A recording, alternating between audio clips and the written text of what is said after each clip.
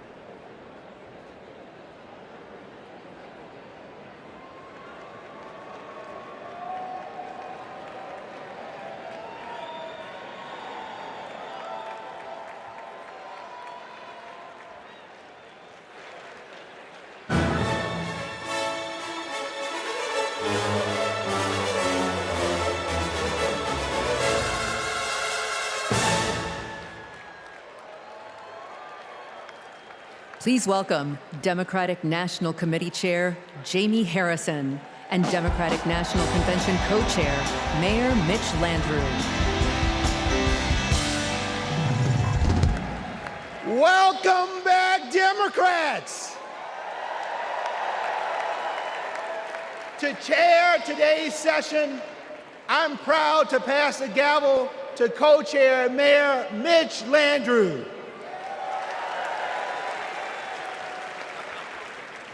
Hello, America. There you go. You want me to do it again? The second in-person session of the 49th Quadrennial National Convention of the Democratic Party will now come to order.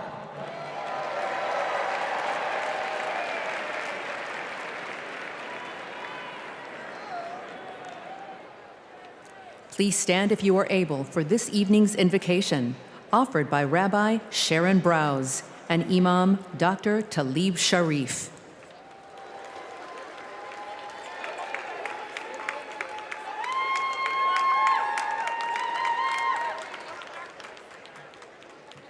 We have gathered together this week to craft a redemption story for America. My faith is sustained by a redemption story. A people beleaguered and bereft, traversing the desert on a journey from degradation to dignity, from darkness to light. Holy One, help us write America's redemption story, a story of ceaseless striving toward a true multiracial democracy, rooted in equal justice, where every person is treated as unique, mighty, and worthy of love. In this story, politics is not a vehicle for repression, bigotry, or personal profit, but a call to service. This story counters extremism with capaciousness and compassion. It rejects the inevitability of war, affirming that every one of us, Muslim and Jew, Christian, Black, White, Latino, AAPI, queer and straight, Israeli and Palestinian, deserves to live in dignity and in peace.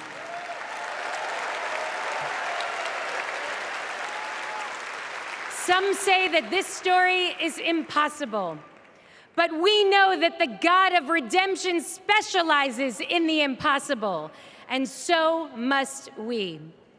May we be guided by hope, joy, and a fierce moral imagination. Amen.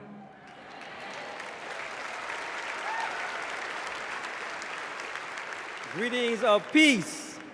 We pray that Almighty God, Allah, will bless this historic convention.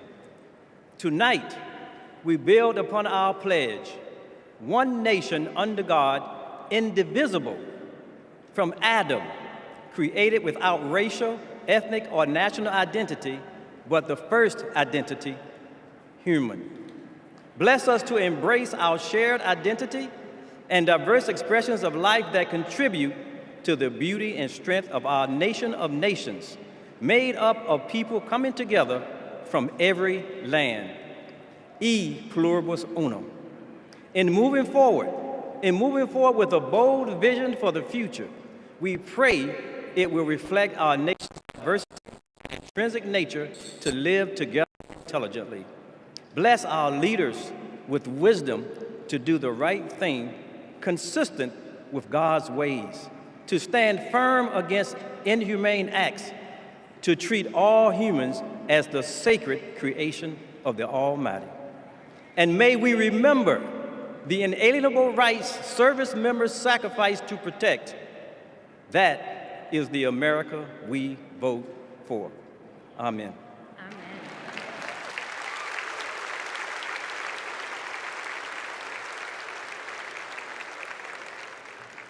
Please welcome Joshua Davis from Virginia to lead us in the Pledge of Allegiance.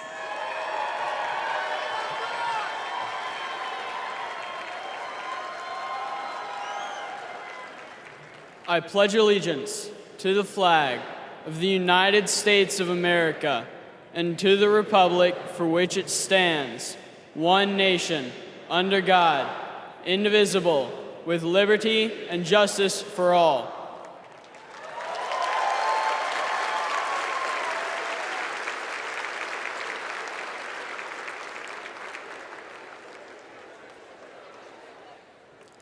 Please welcome Aristotle Garcia Byrne to sing our national anthem.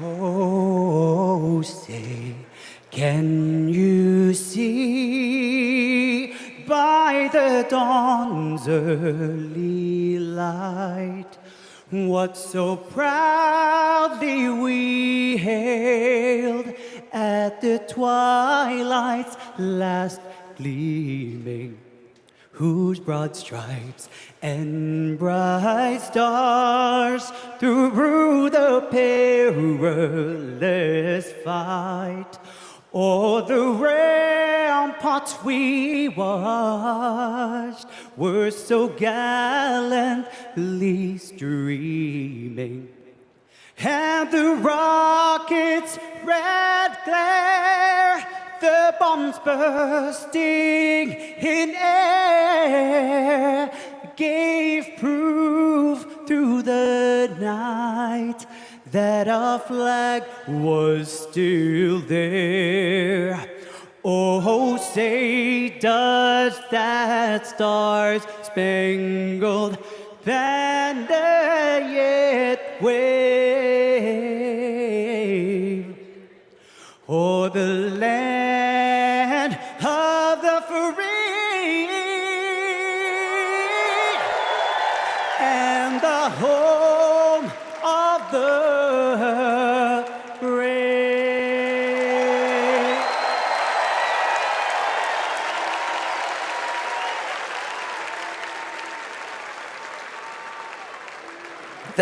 Thank you, Aris. Folks, give it up for Aris one more time.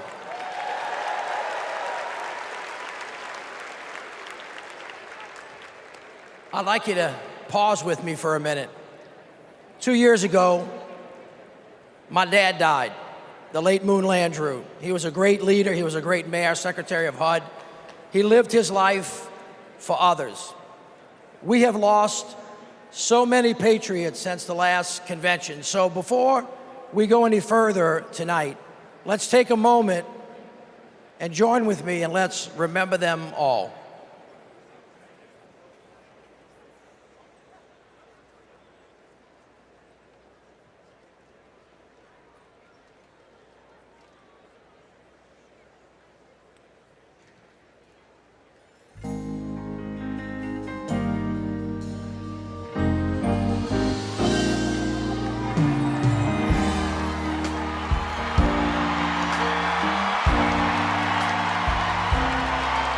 I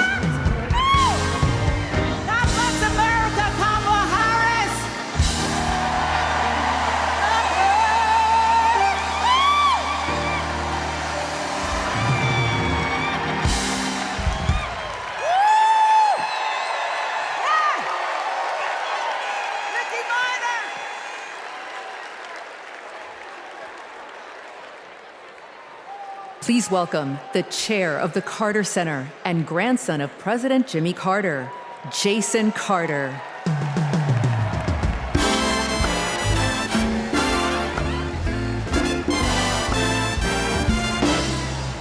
Hello, I'm Jason Carter. My grandfather, President Carter, will have his 100th birthday in October. I call him Pawpaw, and I can tell you that he wishes he could be here tonight. He and my grandmother led their lives with an unwavering faith in God, a respect for human dignity, honesty, and a commitment to loving their neighbors as themselves. Those principles guided them throughout their lives, including during their 4 years in the White House and the 4 decades since. For my grandfather, it was never about fame, recognition, accolades, or awards. His legacy is measured by the lives he has touched and the good he has done. Kamala Harris carries my grandfather's legacy. She knows what is right, and she fights for it. She understands that leadership is about service, not selfishness, that you can show strength and demonstrate decency, and that you can get a whole lot more done with a smile than with a scowl. Pawpaw's holding on. He's hopeful. And though his body may be weak tonight, his spirit is as strong as ever. My grandfather can't wait to vote for Kamala Harris. She reminds us all that the promise of America remains unchanged. We are one nation, indivisible, with liberty and justice for all. And my grandfather knows that with her as our next president, we will keep that promise. Thank you.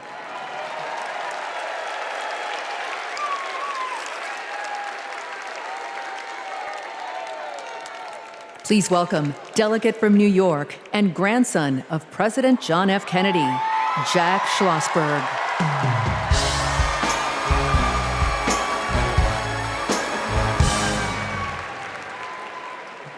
Hi, I'm Jack Schlossberg. President John F. Kennedy is my grandfather, and he's my hero. JFK was the youngest person ever elected president and the first Catholic. He sent a man to the moon, fought for civil rights, and navigated the Cuban Missile Crisis peacefully. Most of all, he inspired a new generation to ask what they could do for our country. Tonight, JFK's call to action is now ours to answer, because once again, the torch has been passed to a new generation, to a leader who shares my grandfather's energy, vision, and optimism for our future. That leader is Vice President Kamala Harris.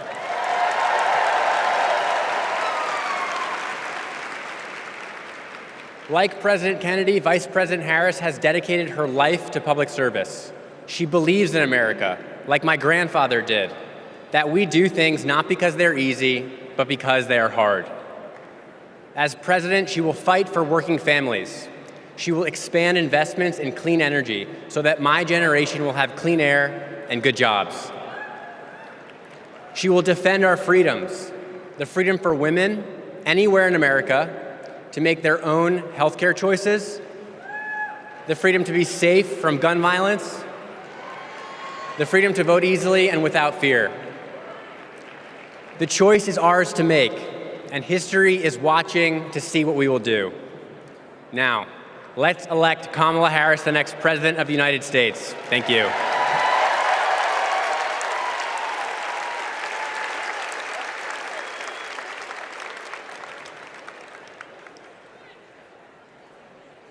All right, America, how y'all doing? We about to have a fired up, ready to go, yes we can night. Y'all ready? Well, as you can see, the torch has been passed to a new generation. So let's start off the night by talking about what's at the heart of the Harris-Walz agenda. Defending our freedoms, advancing opportunity, protecting our democracy. But the other guys, Donald Trump, J.D. Vance, They want to rip away our rights, crush the middle class, and destroy our democracy. Their version of freedom is the government creeping creepily closer to every part of our lives. They're coming for our books, they're coming for our marriages, they're coming for our bodies, they're even coming for women who don't have kids. But this just isn't about what we stand against. It's about what we stand for. Kamala Harris and Tim Walz have a bold vision for America's future, where every American has a fair shot at the American dream. Kamala Harris and Tim Walz will build a future that belongs to all of us, because we are one nation, not two. Indivisible, with liberty and justice for all, not some. We are part of one nation, pledging allegiance to one flag, and that is the flag of the United States of America. Hear this. America is great because of who we are, and more importantly, who we strive to be. My friends, our best days are ahead if we stick together. My friends, say it with me. Let them hear it to the rooftops. We are not going back. So now please help me welcome. Please help me welcome from the great state of Pennsylvania, the great Representative Malcolm Kenyatta.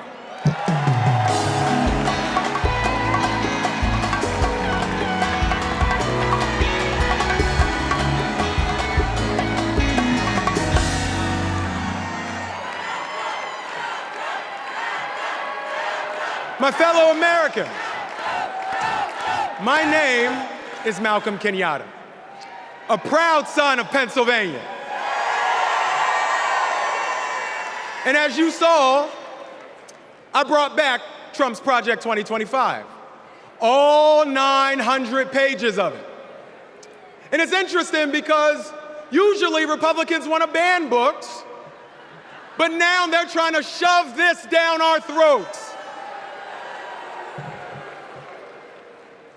It is a radical plan to drag us backwards, bankrupt the middle class, and raise prices on working families like yours and mine.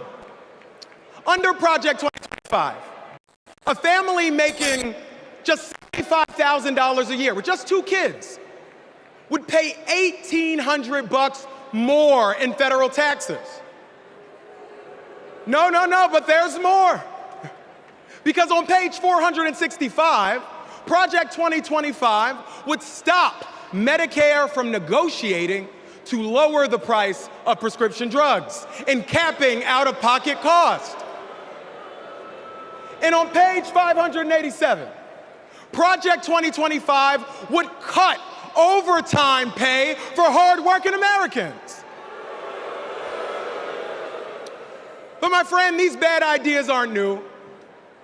As long as we have been fighting to make America work for working families, there have been greedy corporate interests trying to take us back. In 2019, my grandma, a civil rights warrior, called me, her voice cracking, and she said, "I'm so sorry, baby. I'm so sorry. I thought my generation had fixed this. And here you are fighting the same battles." But I want to tell you tonight, my friends, what I said to my grandma. I said, "It's okay, Grandma. It's just our turn. It's just our turn to stand up for working people and to stand up for our nation's promise. It's just our turn to defend our rights and to ensure that democracy doesn't die on our watch. It's our turn to make history, my friends, by electing Kamala Harris as the next President of the United States of America. God bless you. May God protect our troops.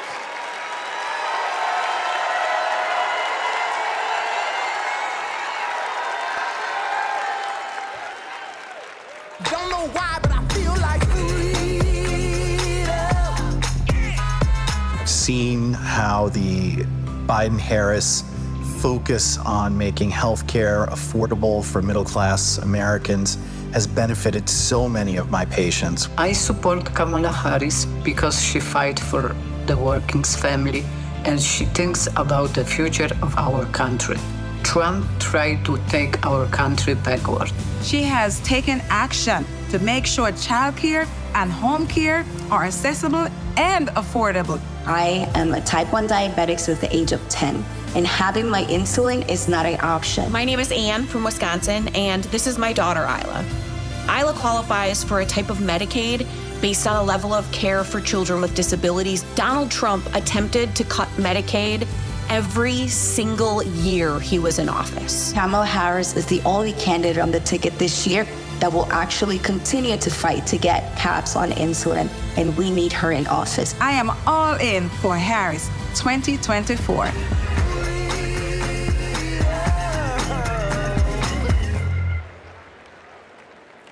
Hailing from the south side of Chicago, please welcome Oscar and Grammy Award-winning artist, author, and longtime activist, Common, featuring Grammy Award-winning gospel singer, Jonathan McReynolds.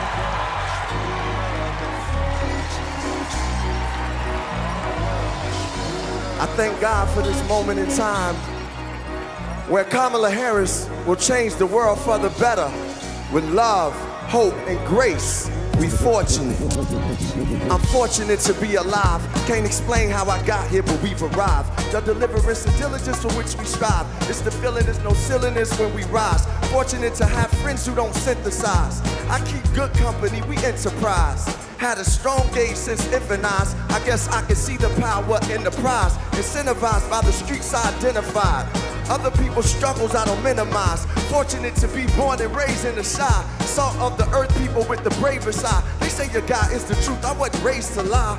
Fortunate to be so que sera. Every day that I get up, I trace the sky. Draw with the most high on the place that I am. And that's fortunate, you can feel it in the air. Hey yo, it's love out there. Hey, the feeling is free. Yo, Chi-Town at the DNC. Jonathan, what you say? May your struggles keep you near the cross, and may your troubles show that you need God, and may your battles end the way they should, and may your bad days prove that God is good, and may your triumphs keep you humble at heart, and may your endings be worthy of every start. Hey, let's take this message to every hood, that your whole life will prove that God is good, and we are fortunate. You can feel it in the air. Hey, yo, it's love out there. Hey, the feeling is free. Yo, we live at the DNC. Fortunate, I was raised by my Uncle Steve and my Uncle Charles. They both told me believe the seeds of a revolutionary. Evolution's very necessary to become fruits and berries of our labor. Told to search for a savior. Fortunate, I had a chance to raise her. In the days of the unknown, I'm fortunate to come home to blocks we fought and swung on. Fortunate the Lord put me on the path to use the microphone for a ride and a staff. Fortunate, yo, we got to go to Paris. We fortunate, y'all, for Kamala Harris. Yo, we fortunate. Yo, the love is in the air. Yo, can you feel it out there? Hey, yo, the feeling is free. Chi-Town, we live at the DNC. We are fortunate. Thank you, God.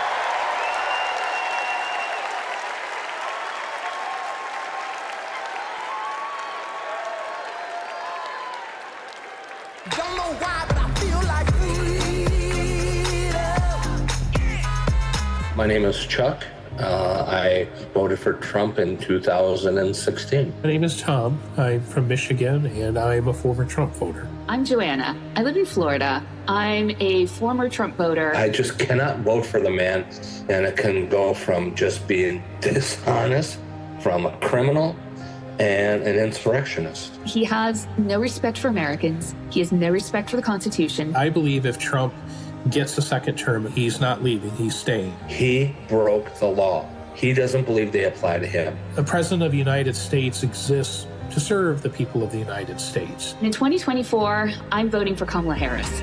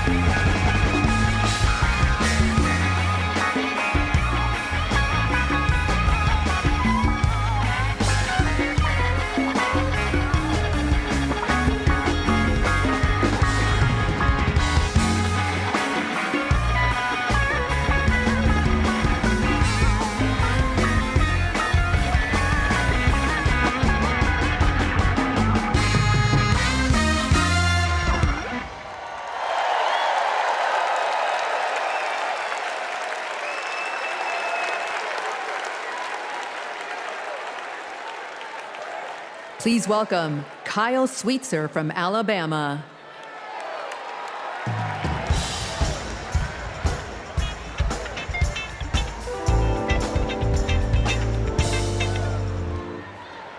I voted for Trump not once, not twice, but 3 times. You see, I work in construction. I work with my hands. He told us he'd look out for blue-collar workers. So I made my first ever political donation to Trump. And I donated to him many times throughout his presidency. But then I started to see Trump's tariff policy in action. Costs for construction workers like me were starting to soar. I realized Trump wasn't for me. He was for lining his own pockets. Now, I'm not left-wing, period. But I believe our leaders should bring out the best in us, not the worst. That's why I'm voting for Kamala Harris. She's tough. She's going to tackle inflation. Trump will make it worse. I'm voting for Kamala Harris because she'll make us proud to be American again.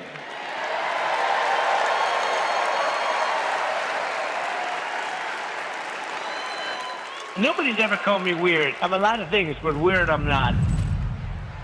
The late, great Hannibal Lecter is a wonderful man. You know what I'd do if there was a shark or you get electrocuted? I'll take electrocution every single time. Bing, bing, bing, bing, bing. She said Kamala has one big advantage. She's a very beautiful woman. I'm a better looking person than Kamala.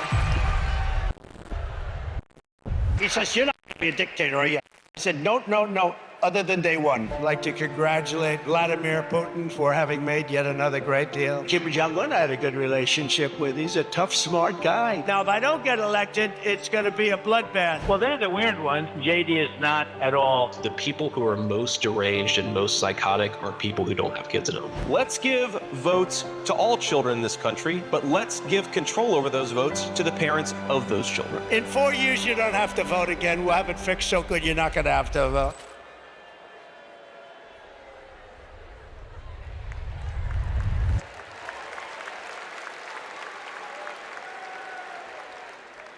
Please welcome Stephanie Grisham.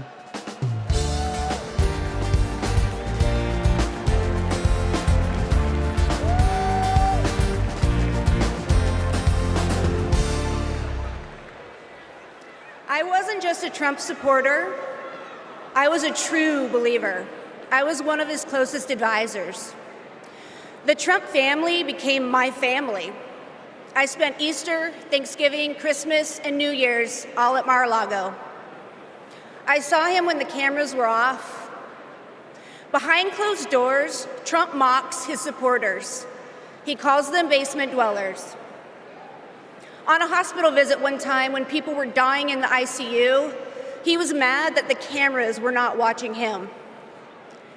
He has no empathy, no morals, and no fidelity to the truth. He used to tell me, it doesn't matter what you say, Stephanie. Say it enough and people will believe you. But it does matter. What you says matter, and what you don't say matters. On January 6th, I asked Melania if we could at least tweet that while peaceful protest is the right of every American, there's no place for lawlessness or violence. She replied with one word, no. I became the first senior staffer to resign that day. I couldn't be part of the insanity any longer. When I was press secretary, I got skewered for never holding a White House briefing. It's because, unlike my boss, I never wanted to stand at that podium and lie. Now here I am, behind a podium, advocating for a Democrat. And that's because I love my country more than my party. Kamala Harris tells the truth. She respects the American people, and she has my vote. Thank you.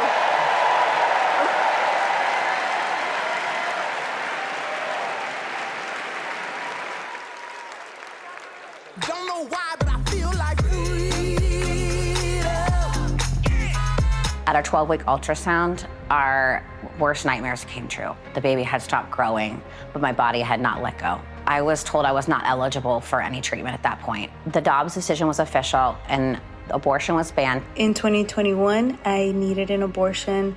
After an ectopic pregnancy, I was able to access life-saving medical care when I needed it, and now I'm turning to IVF to build my family. I'm supporting Kamala Harris because I'm an IVF mom. It's not just the headline-making stories that these bans impact. It impacts people trying to build families, just like me. All Americans deserve the right to build their families in the way they know is best for them. We need to band together and elect Kamala Harris as the next president of the United States.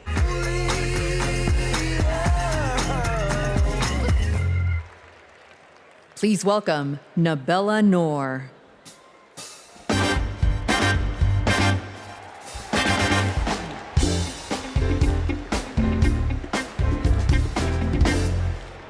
What calls me here tonight is hope. As a woman who has struggled with fertility, I have not always been hopeful, but today I am. I'd always dreamt of motherhood, and coming from a large Bangladeshi American family, I imagined it'd be easy. It wasn't. My husband and I tried to conceive. We failed. We tried and failed again and again and again for 6 long years. Finally, I got pregnant. We were overjoyed, but then I miscarried. I was devastated. It was only after sharing my story online and hearing from women about their experiences with IVF that I felt a tiny glimmer of hope. So I started the IVF process. But just a few weeks before my egg retrieval, I learned I was pregnant. Today, we have 2 beautiful daughters. But this is not everyone's ending. For many women, IVF is the only choice. That choice and more is at stake in November. The freedom to plan your family, the hope of having a family at all. I'm here to stand with everyone fighting for our reproductive freedoms, because my daughters and yours deserve every option, every hope, every possible future. To anyone listening who is struggling to start a family, you are not alone. We will not let you lose hope. Because when we come together to raise our voices with love, we win. Thank you.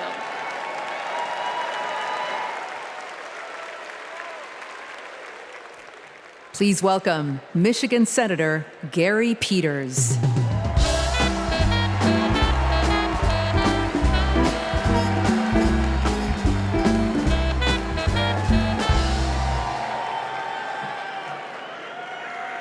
In Michigan, we believe we have to build an economy that grows the middle class. And we know that when unions succeed, all workers win. I was raised in a union household. My father was a teacher, and my mother a nurse's aide. And they gave me and my sisters what every parent wants to provide for their children, an opportunity to pursue their dreams. I went to public school, I worked odd jobs, became an Eagle Scout. And Kamala Harris and Tim Walz grew up just like me. And I know they will fight for all of us. They will make it easier to raise our families and to retire with dignity. Just look at the record. As Vice President, Kamala Harris helped pass legislation that finally allowed Medicare to negotiate and lower the cost of prescription drugs. She brought manufacturing jobs back to the United States of America.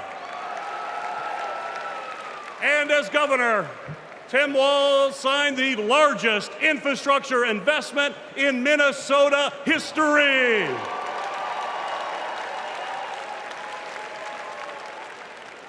And on the other hand, we have Donald Trump and J.D. Vance.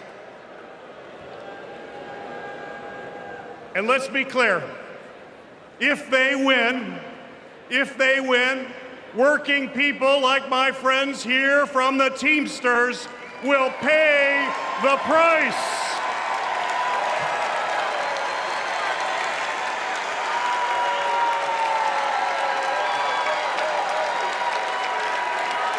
Their Project 2025 agenda is the same old, gut overtime pay, cut healthcare programs, and give billions in tax breaks to billionaires. We cannot let that happen, and we will not let that happen. And now I want to introduce some retired Teamsters and pension warriors, led by Ken Stribling, president of the National United Committee to Protect Pensions.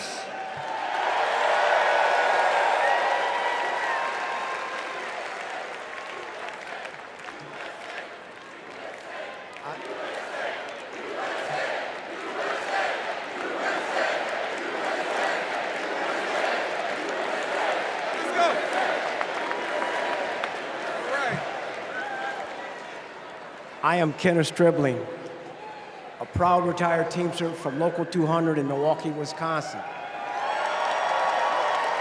I hope you don't mind, but I brought some friends. Pension warriors from the NUCPP.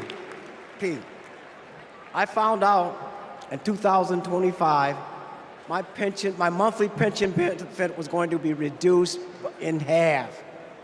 Not long after that, my wife, Beverly, was diagnosed with terminal cancer.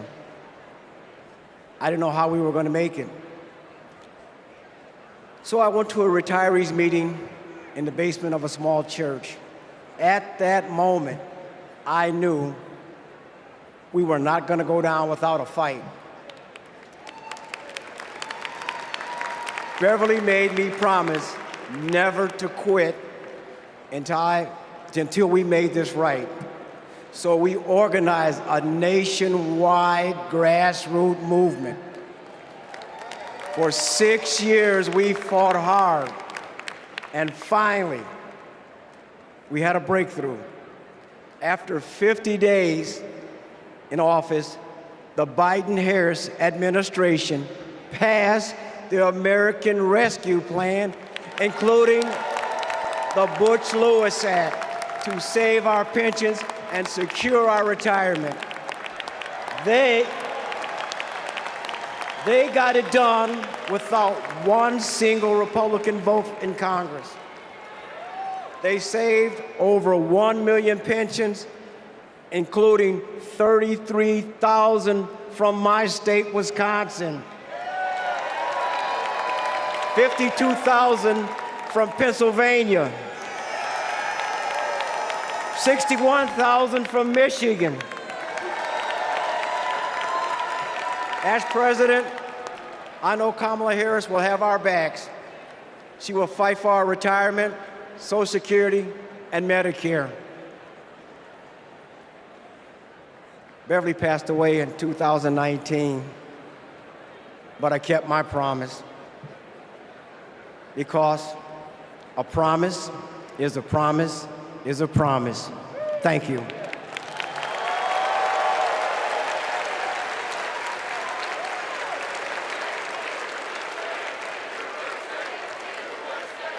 For years, Big Pharma has often inflated the price of life-saving medications, and millions of Americans have suffered as a result.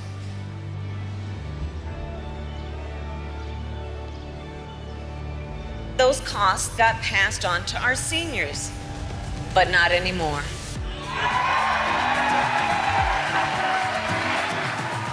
It was because of them that we had insulin for $35 compared to $687. What a gift. This $35 is life-changing for us. The beauty of it is it's fixed. Everything else goes up, but it stays the same. I have more discretionary income, 20, 30 bucks a month more. His wife and I can go to the pub and have a burger and fries. I can afford my rent. I can afford to feed my children. I can afford my insulin. It's saving me a couple $1,000s a year, which is several trips to visit the grandkids. I am looking forward to that lifestyle where I can travel and be able to enjoy my grandchildren and maybe great-grandchildren. It meant I could enjoy life. President Joe Biden and Vice President Kamala Harris will be in Maryland this afternoon to unveil a new plan cutting prescription drug costs. 10 popular drugs are affected by this, including cancer, diabetes, heart disease, and blood clot medications. Seniors will save roughly $1.5 billion in out-of-pocket costs next year. With Kamala Harris, I feel so hopeful.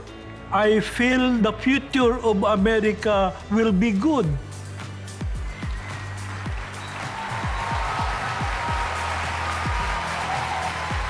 As president, I'll lower the cost of insulin and prescription drugs for everyone. I am so excited. I can't hardly stand it. We're going to only go forward. We can't go back.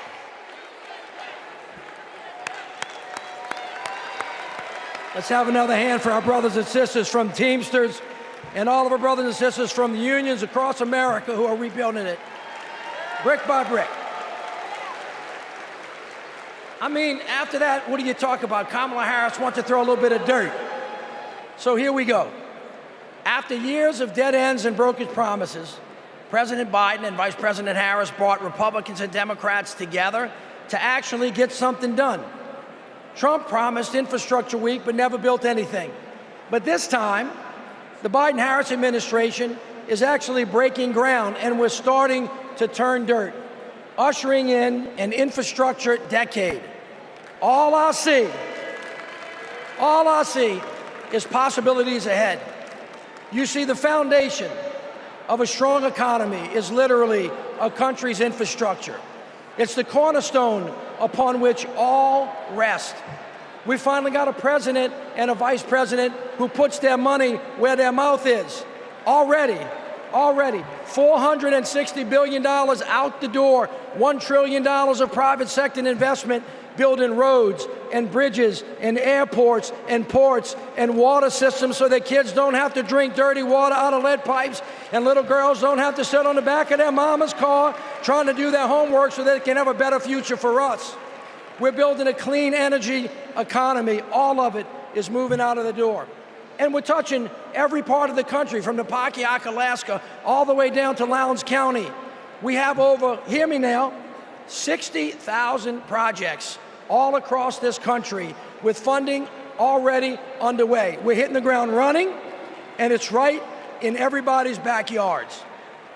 2 years ago, after President Biden and Vice President Harris passed the biggest infrastructure investment since President Eisenhower, he called on me and others to help carry out that vision as we rebuild America. As a senior advisor to the president, we pushed out funding for the roads and the bridges. We're literally building bridges to the future, high-speed internet, and the clean energy economy. With these projects, we're ushering in a brighter future, a future in which everyone has clean air to breathe, everyone has clean water to drink, a future in which everyone has the opportunity to build generational wealth, a future in which the most vulnerable communities aren't forced to bear the brunt of progress. And we have made historic progress towards that vision. Let's take a look with what progress is being made in communities across the country with products that are being made right here in the USA. Since passing the bipartisan infrastructure law and the American Rescue Plan, the Biden-Harris administration is putting billions of dollars into cities and counties across the country over the next 5 years. I want to particularly thank the mayors of America. You make things work. Thanks to the Biden-Harris administration, the city of Phoenix has a much greener bus fleet. In San Antonio, we're building the airport of the future in the heart of our city.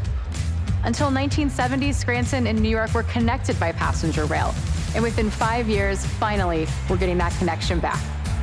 Our vision is to create a truly multimodal city, a city where people can walk, ride public transportation, or ride a bike to get to their destination. Our city is able to create over 2,000 jobs and move our transit system into the future. We are investing over $50 million to take vacant buildings just like this one to turn them into shovel-ready job sites in the heart of our city. We were able to use American Rescue Plan funding for safe, affordable housing for our neighbors. When a dilapidated apartment complex was condemned, we were able to swiftly relocate these tenants. In Tucson, we have planted or distributed over 100,000 drought-tolerant trees to combat extreme heat. In the great city of Baltimore, Maryland, we're opening brand new rec centers that closing in our city, and many, many, many more investments thanks to President Biden and Vice President Harris.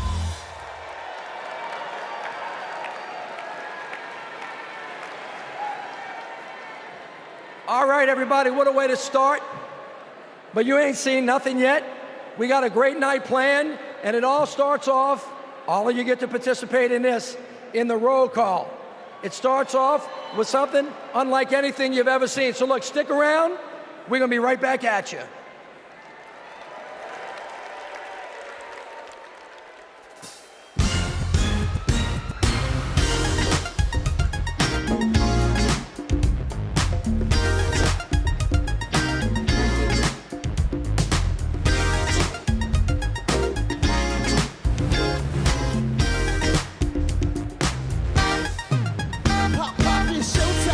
Showtime, guess who's back again? Oh, they don't know, I bet they know as soon as we walk in. Wearing Cuban links, designer minks, Inglewood's finest shoes. Don't look too hard, might hurt yourself. Known to get the feel the red, the blue. Woo! I'm a dangerous man with some money in my pocket, keep up. So many pretty girls around me and they're waking up the rocket, keep up. Don't be mad, fix your face, and my father, y'all be talking, keep up. Players only. Put your pinky, put your finger. Girls, what y'all trying to do? 24-karat magic in the air. It's all so bad. Sick your face for the hustlers, gangsters, and your little friends. Can I preach? I gotta show them how a pimp get it in first. Do your dip, spend your money like money ain't. Woo, woo. Gotta blame it on Jesus. Hashtag close jar ready for me. I'm a dangerous man with some money in my pocket. Keep up. So many pretty girls around me and they're waking up the rocket. Keep up.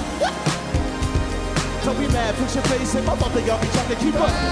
Players only, come on, put your pinky, put your finger. Cut. 24-karat magic in the air. It's all so bad. Everywhere I go, they be like. Everywhere I go, they be like. Everywhere I go, they be like. Don't fight the feeling, invite the feeling. Just put your pinky up to the. What's that sound? Come on now. The feeling, invite the feeling. Put your pinky up to the. What y'all trying to do? 24-karat magic in the air. It's all so bad.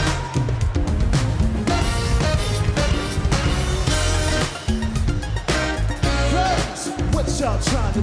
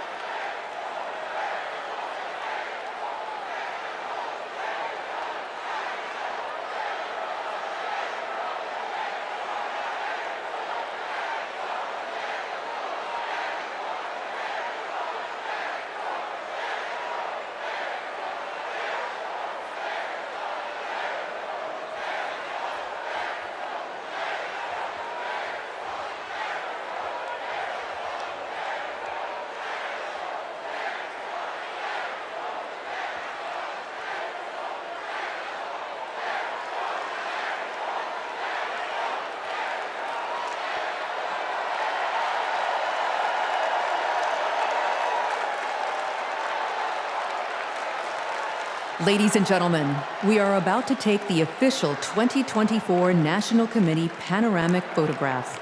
At this time, we would ask all of the delegates and guests to take their seats and get ready for this historic photo. During the photo, there should not be any movement in the hall. If anyone moves, anyone behind them will be blurred.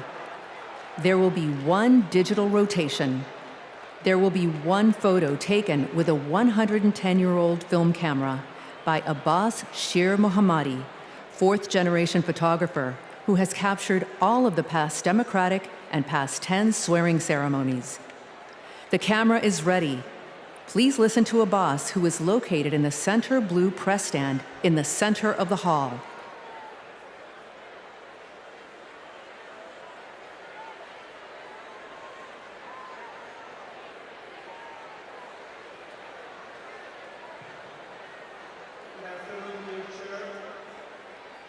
Dear delegates, ladies and gentlemen, my privilege to photograph you with a 110 years old camera.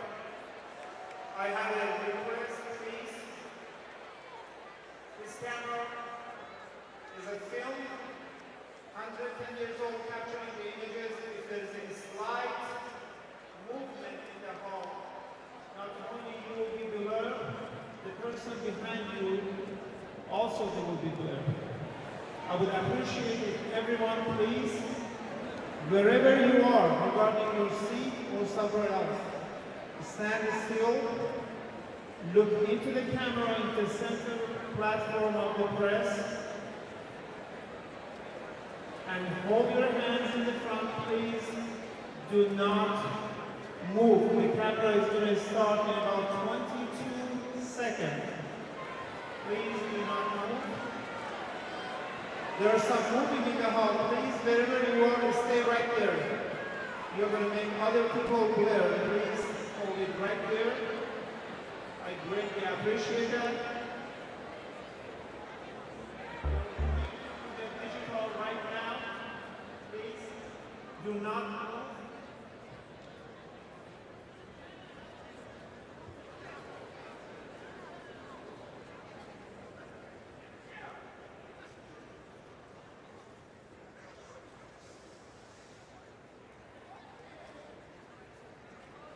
There's some movement, please. Please stay right where you are.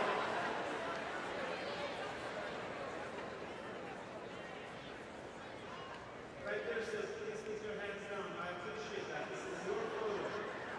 I'm moving, damn it!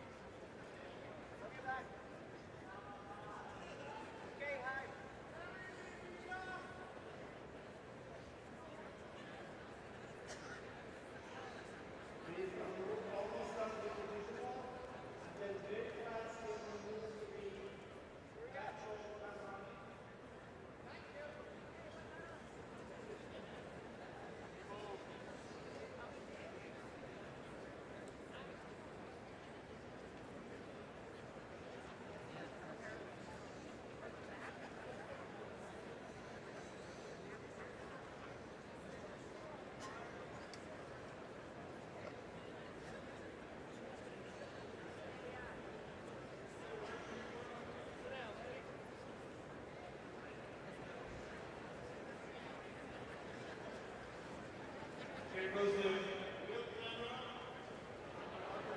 And please do not move. It's an extremely sensitive camera. Thank you.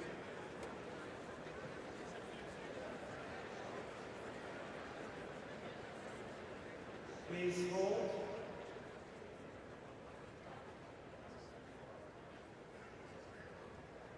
You can see this photograph at democraticphotos.com.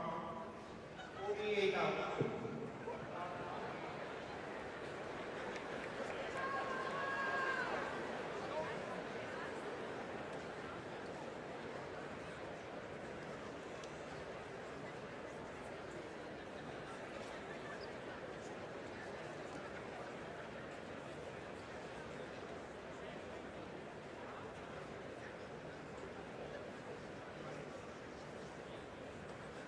I congratulate all of you. Thank you for your patience.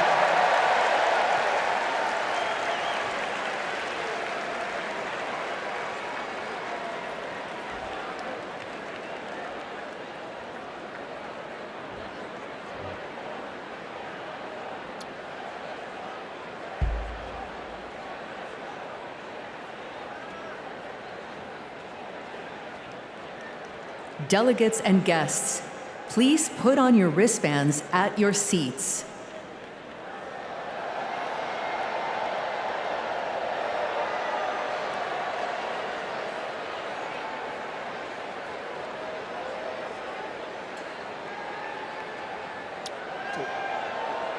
I'm gonna just count y'all off.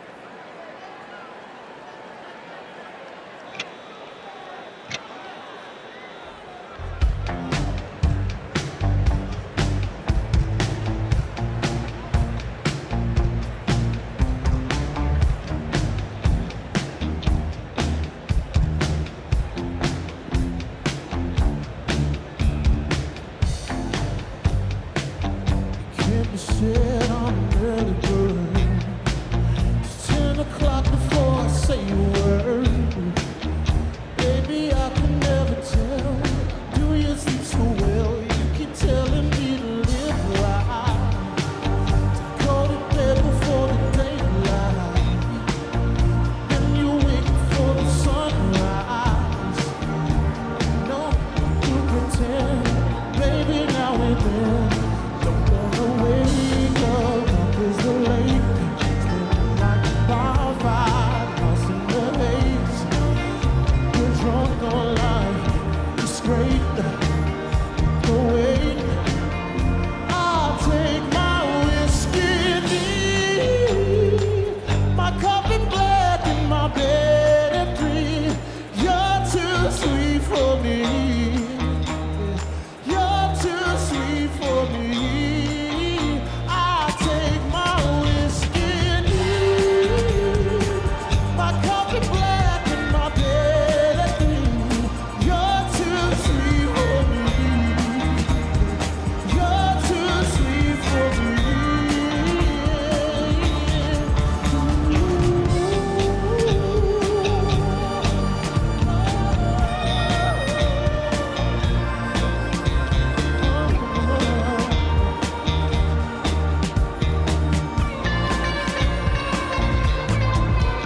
Ain't low, ain't true, but the ground's where I go. Work late when I'm free from my phone. The job gets done, don't you worry, son. I know who wants to live forever, baby. You treat your mouth like it's a heaven's gate. The rest of you is like a TSA. I wish we get along, babe, don't get me wrong. There's your partner, gonna rain. Some days won't rain for long. It was great. If you sit on the barrel, you'll be awake until the day. I think I'll take my whiskey deep, my coffee black and my bed at 3. You're too sweet for me. You're too sweet for me. I'll take my whiskey deep, my coffee black and my bed at 3. You're too sweet for me. You're too sweet for me.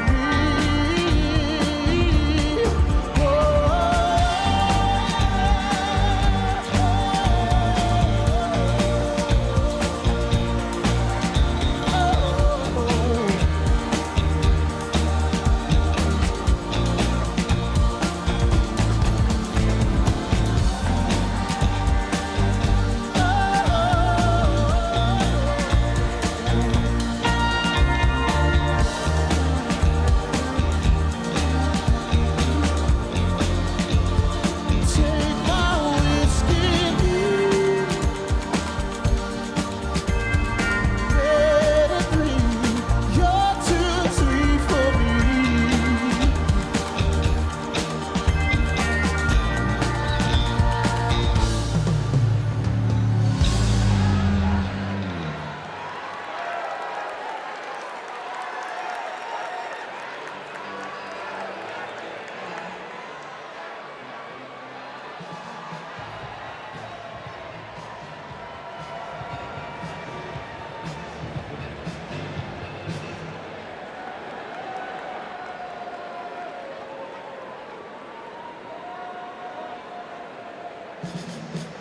One, two, 1, 2. Check, check, 1, 2. Check, check, 1, 2, 1, 2. Check, check, 1, 2. Ladies and gentlemen, 1, 2, 1, 2. Check, check, 1, 2.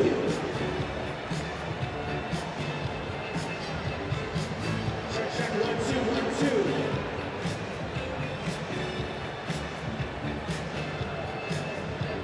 One, two, 1, 2, 1, 2.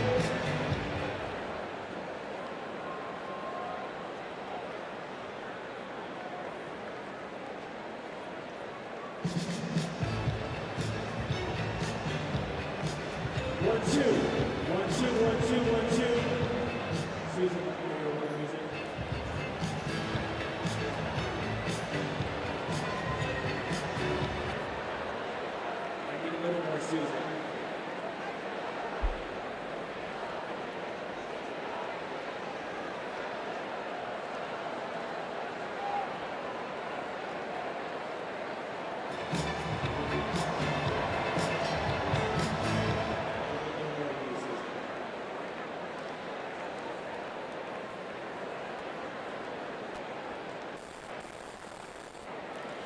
Please welcome Democratic National Convention Secretary Jason Ray.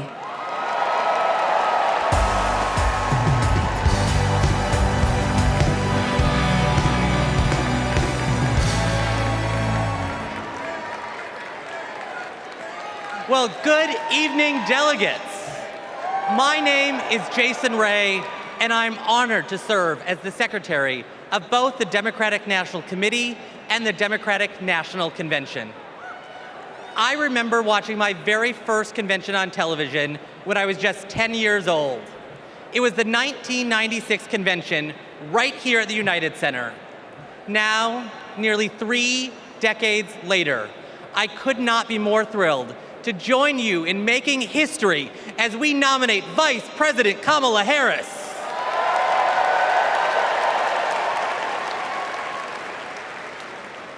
Pursuant to our convention rules, we will now proceed with a celebratory roll call vote for the Democratic Party's candidate for the 47th President of the United States of America.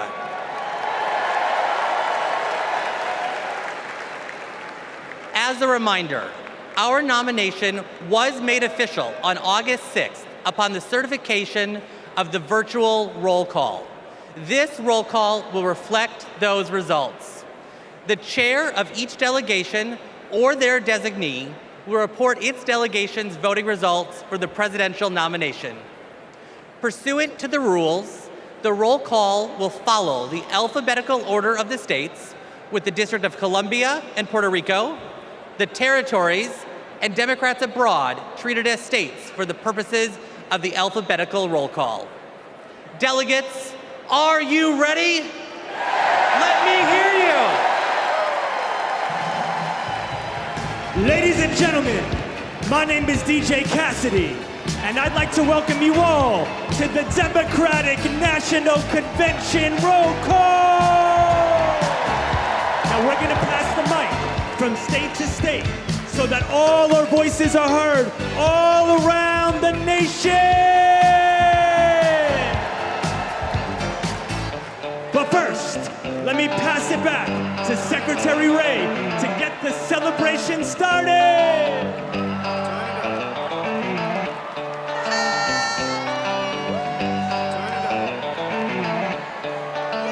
Alabama, how do you cast your votes?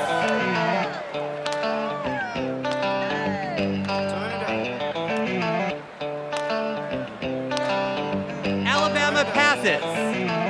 Delaware, how do you cast your votes?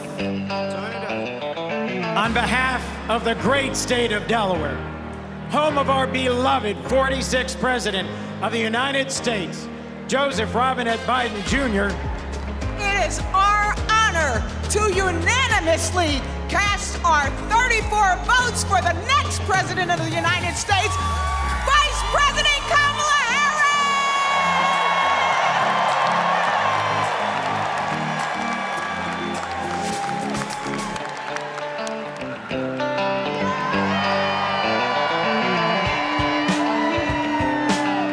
Thank you, Delaware. Alabama, how do you cast your votes?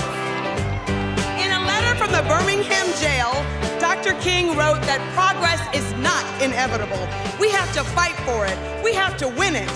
Kamala Harris will protect the legacy and the progress that we've made by our forefathers and our foremothers, and she will advance it. She will safeguard our freedom to vote by passing the John Robert Lewis Voting Rights Advancement Act. She will fight for freedom and opportunity and build an economy that works for everyone. So, from Huntsville to Mobile, from the Black Belt to the Wiregrass, from the historic civil rights cities of Birmingham, Montgomery, and my hometown of Selma, from the people who brought us the Voting Rights Act and the Civil Rights Act, the proud, great state of Alabama proudly cast 56 votes for the first Black woman President of the United States of America, Kamala Harris, and the next Vice President, Tim Walz.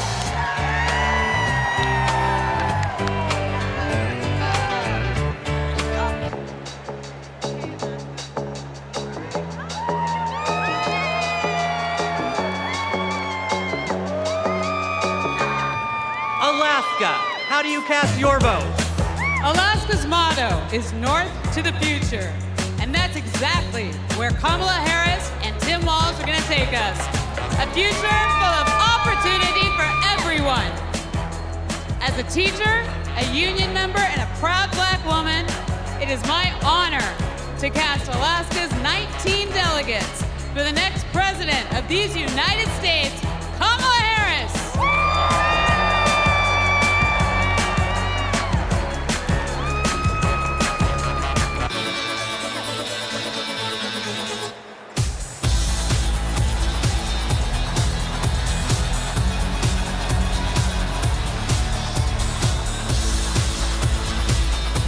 American Samoa, how do you cast your vote? Talofa lava. Here in American Samoa, faith, service, and community are everything. That's why we cast 10 votes for our next president, Kamala Harris.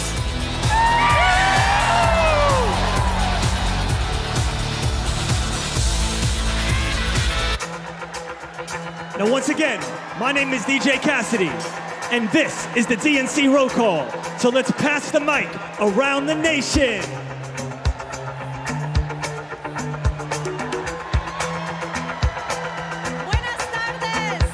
Arizona, how do you cast your vote? Buenas tardes from the Grand Canyon state of Arizona, the future of the Democratic Party, where we've been bringing the heat since 2020, electing Democrats up and down the ballot. Our diverse coalition is proud to cast our 85 votes for Kamala Harris.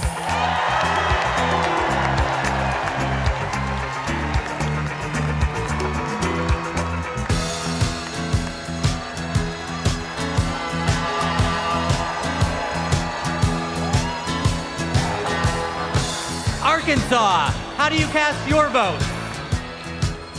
On behalf of the great state of Arkansas, home of American legends Johnny Cash and Sister Rosetta Tharpe, home of the trailblazing civil rights leaders Daisy Bates and the Little Rock Nine, and home of the birthplace of President William Jefferson Clinton, who inspired all of us in a place called Hope. Arkansas casts our votes for Vice President Kamala Harris and Governor Tim Walz.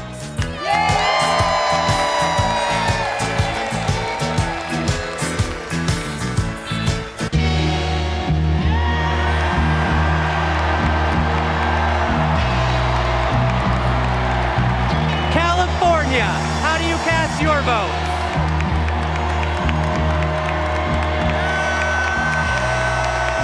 Mr. Secretary, the great state of California passes at this time.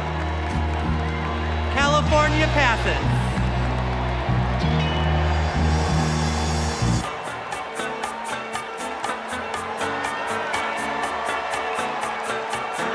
Colorado, how do you cast your vote? Mr. Secretary, in Colorado, we know how to climb mountains, and we're going to make sure Kamala Harris and Tim Walz reach the summit and win this election. Colorado proudly casts its votes for Kamala Harris. Get it go!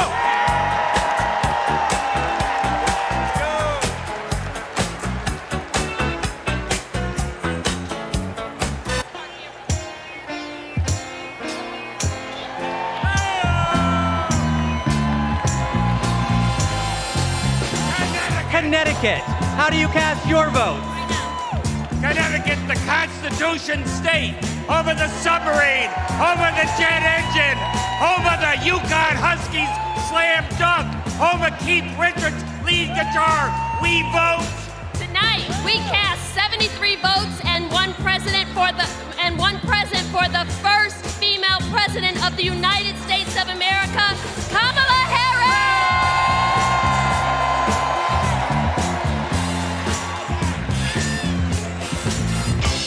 Now we're passing the mic all around the world tonight. So let's join together. Here we go, here we go, here we go, let's go!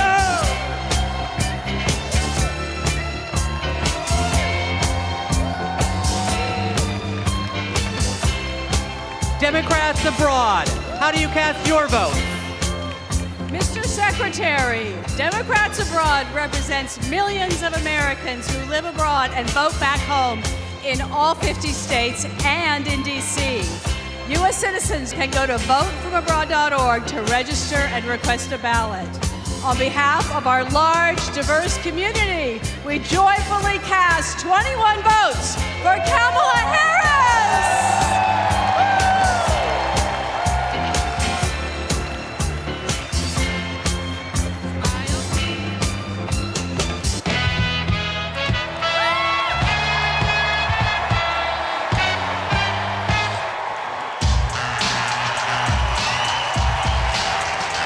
The District of Columbia, how do you cast your vote? We are Washington, D.C., home to 700,000 Americans, where millions had watched for jobs and justice, where Dr. King had a dream and Obama had hope, and where in January 2025, we will host the inauguration of President Kamala Harris.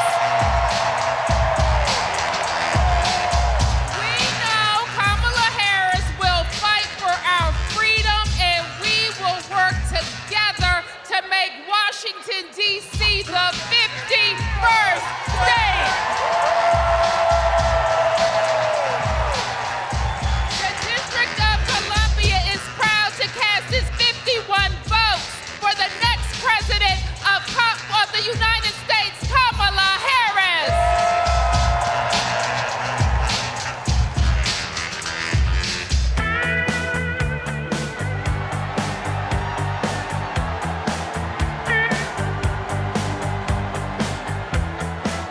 Florida, how do you cast your vote?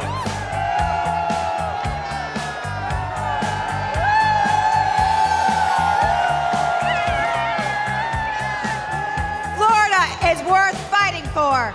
That's why we're fighting back against Project 2025 and Republican extremism. We won't go back.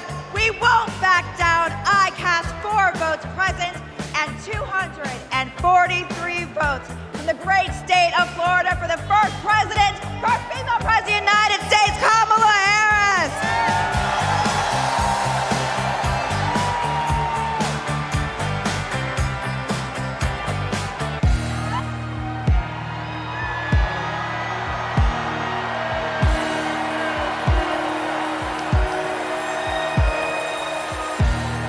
Georgia, how do you cast your vote?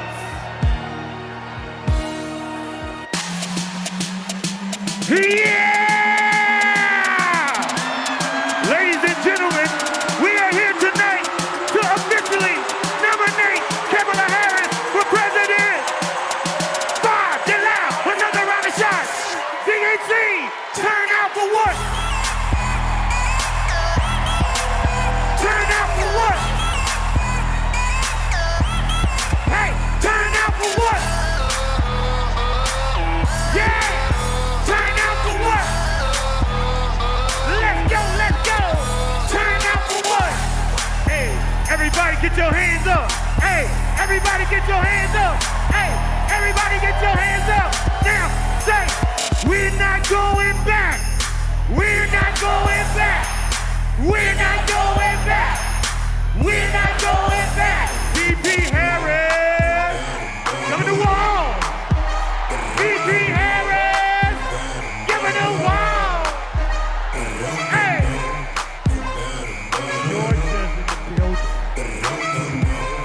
Mr. Secretary, the South's got something to say.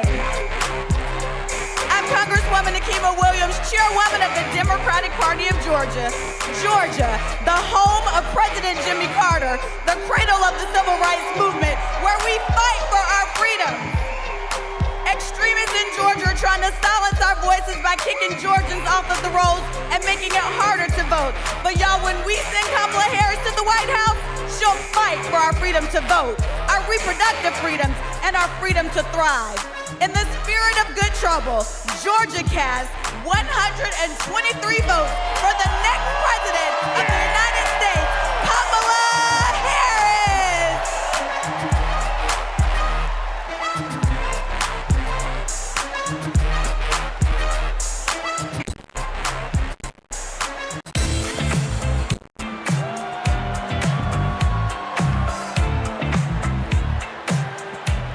Guam, how do you cast your vote? Hafide Todu Santu. I am Governor Noom Young Guerrero, the first female governor of our beautiful island of Guam. The home of the indigenous Chamorro people. And where America's Day begins. And we proudly cast our 12 votes to the next first female president of the United States of America. Viva Kamala! Viva Kamala! Viva Kamala!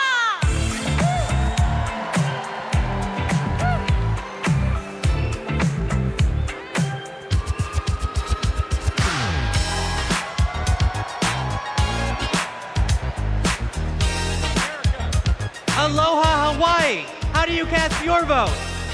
America, thank you all for loving Hawaii. The spirit of aloha means acting with love and kindness. Our Hawaii was the first state to legalize abortion. Our state was the first to ratify the ERA. Our state was the first to pass universal health care for all and target 100% renewable energy. Our state is the birthplace of Barack Obama. Our state shares the values of Kamala Harris, and we cast 6 votes present and 23 votes for Kamala Harris. First woman president.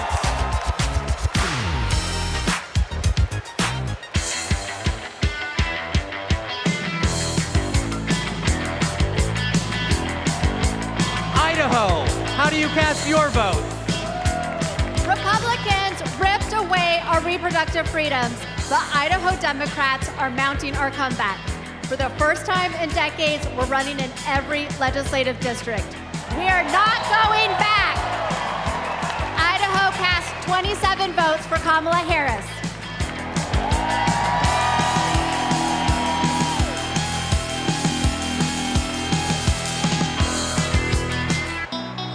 Ladies and gentlemen, today is a celebration of democracy, a celebration of freedom, a celebration of future.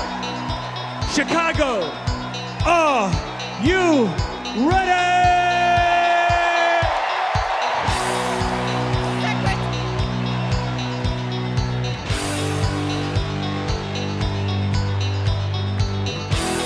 Our convention host, Illinois, how do you cast your vote? Secretary, Illinois Democrats are doing the work to win in November, and I am proud to introduce my partner in the fight, my governor, J.B. Pritzker!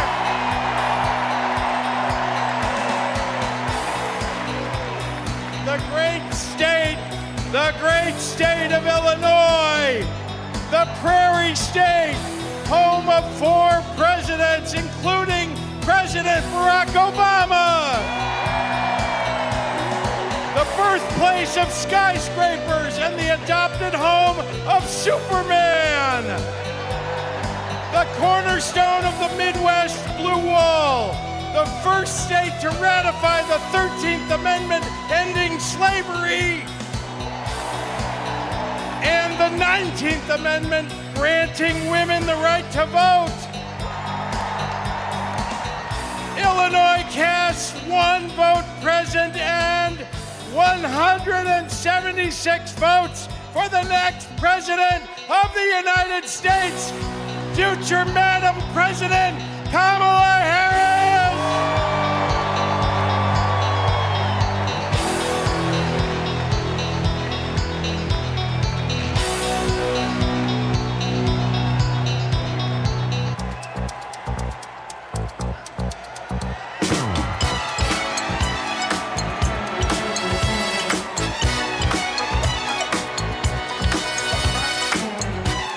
Indiana, how do you cast your vote?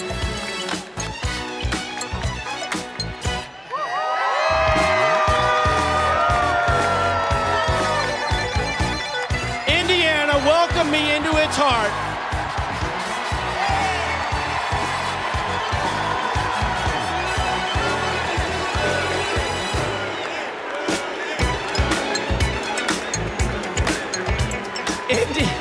Indiana welcomed me into its heart as soon as I married Christine Harrell from Rolling Prairie.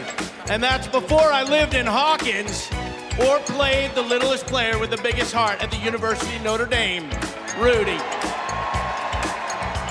I want what's best for Indiana, and that means electing Kamala Harris, the first woman president of the United States of America.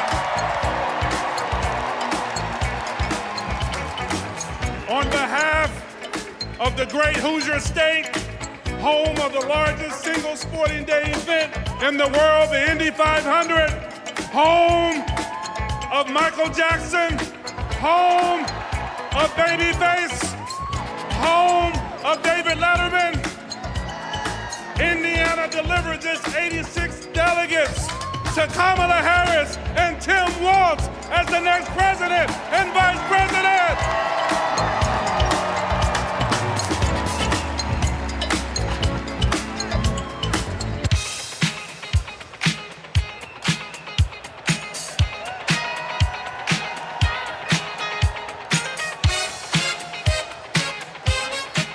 Iowa, how do you cast your vote? Thank you, Mr. Secretary. The tall corn state of Iowa, the state that launched Barack Obama on his way to the presidency, the state that put education on its state quarter, and the state that feeds and fuels the world, casts one vote absent and 45 votes for the next president of the United States of America, Kamala Harris.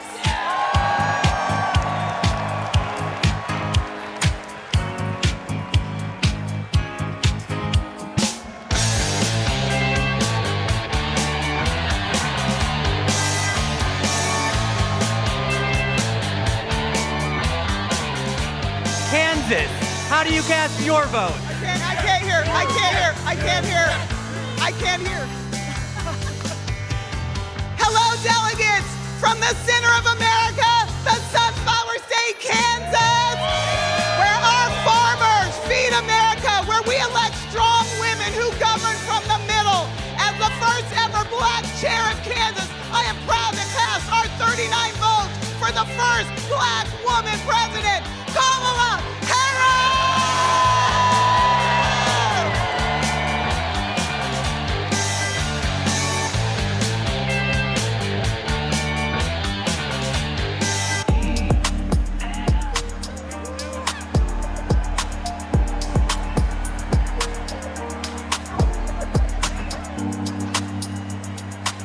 The Commonwealth of Kentucky, how do you cast your vote? Since 2021, the Biden-Harris administration has shown up for the Commonwealth of Kentucky, and today we're showing up for Vice President Harris. With this administration, we've broken every record for private sector investment, exports, tourism, wages, and new jobs. Together, we're building the 2 largest battery plants on planet Earth, and we opened the cleanest, greenest recycled paper mill the world has ever seen. We are proud to cast 56 votes for the next president of the United States, Kamala Harris.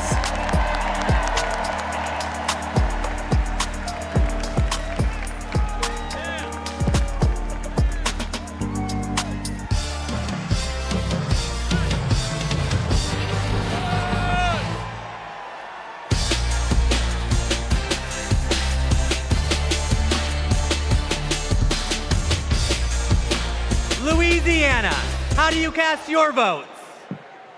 Greetings from Louisiana. Mr. Secretary, my name is Wendell Pierce and I'm a proud son of Louisiana. And Louisiana is about family, and I'm surrounded by my family of the delegates of Louisiana. And our great Congressman, Troy Carter. Louisiana casts its votes in support of our democracy, and we stand in line for a more perfect union. And born out of that democracy from the Big Easy, the northernmost Caribbean city, the last Bohemia was jazz. And nothing can be more emblematic of jazz and democracy than what we swing with in the Big Easy. And it's because of that that I am here to cast my personal vote for the next President of the United States, Kamala Harris. And now, the leader of our party, Mr. Randall Gaines. The great state of Louisiana, a state that embodies the principles and spirit of hope and resilience, and so does Kamala Harris.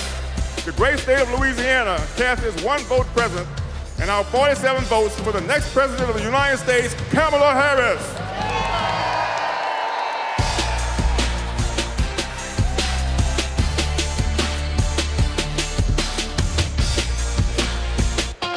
Ladies and gentlemen, we're halfway there. Are you ready? Here we go, here we go. Let's go, let's go, let's go!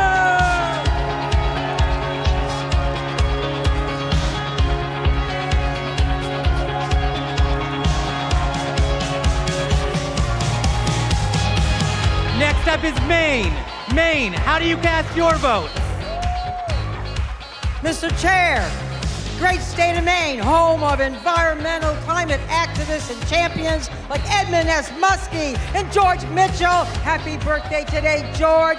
The state where the sun rises first on the nation over our bold and rocky coast, bringing with it today a new day for the brave and open-hearted people of this country. We have improved lives, restored rights, and preserved our environment in Maine for future generations.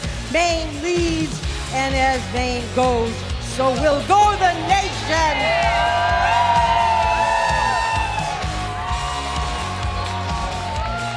Maine proudly cast 30 votes for our next president, Kamala Harris.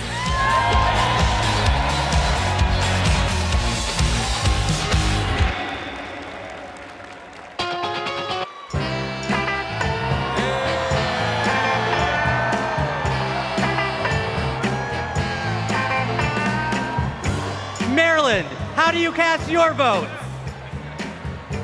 We are Maryland!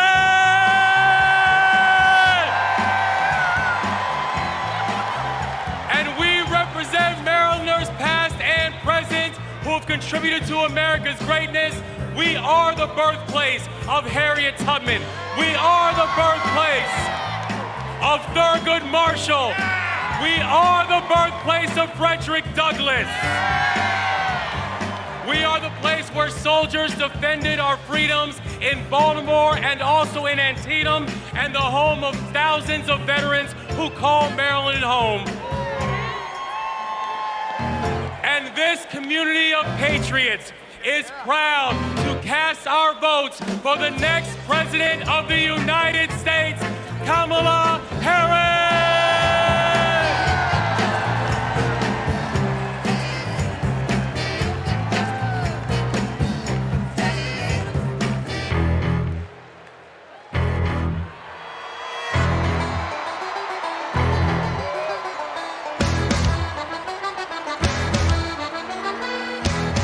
The Commonwealth of Massachusetts, how do you cast your vote? Mr. Secretary, the people of Massachusetts know something about making history. The first Thanksgiving in Plymouth, the first public school, the first public library where we don't ban books. Health care for all, and the first shots fired in our revolution. And we are proud, as the Commonwealth of Massachusetts, to make history once again. Mr. Secretary, Massachusetts counts 116 votes, all of our votes, for Kamala D. Harris for the office of President of the United States.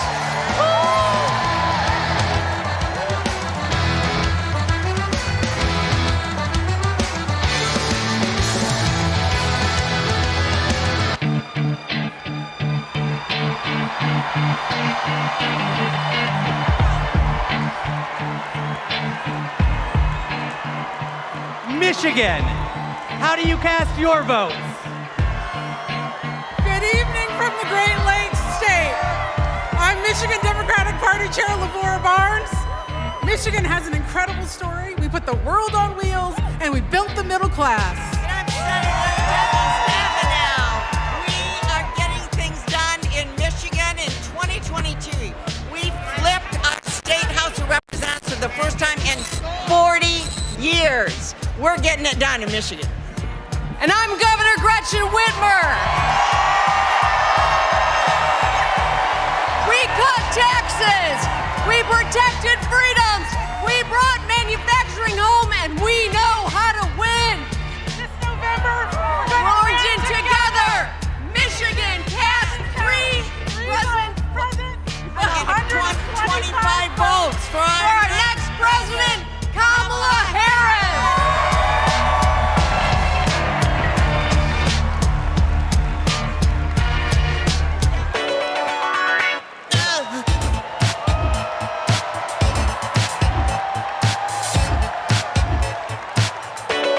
Minnesota, how do you cast your votes? Mr. Secretary, the great state of Minnesota, home of Vice President Hubert Humphrey, Vice President Walter Mondale, and the next Vice President of the United States, Tim Walz. We pass. Minnesota passes.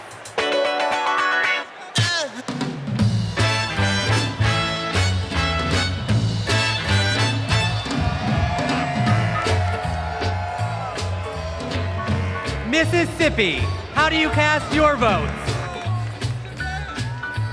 Mr. Secretary, I'm State Chair Shaq Taylor from the home of magnolias and mockingbirds, from the great state of Mississippi, from the Red Clay Hills to the Mississippi River. To our Gulf Coast, we're proud of our heroes such as Fannie Lou Hamer and our special guest, Mr. January 6th, the Honorable Benny G. Thompson. With great joy, Mississippi delivers 40 votes for our future president, Miss Kamala Harris.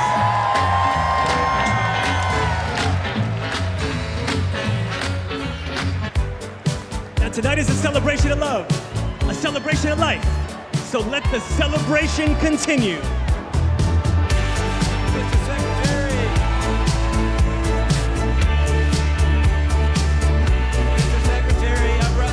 Missouri, how do you cast your vote?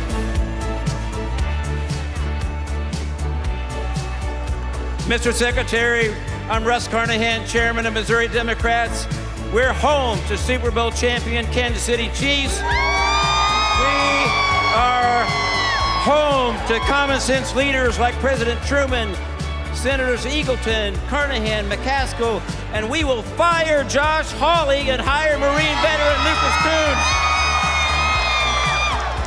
Our voters will reclaim reproductive freedom. Kamala Harris has sent a lightning bolt of energy and hope across this country, and we proudly cast 2 votes present and 68 votes for Kamala Harris and our Midwestern friend, Tim Walz.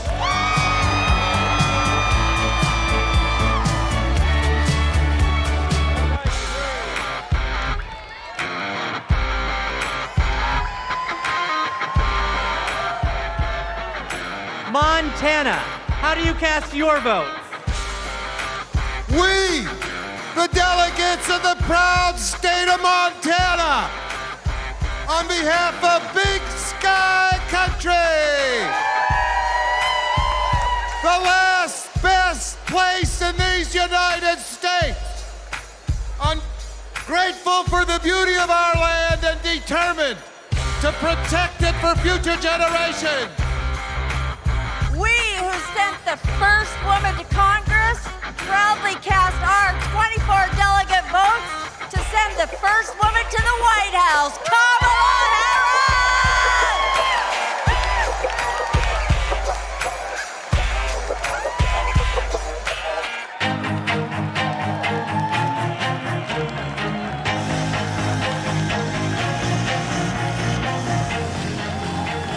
Nebraska. How do you cast your vote?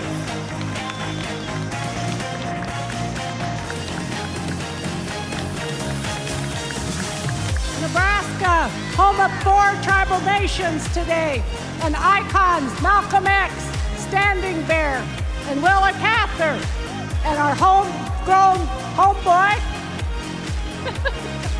Tim Walz. And the quality of life capital of the country, Lincoln, capital of Husker Nation, where the Biden-Harris team and unions are rebuilding the heartland. In Omaha, now affectionately known as Kamaha, where we will protect the blue dot. We are ready for it! Nebraska proudly casts our 34 votes for Kamala Harris and Coach Tim Walz!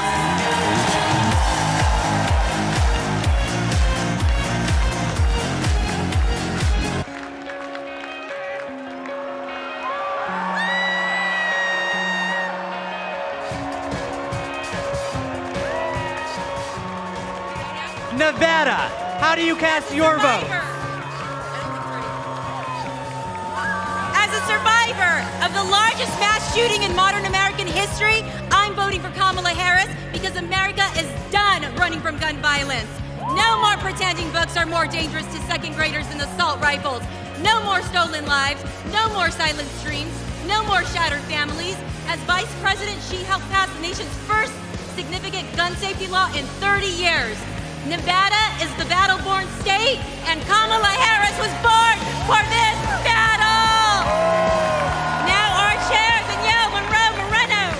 Nevada is the most diverse battleground state in the country, home of the late, great Senator Harry Reid, the only Latina ever to serve in the U.S. Senate, Catherine Cortez Masto, and we are the first and only women-majority state legislature. As Nevada's first black woman chair, I proudly deliver the Silver State's 48 votes for the next president of the United States of America, Kamala Harris.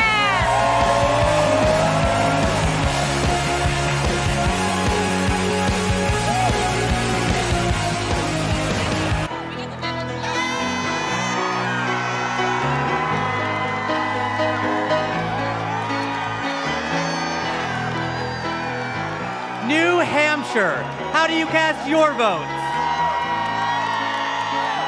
Good evening. My name is Joanne Dowdell from the great state home of the nation's first primary, New Hampshire, where we stand granite strong. We are so proud of the many women throughout our state committed to building a future of opportunity and trailblazing the way for all of us. And now it is my pleasure to introduce our youngest delegate, Aliana Hope Manzour.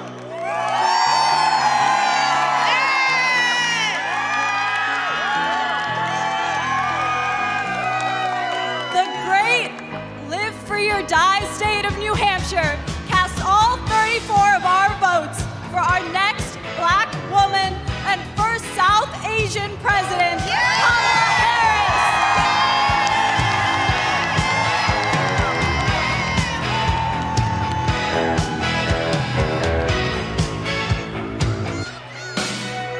Today we come together as one nation, under one groove. Nothing can stop us now. So no matter who you are, no matter where you are, represent your state with pride as we unite for the future.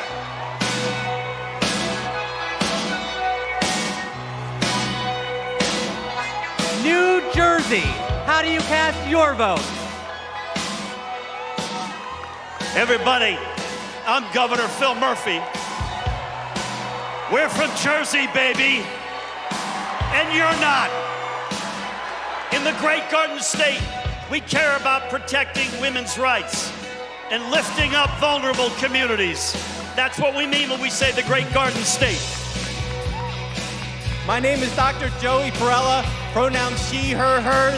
I'm a proud resident of the Garden State. I'm proud to stand with Kamala Harris and Tim Walz because they stand with the LGBTQ community.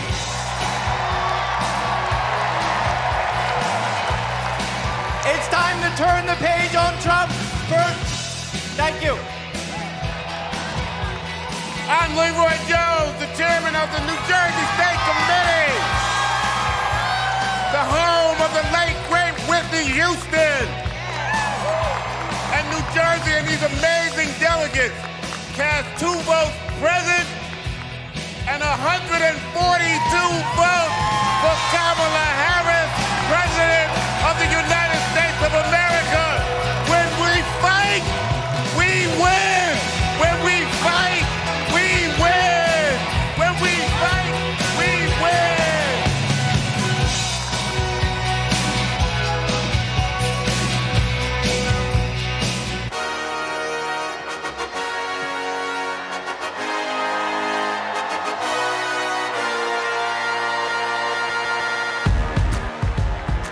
New Mexico, how do you cast your vote?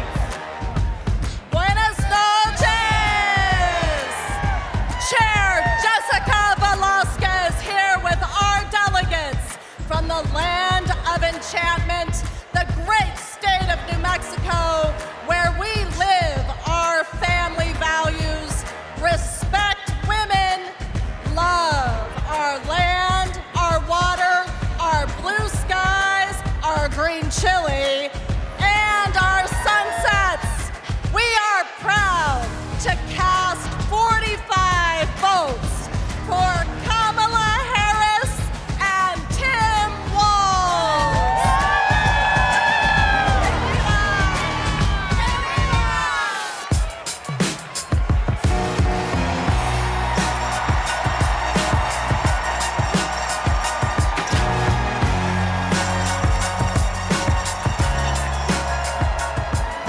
New York, how do you cast your vote?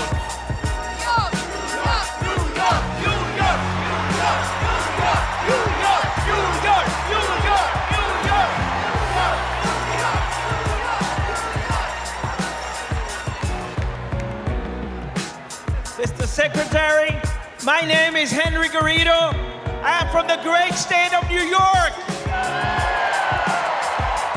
Unions not only built the Empire State, they built a strong middle class across this country. That is why I'm so proud to introduce the governor of the greatest labor state of the country, Governor Kathy Hochul. As governor of the greatest state that ever existed. Hey, for New Yorkers, get used to it.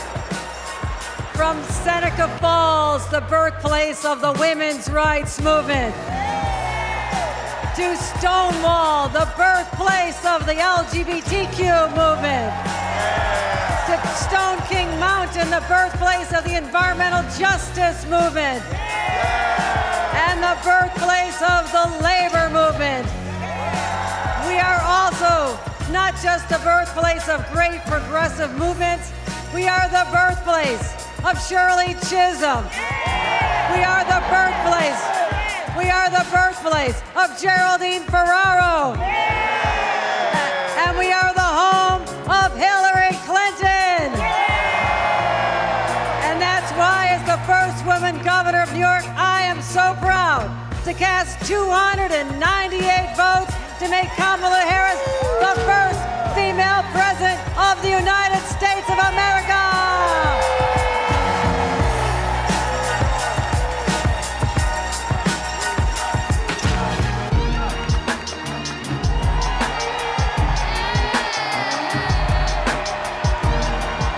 North Carolina, how do you cast your vote?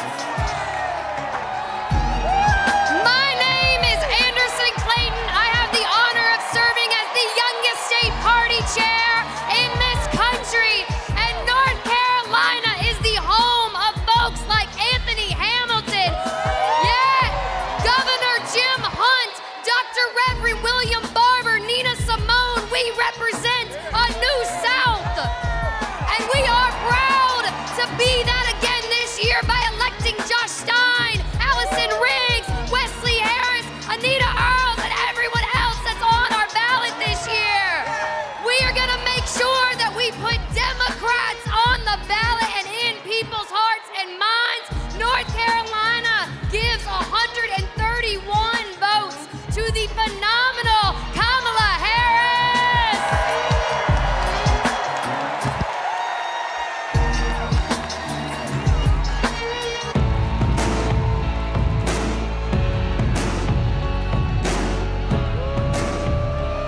North Dakota, how do you cast your vote?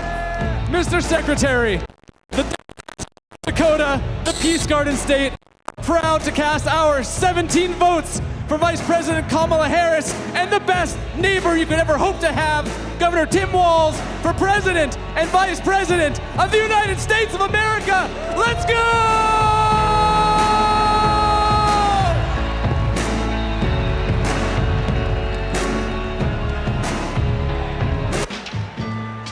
So now, ladies and gentlemen, my name is DJ Cassidy.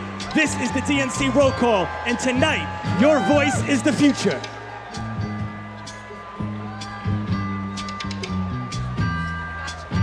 Northern Mariana Islands, how do you cast your votes? Half a day, T-Row, and hello, everyone. We are the Northern Mariana Islands, where our customs, our culture, our land, and our oceans breathe life into our people. The earth is not red or blue. The earth is sick, and we must protect it. Home to some of the living legends in celestial navigation and to some of the friendliest people in the Pacific. We are the blue waves of the Pacific, and we are proud to cast all 11 votes for our MVP, Kamala Harris. Viva Marianas! Viva Harris Walz!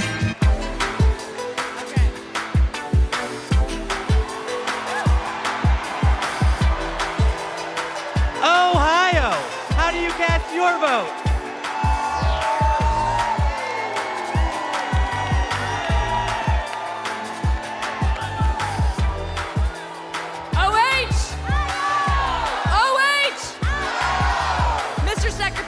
Ohioans know how to make history.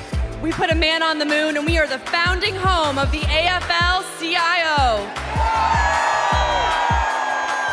We enshrined abortion rights in our state constitution by 13 points, and we are going to send Sherrod Brown back to the U.S. Senate. As the first woman to lead Ohio Democrats, I am proud to cast our ballots for the first woman to be president of the United States. Mr. Secretary, we cast 1 vote present and 142 votes for Kamala Harris and Tim Walz.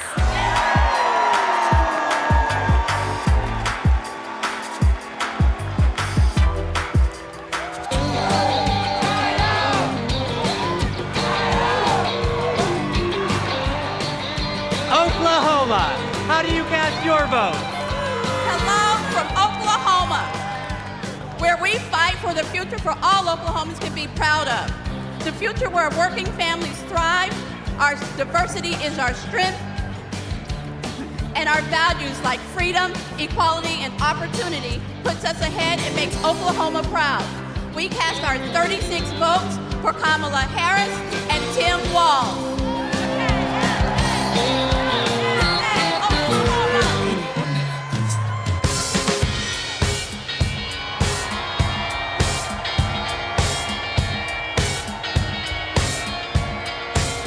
Oregon, how do you cast your vote?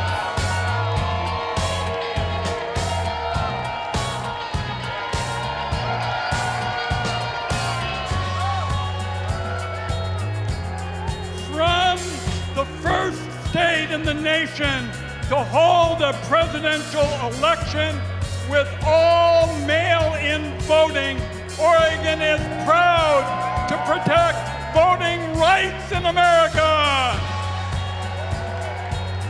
And hailing from the heart of the beautiful Pacific Northwest, Oregon protects our planet and fights for LGBTQ equality.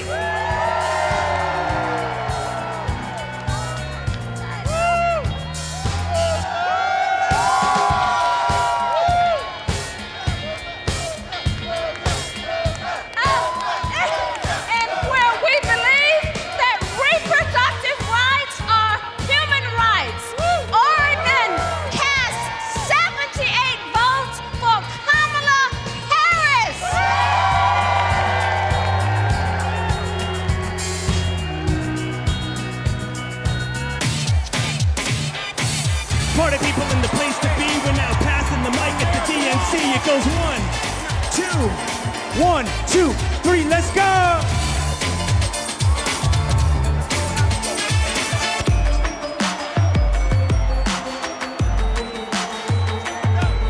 The Commonwealth of Pennsylvania. How do you cast your votes? Let's go, Pennsylvania, let's go!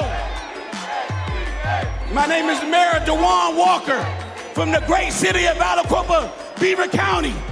My city is a city of legends, the only high school in America with 3 Hall of Famers. I took this seat in 2009 when my sister was murdered. I wanted to do better. 15 years she's been gone. 12 years this city has been under my watch. I'm grateful for the opportunity to lead my city. I'm grateful for the state of Pennsylvania. God bless everyone in this room. I love this state, thank you. I'm Governor Josh Shapiro.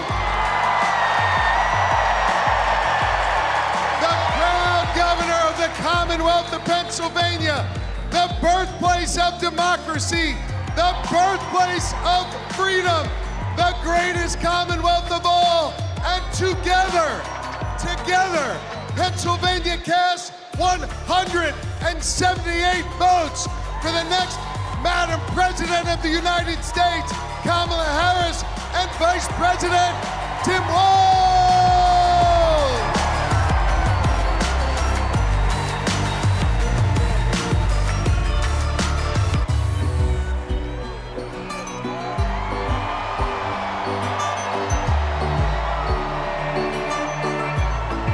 Puerto Rico. How do you cast your votes? Buenas noches. Puerto Rico, a U.S. territory known as the Commonwealth of Puerto Rico and the next state of the United States, has its 60 votes para la primera mujer afroamericana de ascendencia asiática y caribeña que será presidenta de los Estados Unidos, Kamala Harris. ¡Viva Kamala!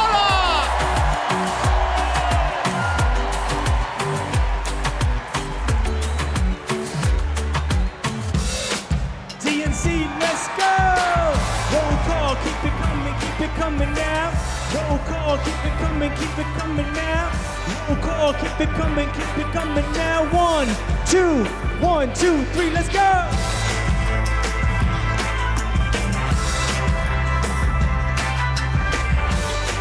Rhode Island. How do you cast your vote? I am Joe Shekarchi, Speaker of the Rhode Island House. We are the smallest state, but we have the biggest ideas. Home to the nation's first wind farm and a historic act on climate, we continue leading the way on sustainability and housing. The deep blue ocean state is proud to cast 1 vote present and 34 ballots for the next President of the United States, Kamala Harris. Yay!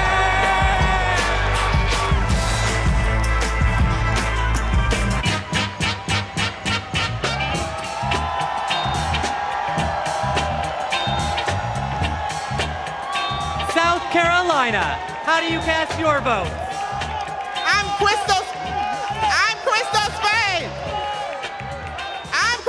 I'm Crystal Spain, chair of the South Carolina Democratic Party. Hello from the great state of South Carolina, where we pick presidents. The home of the DNC chair, Jamie Harrison. The home of the first Black Panther, Chadwick Boseman. The home of the national basketball champions, the mighty Lady Gamecocks. I'm Senator Margie Bright Matthews, one of the sister senators, and John F. Kennedy Profiles in Courage Award winner. We stopped the total abortion ban in South Carolina. Like us, Kamala has proven that she has the courage to fight and will fight for all Americans. South Carolina is not going back.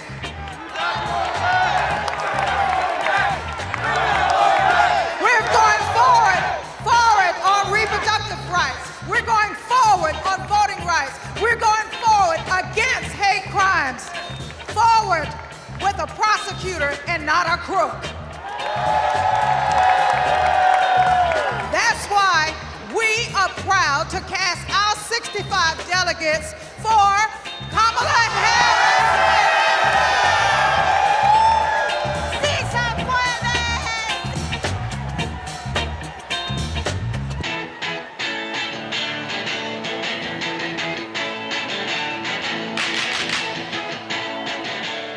South Dakota, how do you cast your votes? How mitakiapi, chante washte na bechuzapalo. In my beautiful Lakota language, that means hello, my relatives. I shake your hand with a happy heart. That is the spirit of my beloved South Dakota. My name is Chante Redis, and I want to say that my people, the Ocheti Shakoan, are still here. The 7 council fires are still here. Let me tell you what a Kamala Harris presidency will mean for me, my friends, and my community. More importantly, more opportunities, more good-paying jobs, better access to health care, and a quality education. That is the future we deserve, and it is the future we will win on November 5th when we elect Kamala Harris. Thank you, Mr. Secretary. The state of South Dakota is proud to be part of such a historic moment in our country's history. We are a land that is proud of our hardworking farmers and ranchers, that celebrates 9 tribal nations and their incredible cultures, where natural beauty can be seen from the Big Sioux River to Mount Rushmore. South Dakota is honored to cast all 20 of our votes for Vice President Kamala Harris, who will soon be known as Madam President.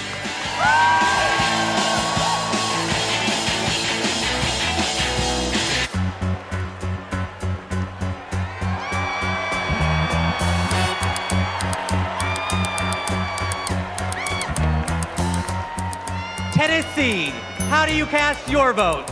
Mr. Secretary, the great state of Tennessee, birthplace of rock and roll, hometown to the blues, the home of 7 HBCUs, and the state that gave women the right to vote.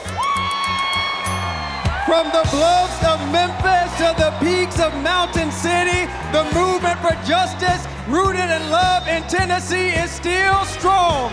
It is a movement where kids are free from gun violence, a movement where women have the right to choose, a movement where working people get access to economic opportunity, a movement where those who have been pushed to the periphery are brought to the center, a movement where those who have been pushed down are lifted up. It is alive in Tennessee because we believe that justice will roll down like waters and righteousness like an ever-flowing stream, which is why we are so proud to have been the first state in the union to have pledged all of our delegates to Kamala D. Harris. We cast 72 votes for the first woman and next president of the United States, Kamala D. Harris.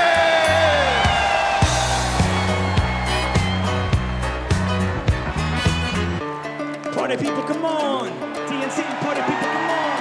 Roll call, party people, come on. TNC, party people, come on.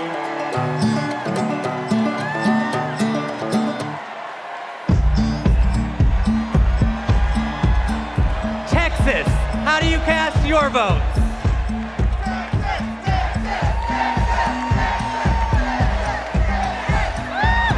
Hello, Chicago! I'm Eva Longoria from Corpus Christi, Texas, home of Selena Quintanilla, and I'm here to introduce native Texan Cecile Richards. I'm proud to be here tonight representing a tradition in Texas of progressivism and my late mother, Ann Richards, the governor of Texas, and passing it on to another great Texas heroine, Kate Cox. I'm Kate Cox, and I love being a mom. I have 2 beautiful children, and my husband and I have always wanted a third. But when I got pregnant, doctors told us our baby would never survive. And if I didn't get an abortion, it would put a future pregnancy at risk. But Trump didn't care. And because of his abortion bans, I had to flee my home. There's nothing pro-family about abortion bans. There's nothing pro-life about letting women suffer and even die.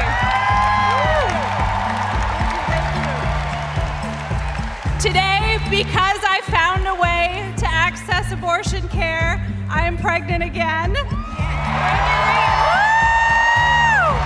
Thank you. And my baby is due in January, just in time to see Kamala Harris sworn in as President of the United States. Mr. Secretary, my name is Gilberto Hinojosa, chair of the Texas Democratic Party, and as the nation's biggest battleground state with 40 electoral votes on behalf of 30 million Americans. Texas cast 3 votes present and 263 votes for freedom, for the future, for the first woman to serve as the next president of the United States, Kamala Harris.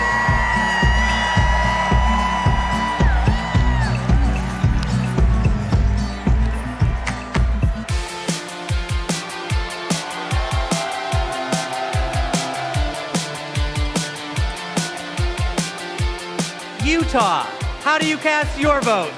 Utah, home of 8 tribal nations, the crossroads of the West, the Beehive State, the host of the 2034 Winter Olympics, the youngest and fastest growing state in the nation, and the next battleground state. Mr. Secretary, we proudly cast 34 votes for Vice President Kamala Harris!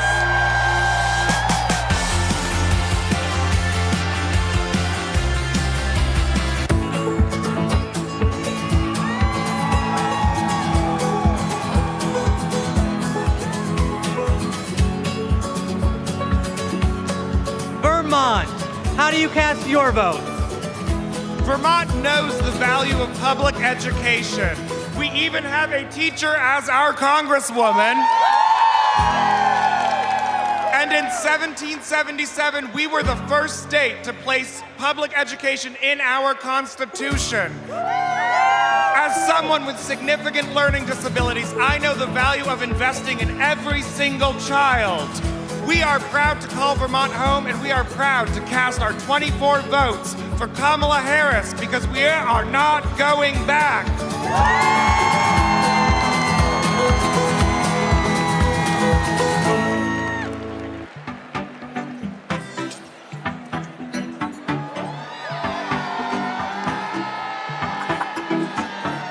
The U.S. Virgin Islands, how do you cast your vote?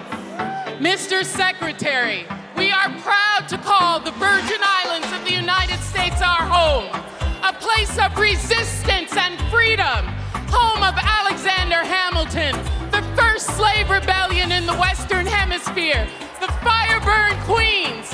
We are proud to celebrate a nominee of Caribbean heritage. From America's Caribbean, the place where the sun rises first in America, from the place of great liberty and the vacation home of President Joe Biden, the Virgin Islanders are strong, resilient, and committed to and passionate to vote for the next President of the United States. All 13 votes to Kamala Harris!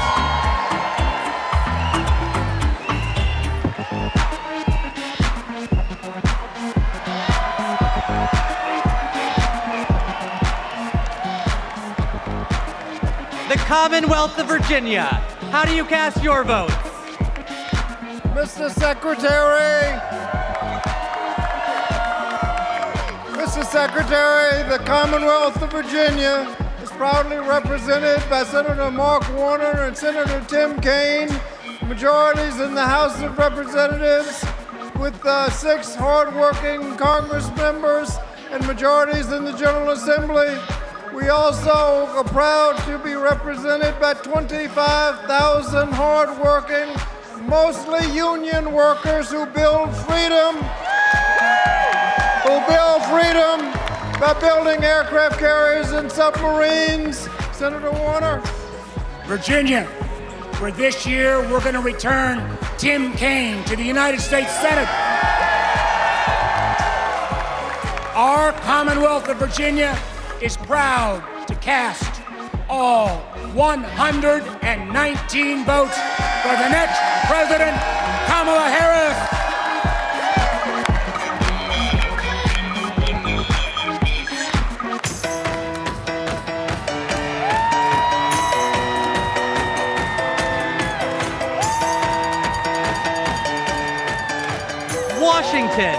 do you cast your votes?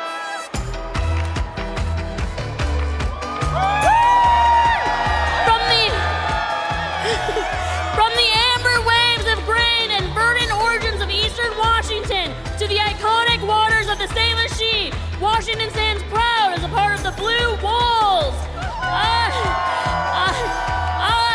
I, the first South Asian woman leading a state party, am honored to pledge 9 votes present and a lucky 101 votes for Vice President Kamala Davy Harris.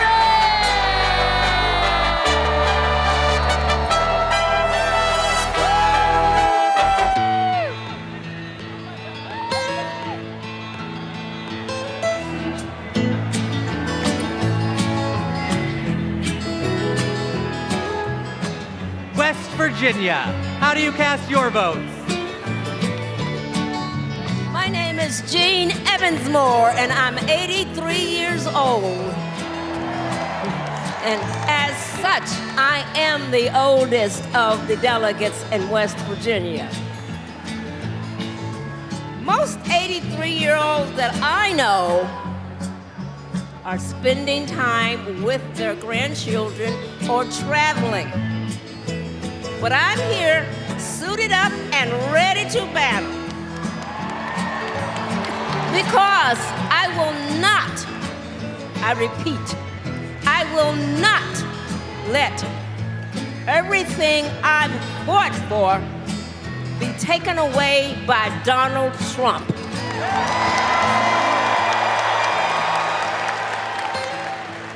My name is Catherine Prather. I am 18 years old, and I am the youngest delegate from West Virginia. I'm suited up and ready for battle because I will not let my freedoms and my future be taken away by Donald Trump.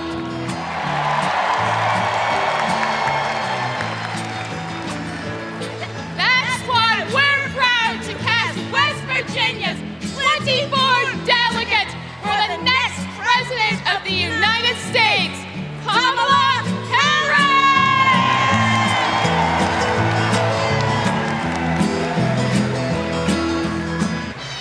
Ladies and gentlemen, my name is DJ Cassidy. Now, are you ready?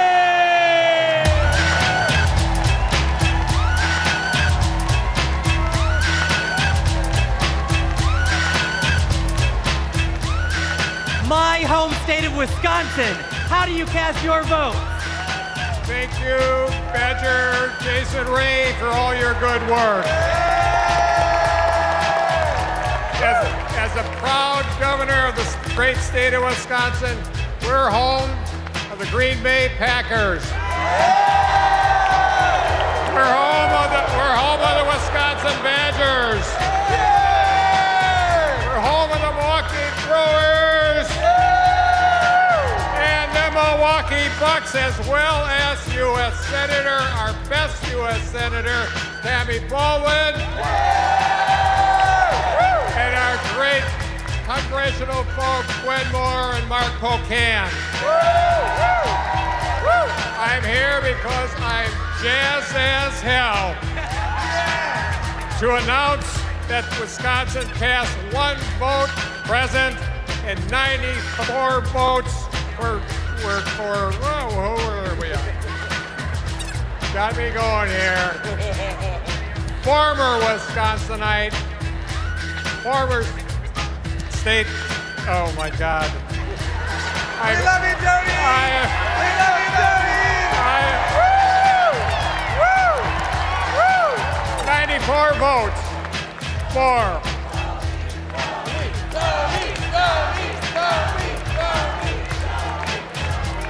I'll get there, Jason, I'll get there. 94 votes for former Wisconsinite, Vice President, and our next President of the United States of America, Kamala Harris.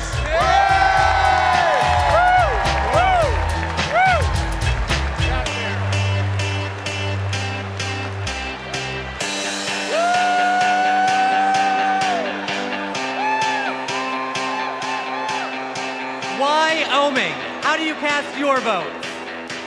Mr. Secretary, delegates, my name's Joe Barbudo, and these folks around me, we are honored to be representing the great state of Wyoming.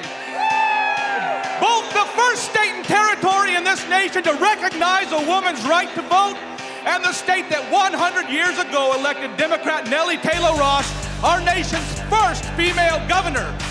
With that legacy in mind and heart, the Equality State cast all of our votes for the woman who will be the first woman president of the United States. Say it with me now, Kamala Harris!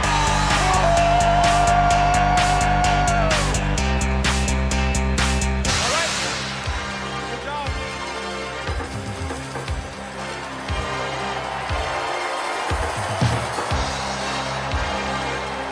The great state of Minnesota. How do you cast your vote? Hello, Minnesota! My name is Hans Storvik, and Tim Walz was my neighbor, coach, and favorite teacher. We were excited to go to his classroom every day, and if you've ever been in high school, you know that can be rare. He opened our eyes to the world. He taught us how to talk about global issues with respect, curiosity, and kindness, even and especially when we disagreed. But he wasn't just a great teacher. He was also a great neighbor and friend.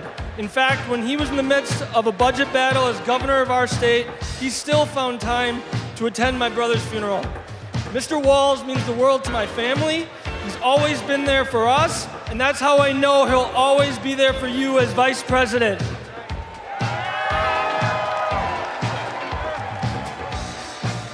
Thank you, Hans. Minnesota, let me hear you. There you go. 14 years in the National Football League taught me a lot about leadership. A good leader cannot be selfish. He has to look out for his team. Coach Walz is as unselfish as they come. He has led Minnesota with honesty and integrity. And in November, Minnesota is going to send Tim Walz and Kamala Harris to the White House. Let's go! I'm Amy Klobuchar, the senator from the great state of Minnesota, where nearly everyone votes and purple reigns. And I'm Tina Smith from the great state of Minnesota, the home of the next Vice President of the United States, Tim Walz. Minnesota, we cast 10 votes present, and we deliver 81 votes for Kamala Harris and Tim Walz.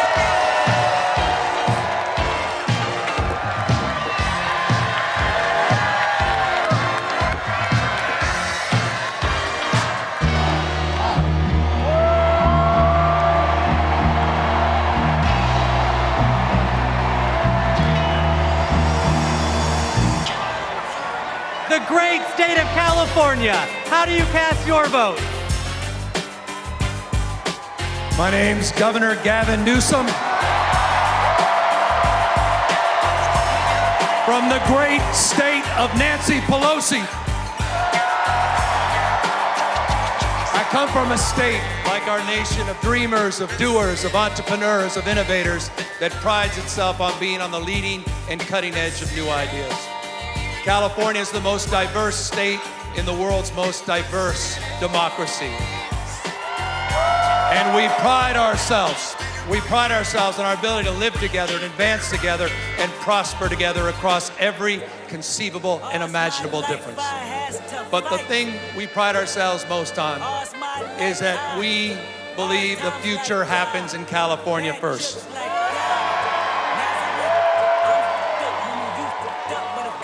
And Democrats, I've had the privilege for over 20 years to see that future taking shape with a star in Alameda courtroom by the name of Kamala Harris. I saw that star fighting for criminal justice, racial justice, economic justice, social justice. I saw that star get even brighter as Attorney General of California, as a United States Senator, and as Vice President of the United States of America. Kamala Harris has always done the right thing.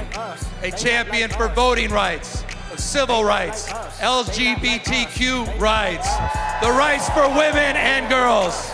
So Democrats and independents, it's time for us to do the right thing, and that is to elect Kamala Harris as the next president of the United States of America. California, we proudly cast our 482 votes for the next Kamala Harris.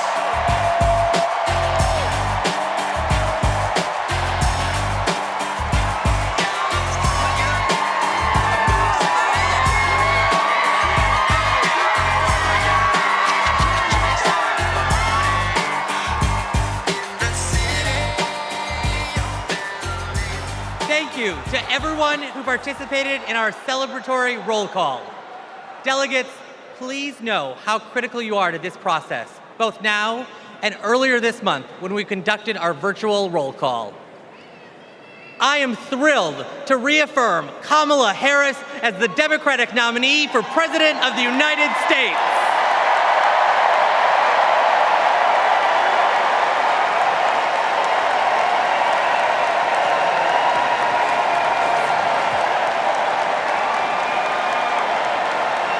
Pursuant to the convention rules of procedure, Vice President Kamala Harris has been invited to make an acceptance speech, which she will give on Thursday, August 22nd. But now, a special surprise. It's my pleasure to introduce our party's official nominee for President of the United States, live from my home state of Wisconsin, Vice President Kamala Harris.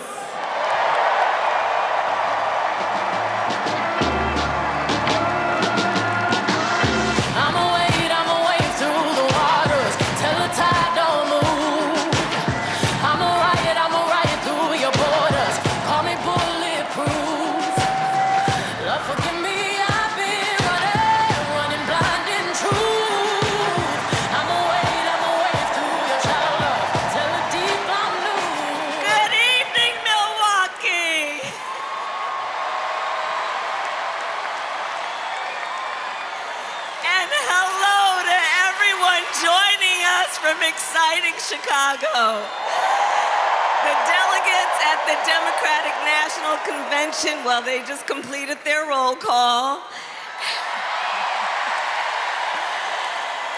And they have nominated Coach Walz and me to be the next Vice President and President of the United States of America.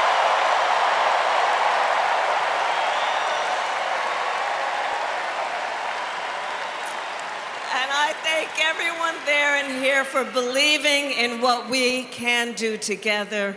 We are so honored to be your nominees. This is a people-powered campaign, and together we will chart a new way forward. A future for freedom, opportunity, of optimism and faith. So to everyone in Chicago and across America, thank you. Thank you. Thank you. And you're gonna hear from our wonderful second gentleman shortly. I'll see you in 2 days, Chicago.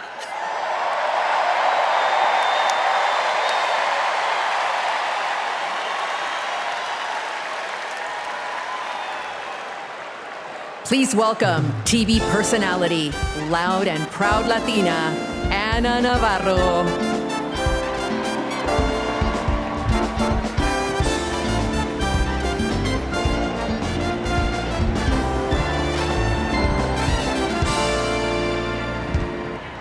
Buenas noches, Chicago. So tell me, are you excited? Wow, what energy, what a moment. I have to tell you, I will never stop being the little refugee girl who came to this country at the age of 8. Thank you for inviting me to be here. Welcome to the second night of the Democratic National Convention. let me tell you about the Kamala Harris I know. She is legitimately a joyful, optimistic leader. She cares about policy, yes, but she also cares about people and how that policy affects real people, not just the members of Mar-a-Lago. And you know what else? Kamala Harris, she likes dogs. And my dog, Cha-Cha, likes her. Dogs are good judges of character. So are cats. We cannot elect a president who does not like dogs or hangs around with people who shoot them. Now, let's be serious. Donald Trump and his minions call Kamala a communist. I know communism. I fled communism from Nicaragua when I was 8 years old. I don't take it lightly. And let me tell you what communist dictators do. And it's never just for one day. They attack the free press.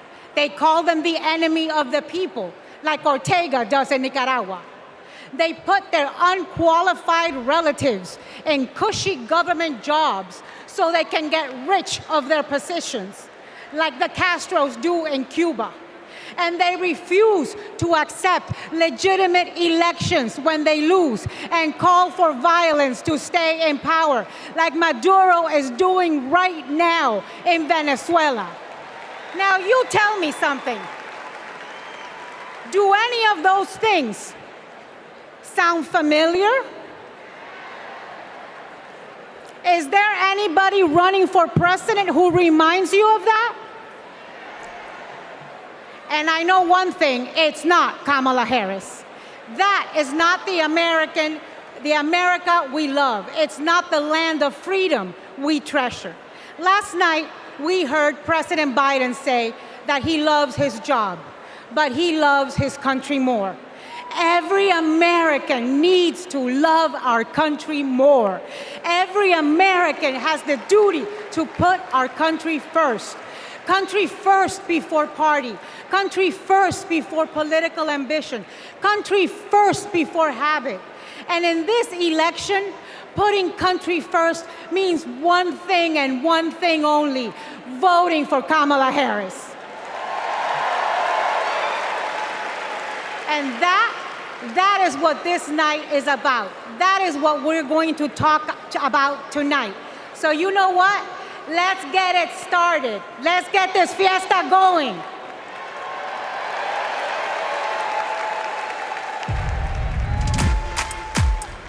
The ayes are 50, the nays are 50. The Senate being equally divided, the Vice President votes in the affirmative, and the nomination is confirmed.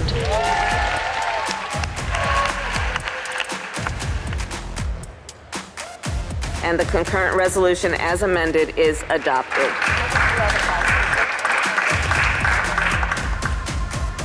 The Vice President votes in the affirmative, and the motion to proceed is agreed to. On this vote, the yeas are 50, the nays are 50. The Senate being equally divided, the Vice President votes in the affirmative, and the bill as amended is passed.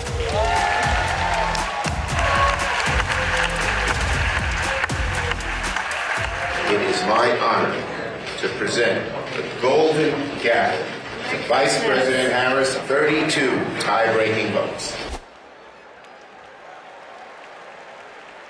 Please welcome Senate Majority Leader and New York Senator Chuck Schumer.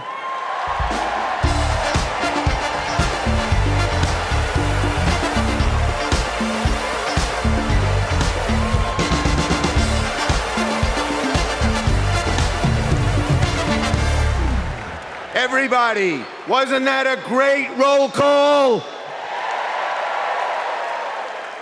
Now just let me hear you if you're ready for President Kamala Harris. Friends, we're here to talk about one thing tomorrow. and building a better tomorrow for all Americans. This November, we can choose a brighter, a fairer, a freer future, or we can relive the dark night of Trump's American carnage. Only one candidate will move America forward, Kamala Harris. Vice President Harris has been the best partner Senate Democrats could ever have asked for.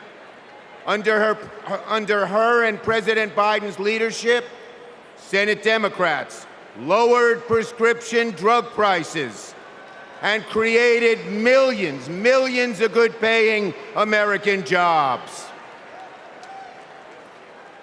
I worked with Kamala Harris when she was Senator Harris. I saw a leader who was fearless, who stood up for middle-class families like the one she was raised in, who focused on things that really mattered.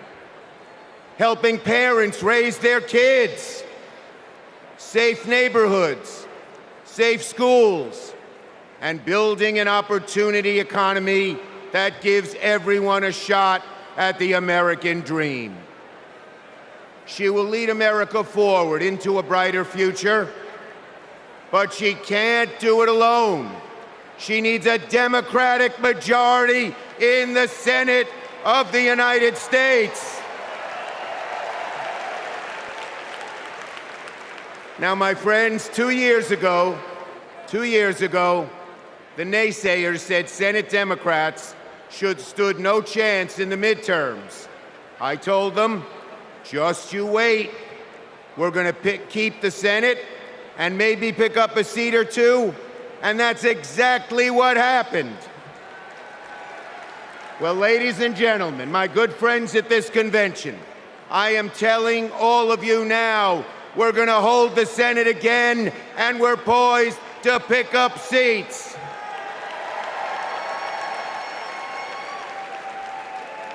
A Democratic majority to create good-paying jobs and lower costs, to defend a woman's right to choose, to deliver for communities back home. Our senators are doing it, like Jackie Rosen, delivering high-speed rail for Nevada, John Tester, bringing high-tech jobs to Montana, and Bobby Casey and Sherrod Brown and Tammy Baldwin and Martin Heinrich fixing bridges in Pennsylvania and Ohio and Wisconsin and New Mexico. We also have amazing candidates. Ruben Gallego, Angela Alsobrooks, Andy Kim, Alyssa Slotkin, Lisa Blunt, Rochester, Colin Allred, Debbie Mucarsel-Powell. And folks, listen to this. More than half of our candidates are candidates of color. We're making the Senate look like America. Now let's compare that with Senate Republicans. Senate Republicans pretend to care about middle-class families, but they voted no on expanding the child tax credit, and J.D. Vance didn't even show up to vote. Senate Republicans pretend to care about the border, but they voted no on the strongest border bill in a decade. Republicans tend to care about freedom, but they voted no on a woman's right to choose. No to safeguard IVF. No to birth control. That is just a taste of their extreme agenda. Is that what we want for America? Do we want a Republican Senate that assaults reproductive freedoms? Do we want a Republican Senate that cuts taxes for the rich, rigs the game for big oil and big pharma? Well, folks, the choice is ours. Now, let me close let me close on a personal note. As the highest-ranking Jewish elected official in American history, I want my grandkids and all grandkids to never, never face discrimination because of who they are. But Donald Trump, this is a guy who peddles anti-Semitic stereotypes. He even invited a white supremacist to Mar-a-Lago. And unfortunately, his prejudice goes in all directions. He fuels Islamophobia and issued a Muslim ban as president. Tonight, folks, I am wearing this blue square to stand up to anti-Semitism, to stand up to all hate. Our children, our grandchildren, no matter their race, no matter their creed, their gender or family, deserve better than Donald Trump's American carnage.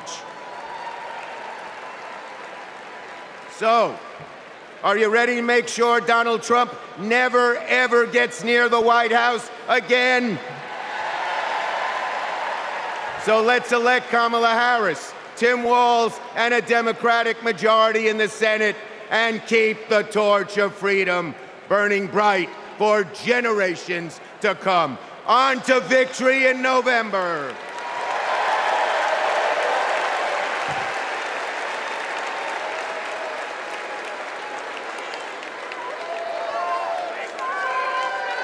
Together, we will build what I call an opportunity economy. I will take on the high costs that matter most to most Americans. Compare my plan with what Donald Trump intends to do. He wants to impose what is, in effect, a national sales tax on everyday products and basic necessities that we import from other countries. It will mean higher prices on just about every one of your daily needs. Donald Trump's plan would cost a typical family $3,900 a year. He wants to repeal the Affordable Care Act, which 45 million Americans rely on for health care. He plans to give billionaires massive tax cuts year after year. And he plans to cut corporate taxes by over $1 trillion. That if you want to know who someone cares about, look who they fight for. We capped the price of insulin at $35 a month and the total cost of prescription drugs at $2,000 a year for seniors. And just yesterday, we announced that we are lowering the price for 10 more life-saving drugs. As president, I will work to build the housing we need, and by the end of my first term, we will end America's housing shortage by building 3 million new homes and rentals that are affordable for the middle class. More than 100 million Americans will get a tax cut by restoring the Earned Income Tax Credit and the Child Tax Credit, through which millions of Americans with children got to keep more of their hard-earned income. We will provide $6,000 in tax relief to families during the first year of a child's life. Now is the time to chart a new way forward. I will fight to give money back to working and middle-class Americans. Increase the security and stability financially of your family and expand opportunity for working and middle-class Americans.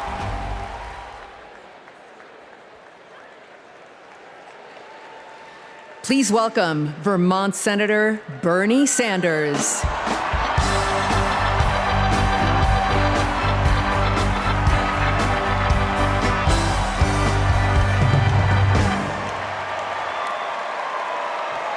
Thank you. Thank you. My fellow Americans, it is an honor. It is an honor to be with you tonight because we're laying the groundwork for Kamala Harris to become our next president. And let me tell you why that is so important. I want you all to remember where we were 3.5 years ago. We were in the midst of the worst public health crisis in 100 years and the worst economic downturn since the Great Depression. 3,000 Americans were dying every day, and our hospitals were overwhelmed with COVID patients. All across the country, businesses were shutting down. Unemployment was soaring. Workers were losing their health insurance.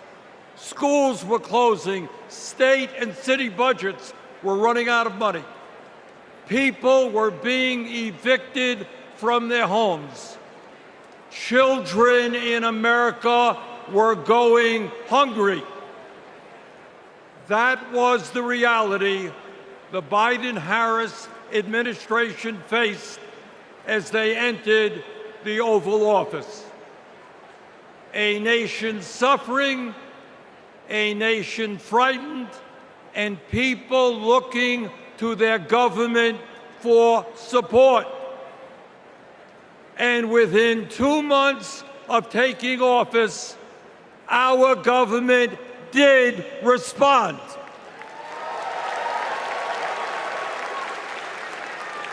We passed the American Rescue Plan, which provided $1,400 for every man, woman, and child in the working class.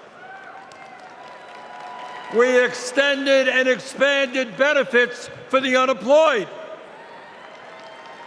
We provided emergency assistance for small businesses to stay open.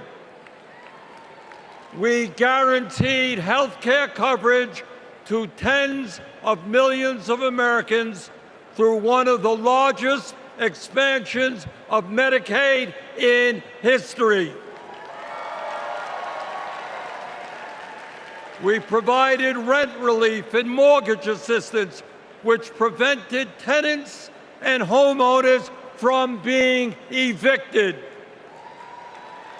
We established emergency food programs for hungry children and the elderly, and protected the pensions of millions of union workers and retirees from being slashed by up to 65%. Oh, and by the way, we cut childhood poverty by over 40% through an expanded child tax credit. Thank you, President Biden. Thank you, Vice President Harris. Thank you, Democratic Congress.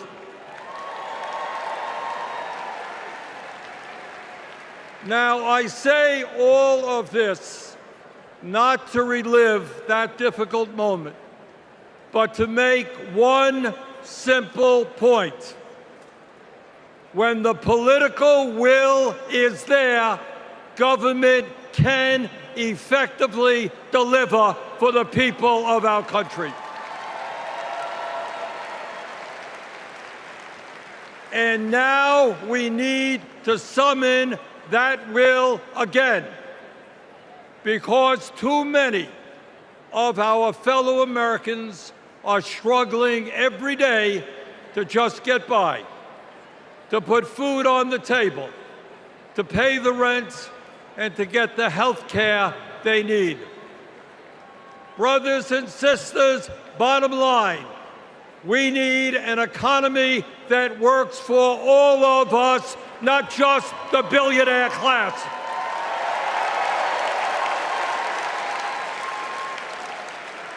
My fellow Americans, when 60% of our people live paycheck to paycheck, the top 1% have never, ever had it so good. And these oligarchs These oligarchs tell us we shouldn't tax the rich. The oligarchs tell us we shouldn't take on price gouging. We shouldn't expand Medicare to cover dental, hearing, and vision. And we shouldn't increase Social Security benefits for struggling seniors. Well, I've got some bad news for them.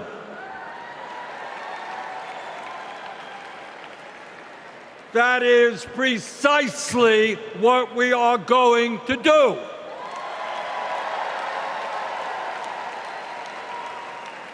And we're going to win this struggle because this is precisely what the American people want from their government. And my friends, at the very top of that to-do list is the need to get big money out of our political process.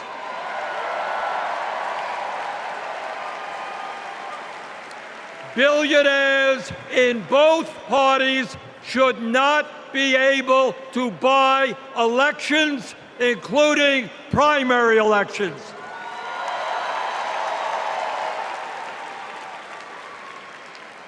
For the sake of our democracy, we must overturn the disastrous Citizens United Supreme Court decision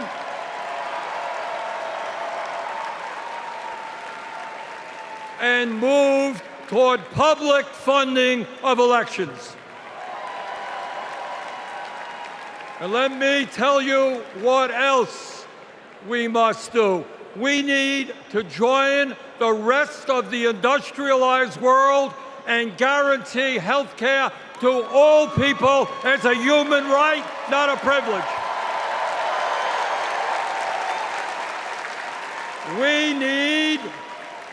We need to raise the minimum wage to a living wage. We need to pass the PRO Act so that workers can organize in unions and gain the decent pay and benefits they deserve. We need to strengthen public education, raise teachers' salaries, and make sure that every American, regardless of income, receives the higher education he or she needs. We need to take on Big Pharma and cut our prescription drug cost in half so that we no longer pay any more than other countries. Joe and Kamala made sure that no senior in America pays over $35 a month for insulin. We need to make sure that reality is true for every American. I look forward to working with Kamala and Tim to pass this agenda. And let us be very clear. This is not a radical agenda. But let me tell you what a radical agenda is. And that is Trump's Project 2025. At a time of massive income and wealth inequality, giving more tax breaks to billionaires is radical. Putting forth budgets to cut Social Security, Medicare, and Medicaid is radical. Letting polluters destroy our planet is radical. And my friends, we won't let that happen.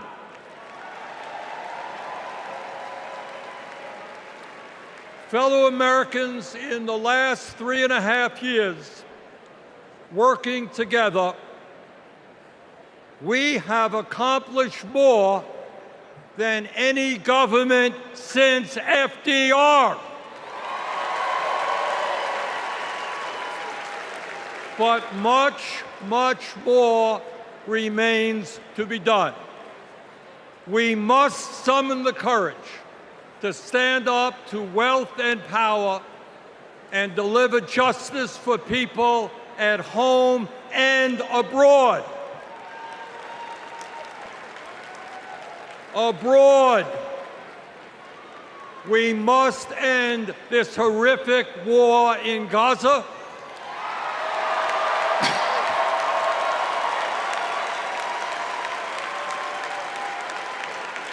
Bring home the hostages and demand an immediate ceasefire.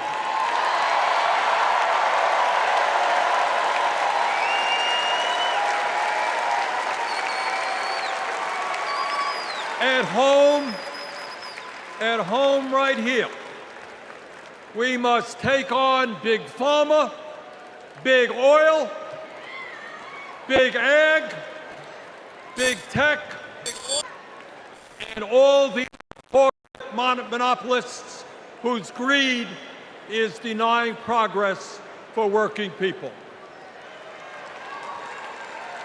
On November 5th, let us elect Kamala Harris as our president, and let us go forward to create the nation we know we can become. Thank you all very much.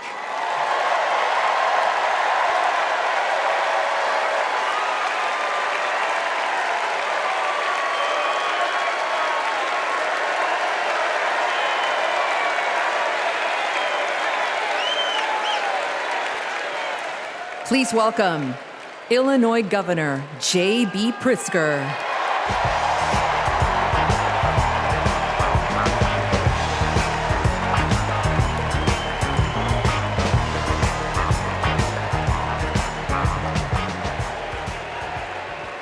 Fellow Democrats, welcome to Chicago. American city in a proud blue state.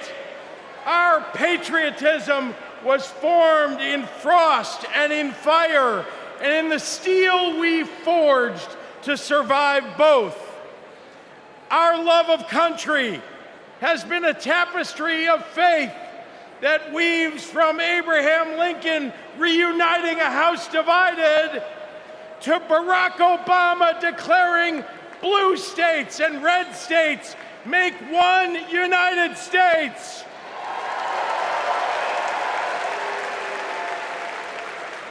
Now, Illinois' presidential pedigree is unmatched.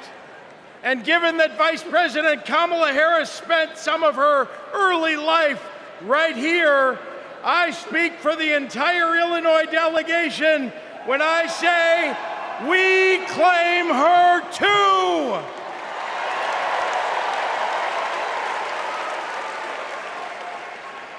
Now, one president we will never claim is the con artist the Republicans nominated in Milwaukee last month. Donald Trump once called Chicago embarrassing. To quote a great Chicagoan who won 6 world championships on these very grounds, we take that personally.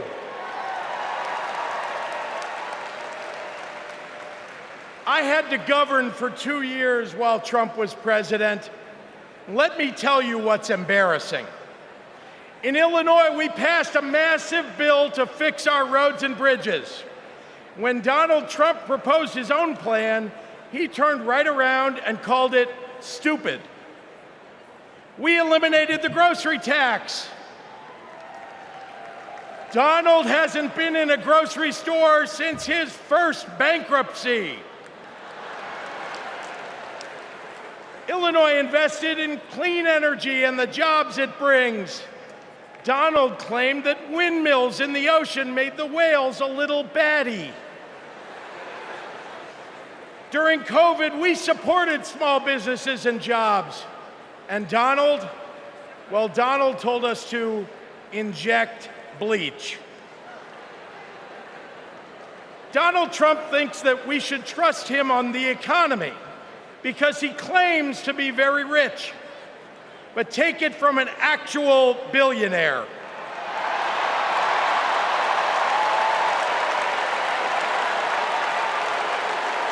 Trump is rich in only one thing: stupidity.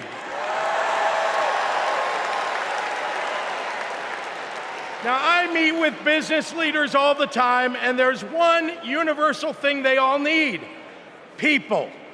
They need more workers to fill all the jobs they have. But the anti-freedom, anti-family policies of MAGA Republicans are driving workers away. Here's the thing. Americans don't want to be forced to drive 100 miles to deliver a baby because a draconian abortion law shut down the maternity ward. Americans want the hope of giving birth through IVF, not the fear that it might be taken away. Americans with LGBTQ kids don't want them facing discrimination at school because the state sanctioned it. Americans want to go to their neighborhood grocery store and not have to worry about some random guy open carrying an AR-15.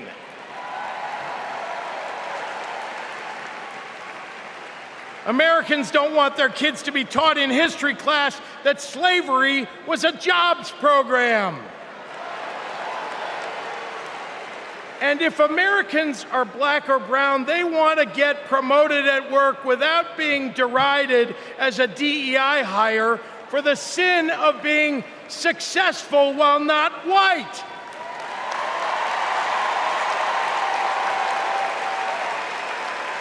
Let's be clear. It's not woke that limits economic growth. It's weird. And these guys aren't just weird, they're dangerous. Democrats are for lower taxes and higher wages, less inflation and more business growth. We just think it's wrong to craft those policies for Elon Musk and not for everyday working people. That includes a secure retirement and good health care. We think the government should help you prosper, not police who you're sleeping with. More than anything, Democrats want economic policies that are kind, not cruel. But Trump chooses cruelty every time. After all, everything he's achieved in his own life has been by hurting someone else. Kamala Harris and Tim Walz, well, they've spent their lives lifting people up, not pushing them down. They know that a White House that leads with kindness looks at someone who is struggling and sees not what they might cost society, but what they might create for it. Americans want policies that give every American a chance to make it to the middle class. They want to grow small businesses, and Democrats want to cut taxes for everyday people. More than anything, Kamala Harris and Tim Walz want a country where we can all live with a little serenity. The serenity that comes with a balanced checkbook, an affordable grocery bill, and a housing market that has room for everyone. And if there's one thing I know about Donald Trump, he's not bringing anyone any kind of serenity. We have a choice, America, between the man who left our country a total mess and the woman who has spent 4 years cleaning it up.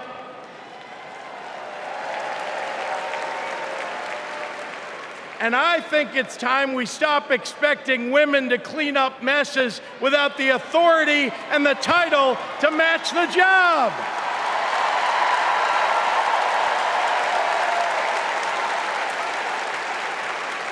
Vice President was a good title for Kamala Harris, but you know an even better one? President of the United States of America! Let's go get 'em!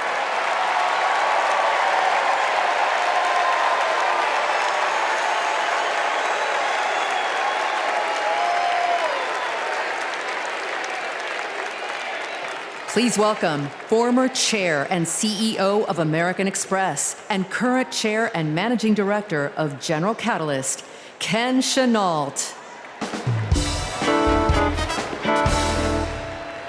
My fellow Americans, for 17 years, I ran American Express, one of the greatest companies in this country. America has thousands of great companies, more than any other nation in the world. And that's not by accident. The United States is the best place in the world to do business because of the values on which our country was built. Democracy, the rule of law, free and fair elections, the peaceful transfer of power. As a business leader, I have seen firsthand why democracy is so important. Democracy provides the foundation upon which American business and our economy depend. Character and values matter. In business, nothing is more important than trust. In America, we have to trust our president will protect democracy. We have to be certain they'll follow the law and serve the nation, not themselves. Business requires stability and certainty that our democracy will endure. Our economy and democracy are tightly linked. Both only grow stronger when Americans, despite our differences, are willing to work together. At this moment, when our politics pits one group against another, that's what's remarkable about Kamala Harris. She is for all Americans. She understands it's possible, in fact necessary, for a president to be both pro-business and pro-worker. Kamala Harris understands that government must work in partnership with the business community. She knows that a market-based economy needs a strong and effective government. Kamala Harris understands that we need to help entrepreneurs turn good ideas into thriving companies, that we can create good-paying jobs by helping manufacturers expand. Kamala Harris believes in growing the economic pie for the benefit of current and future generations. Unlike her opponent, she knows the way not to build an advanced economy is a broad tariff that would only raise prices, hurt consumers and businesses, and cost jobs. She knows the way not to do it is to give people like me a tax cut when that money should be invested to grow the middle class. If you want to lead, you have to be willing to serve. Kamala Harris's vision for the economy serves us all. She has demonstrated throughout her career that she wants to serve all people and wants all Americans to have the opportunity to work to achieve their own share of the American dream. Our economy goes up and down, but the reason America is the strongest nation in the world is because of her commitment to something bigger than ourselves, our commitment to each other, to democracy. That's what this election is about. It's more than a choice between two parties or sets of policies. It's a choice about who we're going to be as a country. In his words and actions, Kamala Harris's opponent has shown us that he does not believe in our democratic values, and he will seek only to serve himself and his desire for vindication and vengeance. Kamala Harris will face the facts. She will navigate this country, the greatest country in the world, through the inevitable challenges, while also leading with the hope and values that America was founded on. Kamala Harris understands that the role of a leader is to instill hope, to repudiate the merchants of fear, and focus on ensuring that the best days are ahead of us. She believes in America, its principles, the hopes and dreams of our people, and the promise of our future. That is why I believe Kamala Harris should be the next president of the United States of America. God bless America.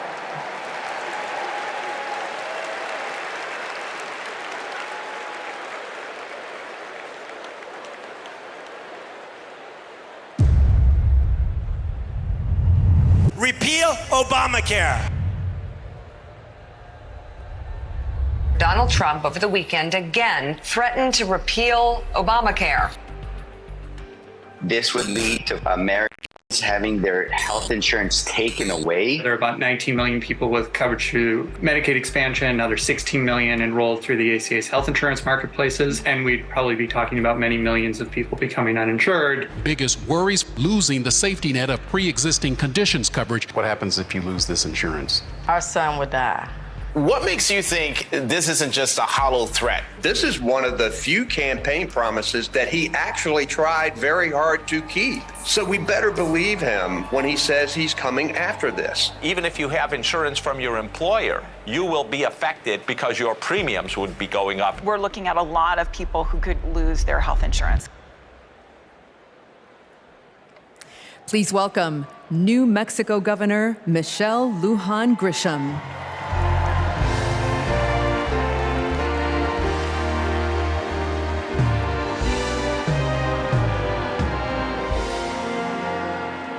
Good evening, America.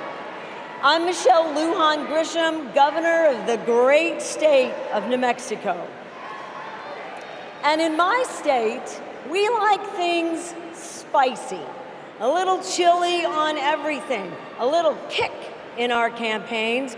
And let me tell you, we are feeling en fuego right now. We are fired up to elect Kamala Harris President of the United States. This election is about protecting our democracy and securing our freedoms, including the right to affordable, quality health care. Now, this issue is personal to Vice President Harris, whose mom passed away after a battle with colon cancer. And it's personal to me. At 2 years old, my sister was diagnosed with a tumor that was incurable and made her uninsurable by the time she was 3. And it's personal to Americans across the country who know what it's like when someone they love gets sick. Donald Trump and J.D. Vance want to dismantle our healthcare system, repeal the Affordable Care Act, and eliminate protections for pre-existing conditions. Either these guys don't get it, or they just don't care. You know who gets it? Kamala Harris gets it, and she cares.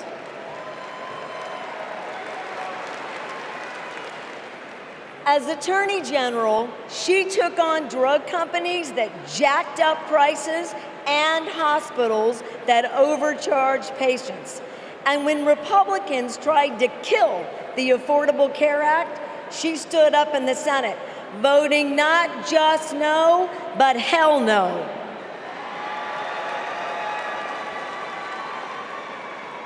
And Kamala Harris hasn't just stopped Republicans from making our healthcare system worse. She fights every day to make it better. And I know, I spent 20 years working to get Medicare the ability to negotiate lower drug prices. As Vice President, Kamala Harris delivered it. You know what Donald Trump delivered?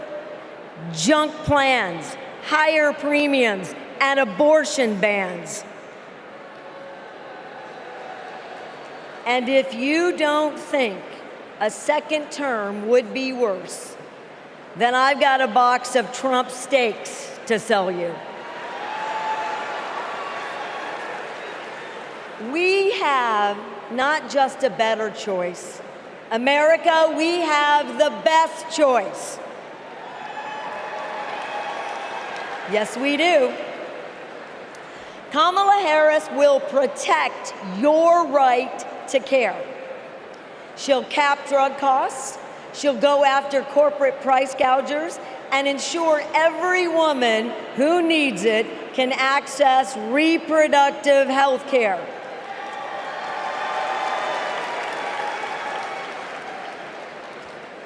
That's the president I want. And that's the president America needs. And with your help, that's the next president of the United States. President Kamala Harris.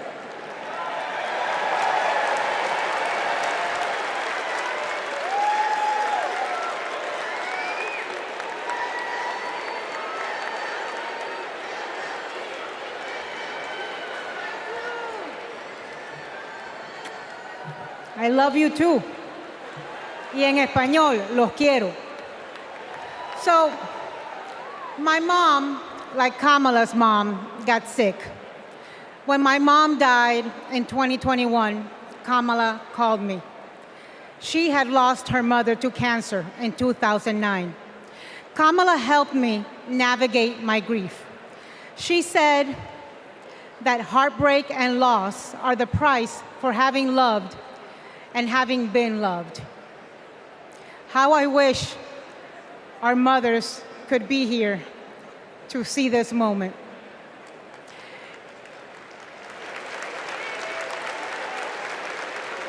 In the next 4 years, America will invariably have moments of great sadness and pain in our country. Some will be natural disasters. Some will be man-made disasters. We need a president who can not only be commander-in-chief, but also consoler-in-chief. We need a president with empathy, capable of lifting us up when we are down. We need a president who is capable of holding us in a big, great hug when we need it. That is Kamala Harris. Donald Trump is only capable of holding two things, a grudge and a golf club.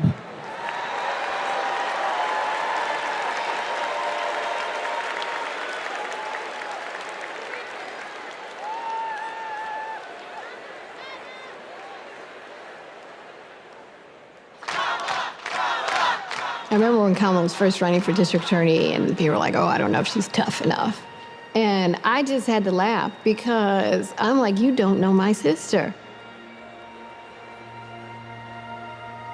Kamala had been a hard and tough prosecutor in Alameda County, prosecuting men who were pimping young girls and rapists. Kamala wanted to make sure that murderers and child abusers face meaningful accountability and consequences for those actions. One of the cases that she had early in her career was where a man had scalped his girlfriend.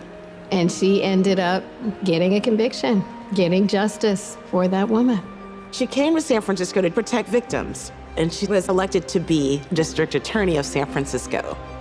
Kamala knew that we needed to be smart on crime, and if hell, no one else was gonna do it, that she was gonna do it. If I'm gonna keep my promise to you to keep you safe, I better talk with you about what I'm doing in terms of crime prevention. Investing in people coming out of prisons is the smart thing to do for law enforcement. Forget that it's just the right thing to do. That was a young Kamala Harris. She's only gotten more fierce.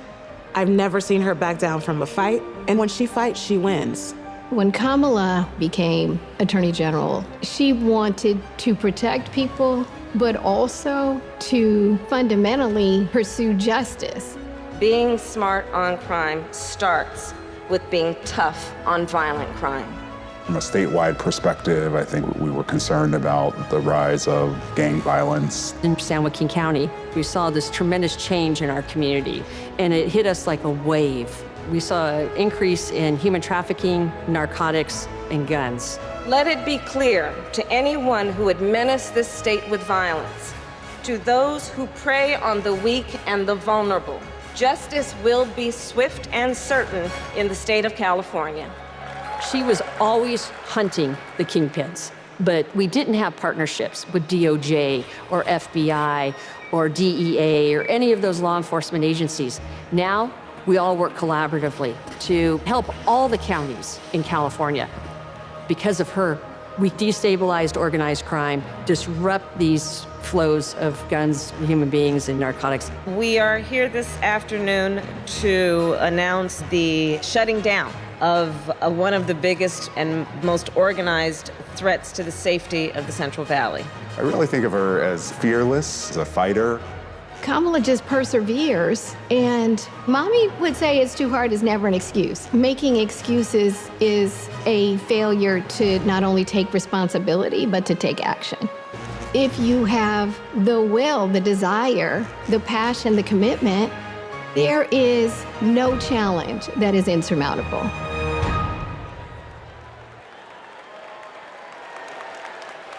Please welcome the Democratic nominee for Senate in Maryland, Angela Alsobrooks.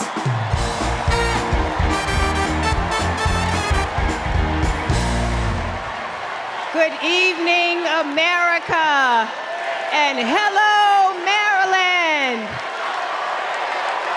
People like me, thank you. People like me, stories like mine don't usually make it to the United States Senate, but they should. I'm the proud granddaughter of a housekeeper, Sarah Daisy, who raised her 3 children in a 1-bedroom apartment. It was her dream to work in government to help people. That meant taking a typing test. But she didn't know how to type, and she couldn't afford a typewriter. So she put a white piece of paper on the refrigerator and drew a keyboard on it.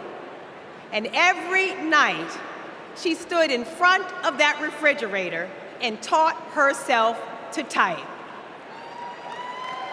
She took the test, passed it, and got the job she dreamed of. I am her legacy. And tonight, I am a candidate for United States Senate from the great state of Maryland.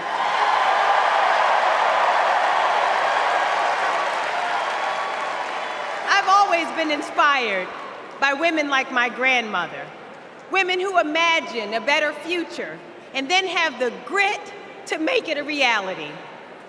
One of those women is a friend, a mentor, and a role model. That woman is Kamala Harris. Let me tell you about the Kamala I've known for 14 years. I first heard about her in 2009 when I was running for state's attorney in Prince George's County, Maryland. I read a story in Essence magazine about a district attorney in San Francisco using new ideas to keep her community safe. Few had a better record prosecuting violent crime. She put rapists, child molesters, and murderers behind bars. But what she knew was that violent crime accounts for about 30% of all crimes. For the 70% that are nonviolent, she created a first-of-its-kind program called Back on Track.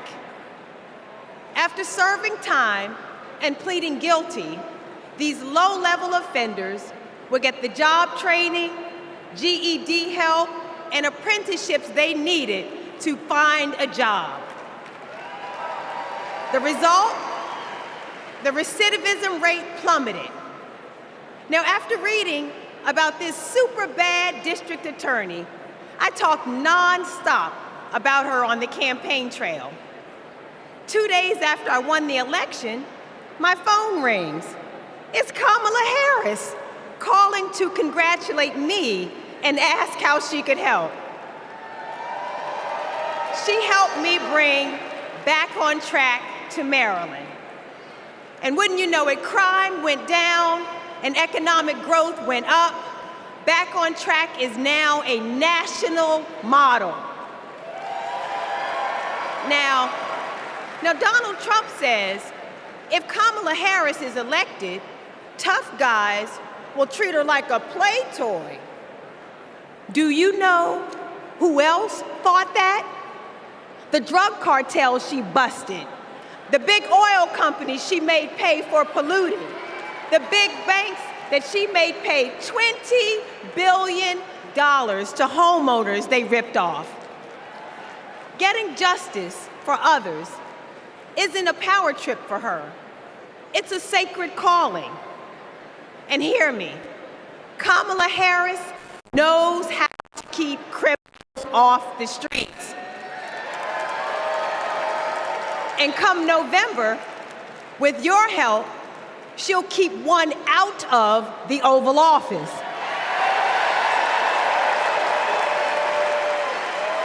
Ever since Donald Trump rode down that ridiculous escalator, we as a nation have felt trapped.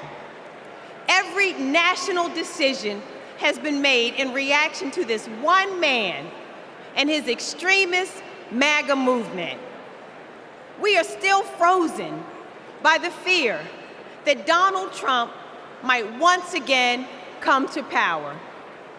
And it's not just our politics that have been trapped, it's our imagination.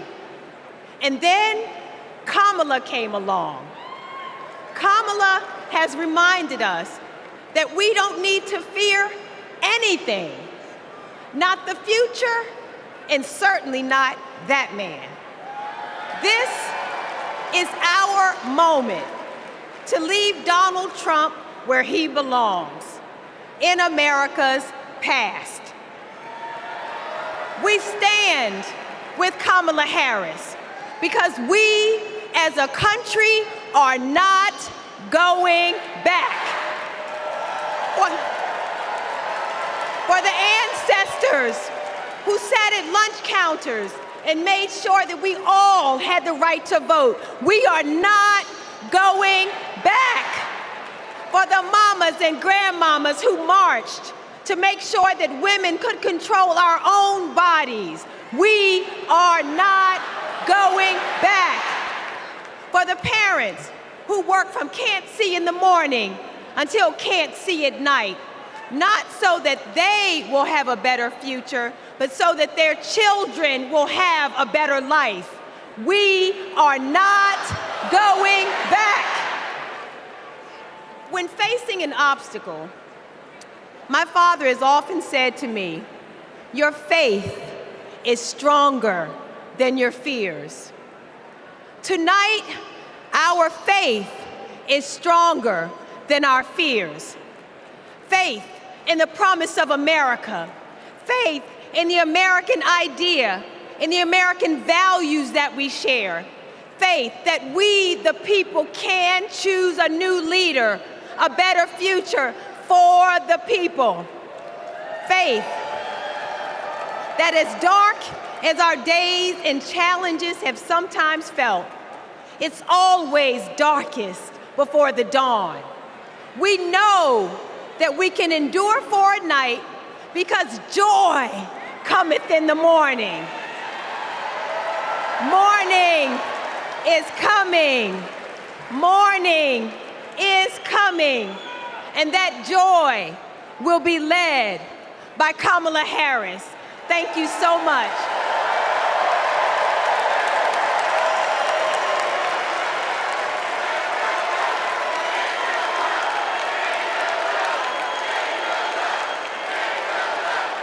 Please welcome Mesa, Arizona Mayor John Giles.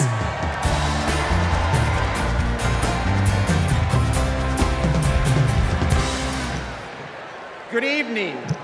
I have a confession to make. I'm a lifelong Republican. So I feel a little out of place tonight, but I feel more at home here than in today's Republican Party. The grand old party has been kidnapped by extremists and devolved into a cult, the cult of Donald Trump. Trump doesn't know the first thing about public service. Like a child, he acts purely out of self-interest. We all need an adult in the White House, and we've seen what happens when we don't have one. Trump made a lot of lofty promises: unlimited economic growth, American manufacturing reborn, a secure border. Turns out Donald Trump was all talk. He wanted our votes, but he couldn't deliver a thing.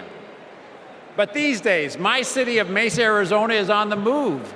I'm going to ribbon cuttings every single week, all because Joe Biden and Kamala Harris reached across the aisle and they delivered for my conservative community and countless more across the country. My hero, John McCain, taught us to put country over party. And that's how Vice President Harris and Governor Walz will lead too. I have an urgent message for the majority of Americans who, like me, are in the political middle. John McCain's Republican Party is gone, and we don't owe a damn thing to what's been left behind. So let's turn the page. Let's put country first. Let's put adults in the room where our country deserves. Thank you.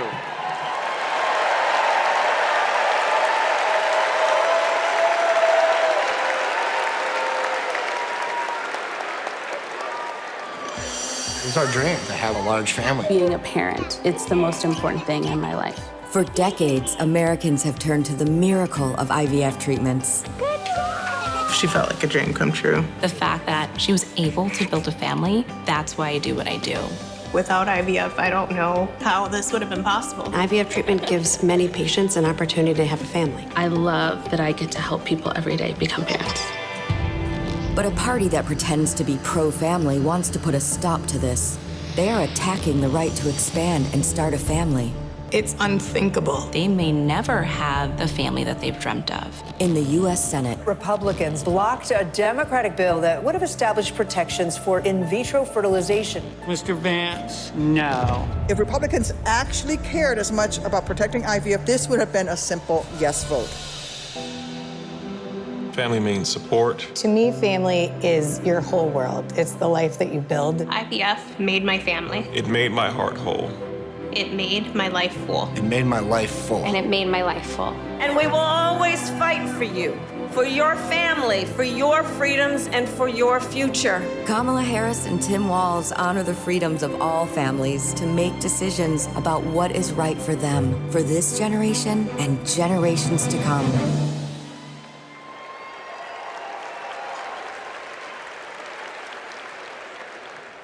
Please welcome Illinois Senator Tammy Duckworth.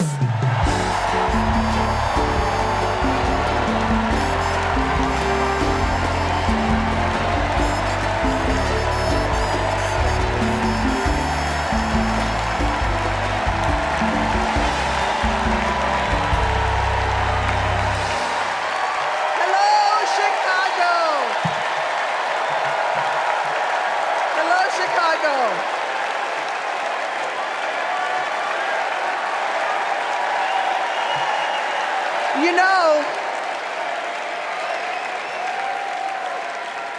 You know, I went to war to protect America's rights and freedoms. So I take it personally when a 5-time draft-dodging coward like Donald Trump tries to take away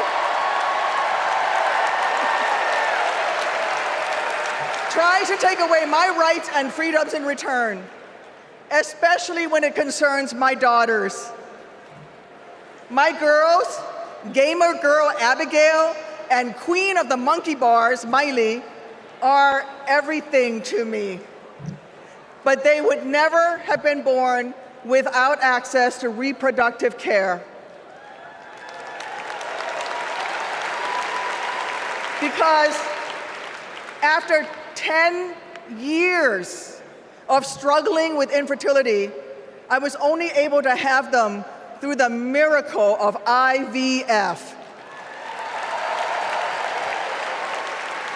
But now, Trump's anti-woman crusade has put other Americans' right to have their own families at risk. Because if they win, Republicans will not stop at banning abortion. They will come for IVF next. They'll prosecute doctors. They will shame and spy on women. And if you think that's far-fetched, just look up what happened in Alabama last year. So let me say to every would-be parent, I see you, I'm with you. And together, in November, we'll send a message to old Cadet Bone Spurs.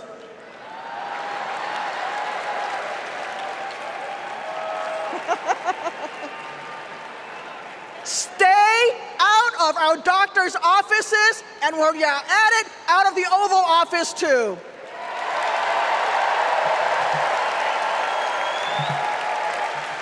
Look, my struggle with infertility was more painful than any wound I earned on the battlefield. So how dare a convicted felon like Donald Trump treat women seeking health care like they're the ones breaking the law? How dare J.D. Vance criticize childless women on cable news, then vote against legislation that would have actually helped Americans to start families?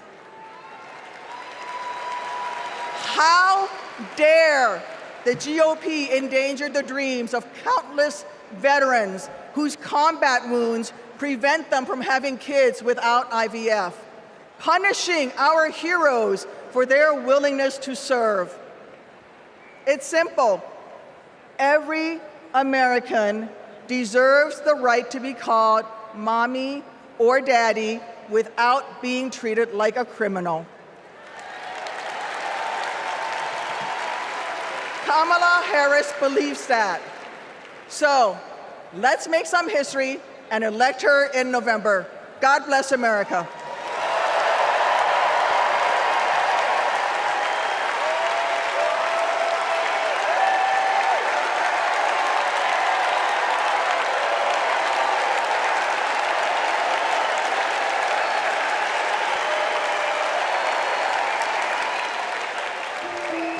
This is my dad, Doug.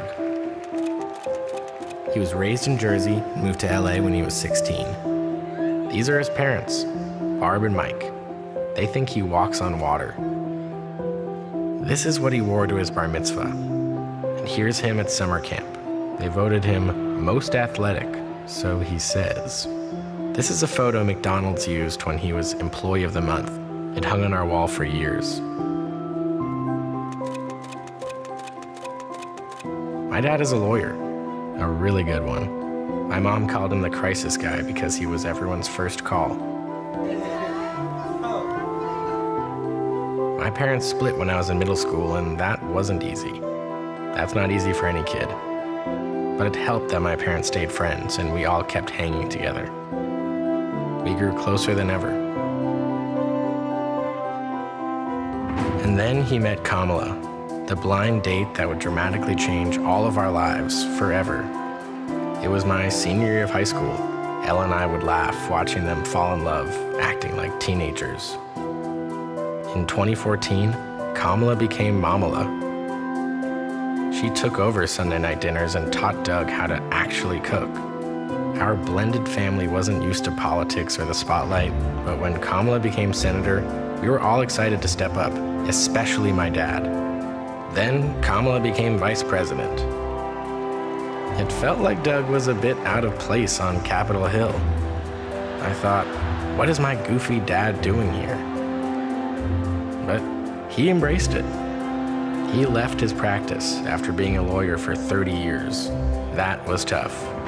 I was so proud to watch him do it, to stand by her side, an example of true partnership.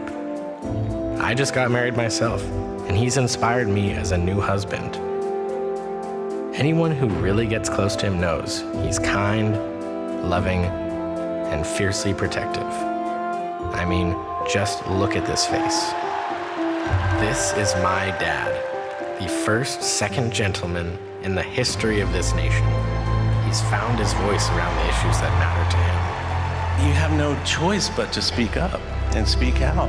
There is an epidemic of hate, including a crisis of anti-Semitism in our country and around the world. What they are doing on reproductive freedom and freedom in general is just outrageous. And next, he's gonna make history again as the first gentleman. I can't wait for everyone to get to know why we all love him. He's the glue that keeps this family together.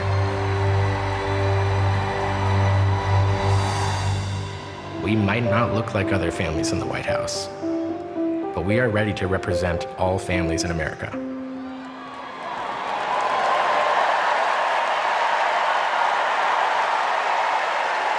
Please welcome my dad, the second gentleman of the United States, Doug Emhoff.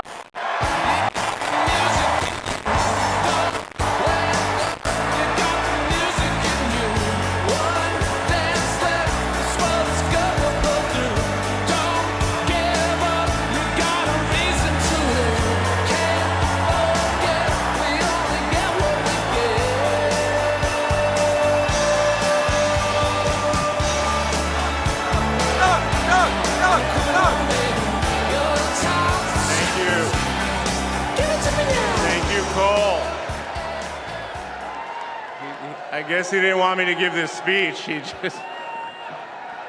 Thank you so much. Hello. Thank you. Hello to my big, beautiful, blended family up there. I love you so much. Aren't you proud of Cole? Wow. And a special shout out to my mother.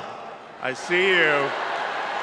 My mother is the only person in the whole world who thinks Kamala is the lucky one for marrying me. And to Kamala, who, well, we just saw where she is. She's out on the trail, listening to and talking with voters. Honey, I can't wait for you to come back to Chicago because we're having a great time here.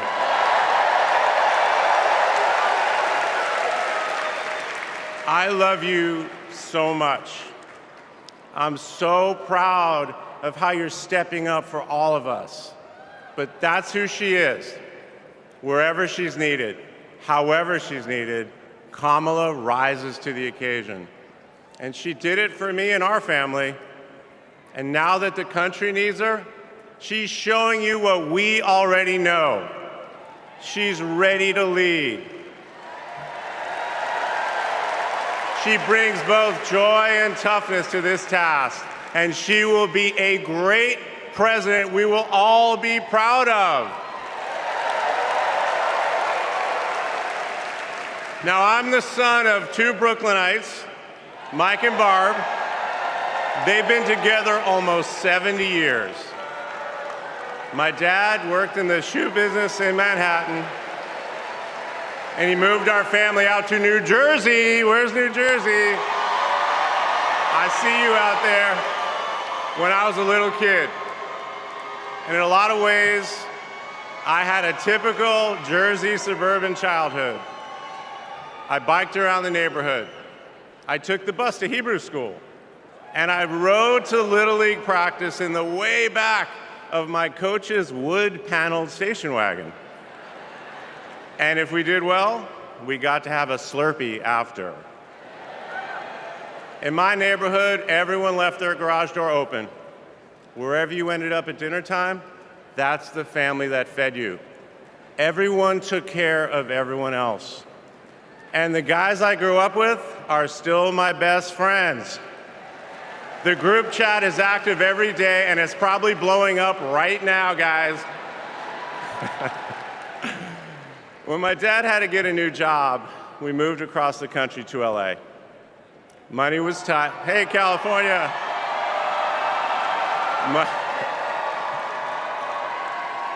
Money was tight, so I worked at McDonald's in high school for some extra cash.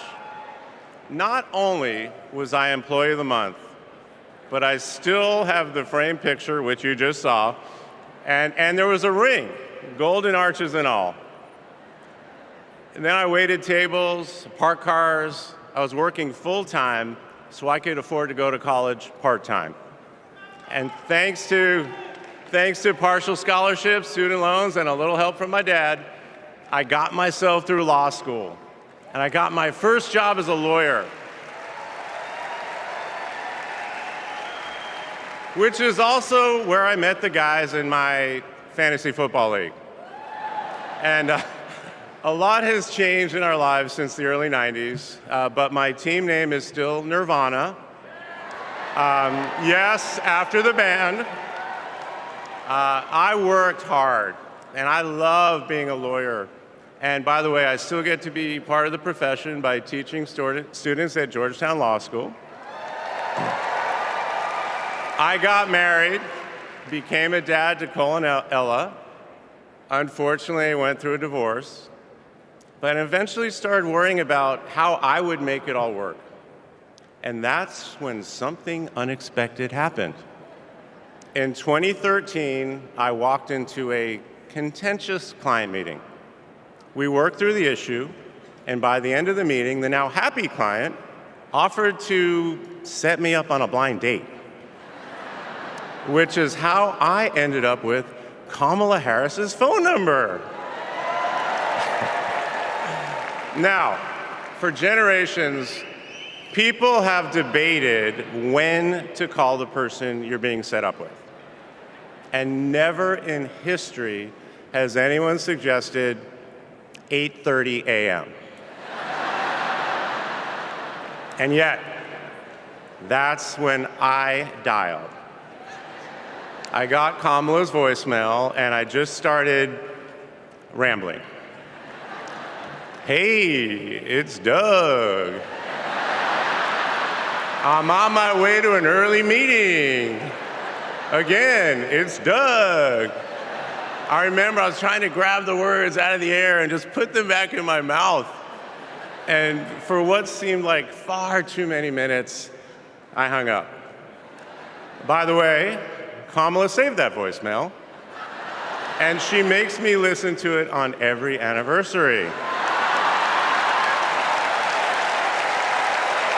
But that message wasn't the only unusual thing about that day.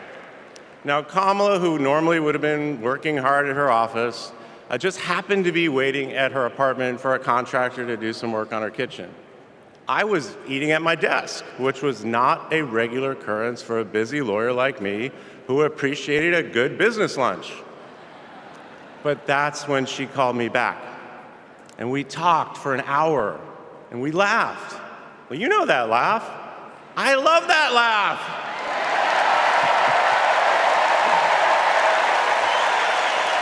And maybe that counted as our first date. Or maybe it was that Saturday night when I picked her up and told her, buckle up, I'm a really bad driver.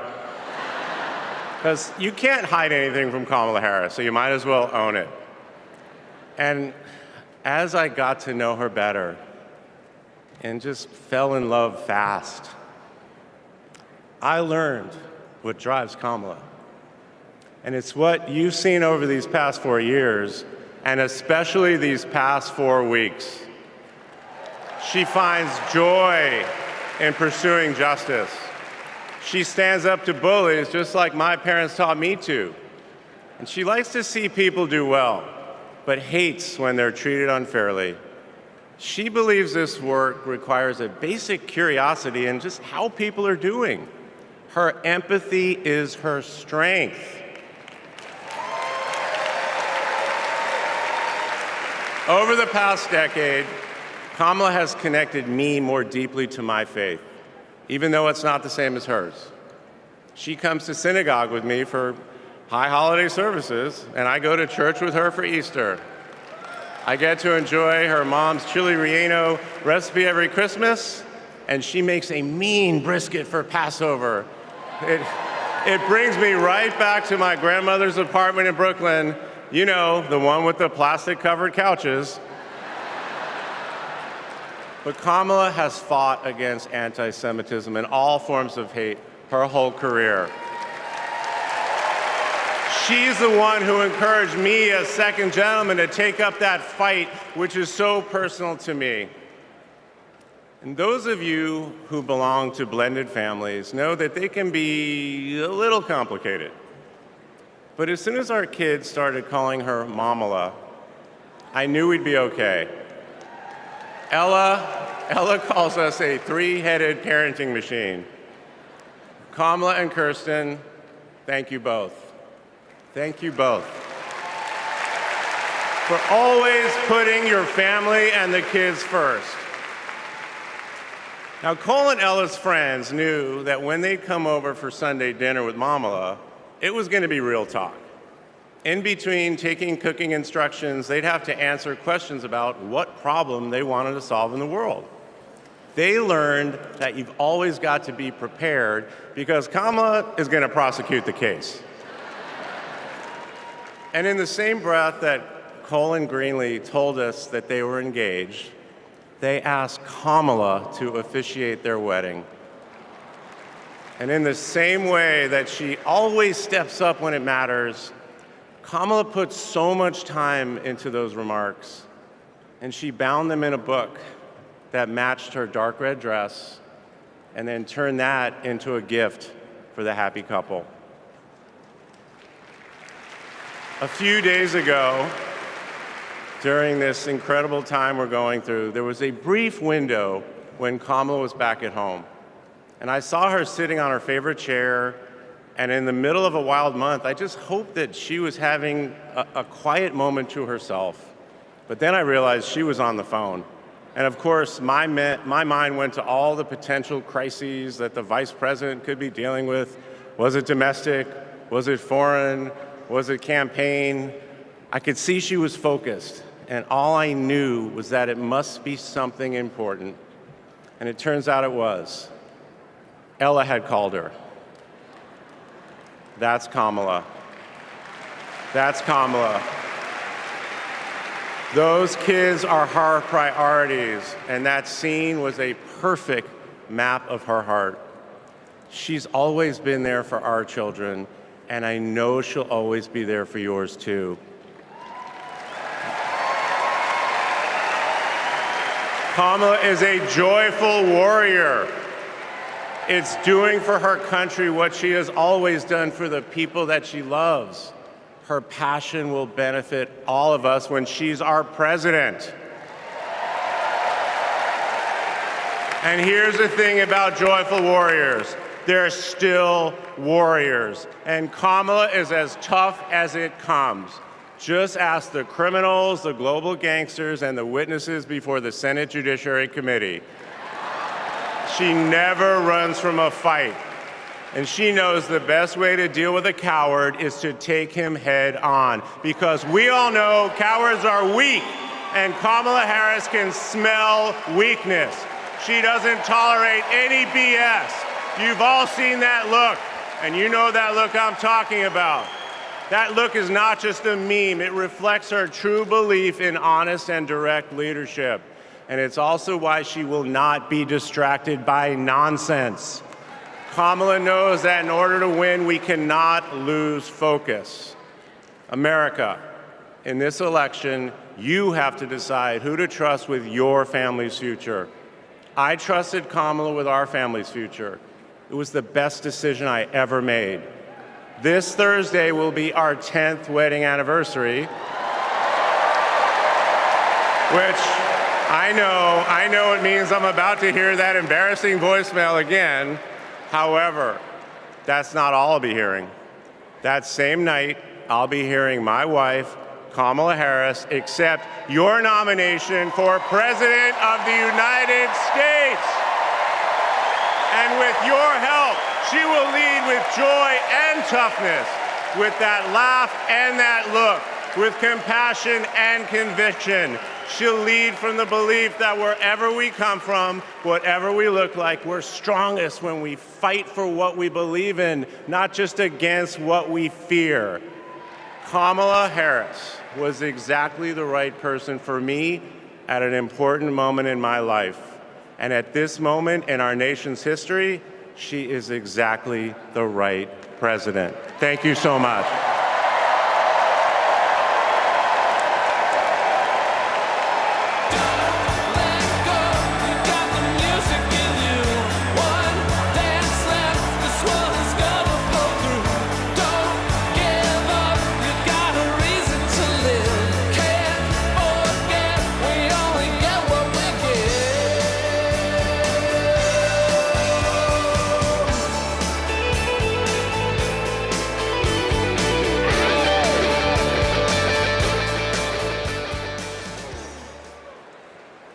Please welcome former First Lady Michelle Obama.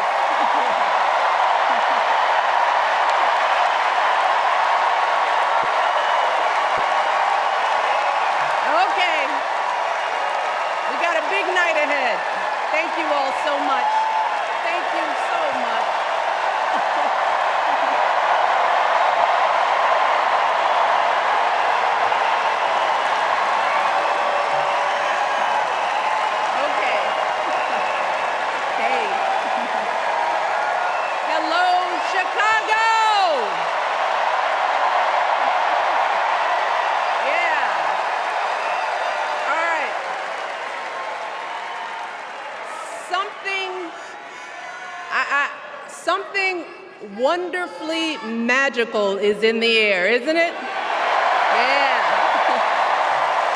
You know, we're feeling it here in this arena, but it's spreading all across this country we love. A familiar feeling that's been buried too deep for far too long. You know what I'm talking about. It's the contagious power of hope. The anticipation, the energy, the exhilaration of once again being on the cusp of a brighter day. The chance to vanquish the demons of fear, division, and hate that have consumed us and continue pursuing the unfinished promise of this great nation, the dream that our parents and grandparents fought and died and sacrificed for. America, hope is making a comeback.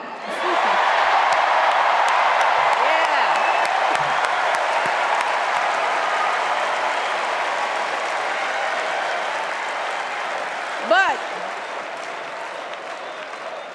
to be honest, I am realizing that until recently, I have mourned the dimming of that hope. And maybe you've experienced the same feelings. Is that deep pit in my stomach, a palpable sense of dread about the future. And for me, that mourning has also been mixed with my own personal grief. The last time I was here in my hometown was to memorialize my mother, the woman who showed me the meaning of hard work and humility and decency, the woman who set my moral compass high and showed me the power of my own voice. Folks,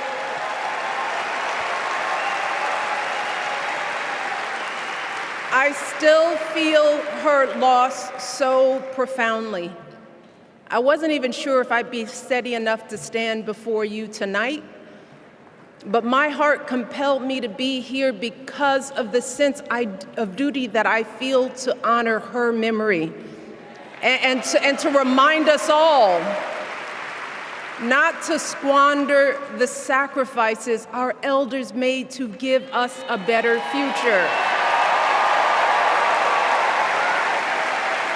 You see, my mom, in her steady, quiet way, lived out that striving sense of hope every single day of her life. She believed that all children, all people have value, that anyone can succeed if given the opportunity. She and my father didn't aspire to be wealthy. In fact, they were suspicious of folks who took more than they needed. They understood that it wasn't enough for their kids to thrive if everyone else around us was drowning. So my mother volunteered at the local school. She always looked out for the other kids on the block. She was glad to do the thankless, unglamorous work that for generations has strengthened the fabric of this nation. The belief that if you do unto others, if you love thy neighbor, if you work and scrape and sacrifice, it will pay off. If not for you, then maybe for your children or your grandchildren. You see, those values have been passed on through family farms and factory towns, through tree-lined streets and crowded tenements, through prayer groups and National Guard units and social studies classrooms. Those were the values my mother poured into me until her very last breath. Kamala Harris and I built our lives on those same foundational values.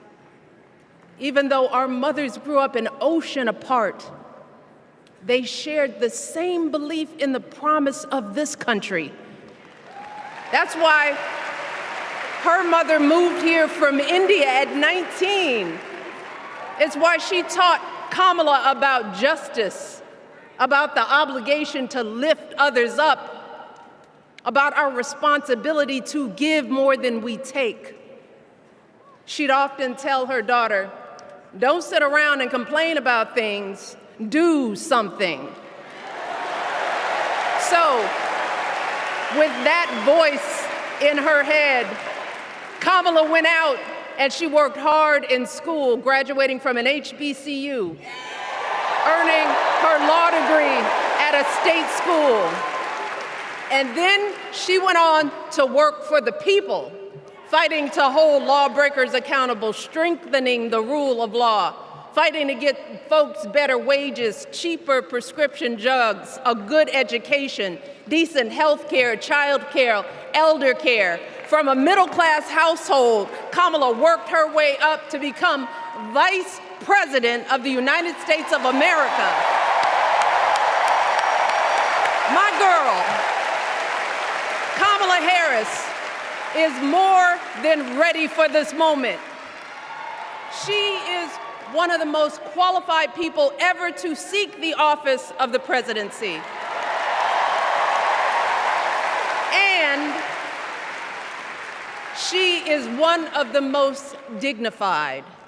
A tribute to her mother, to my mother, and to your mother too. The embodiment of the stories we tell ourselves about this country. Her story is your story. It's my story. It's the story of the vast majority of Americans trying to build a better life. Look, Kamala knows, like we do, that regardless of where you come from, what you look like, who you love, how you worship, or what's in your bank account, we all deserve the opportunity to build a decent life. All of our contributions deserve to be accepted and valued. Because no one has a monopoly on what it means to be an American. No one.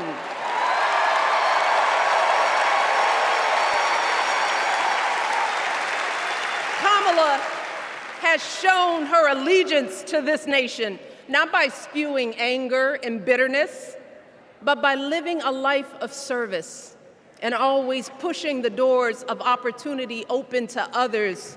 She understands that most of us will never be afforded the grace of failing forward. We will never benefit from the affirmative action of generational wealth.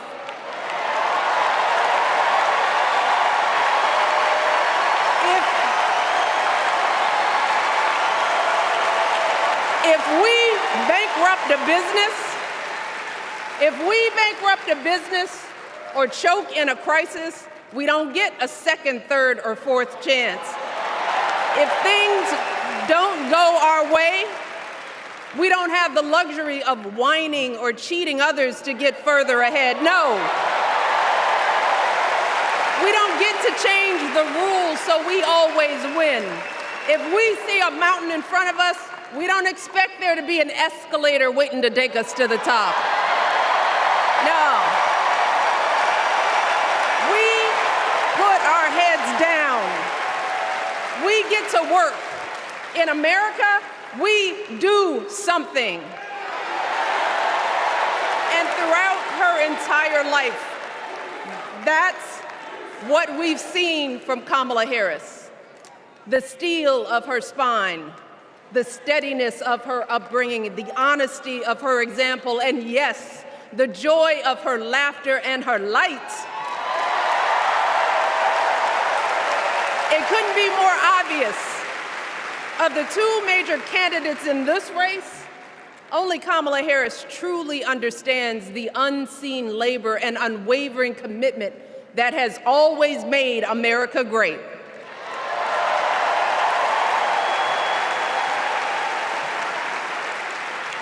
Now, unfortunately, we know what comes next. We know folks are going to do everything they can to distort her truth. My husband and I sadly know a little something about this. For years, Donald Trump did everything in his power to try to make people fear us. See, his limited, narrow view of the world made him feel threatened by the existence of two hardworking, highly educated, successful people who happen to be black.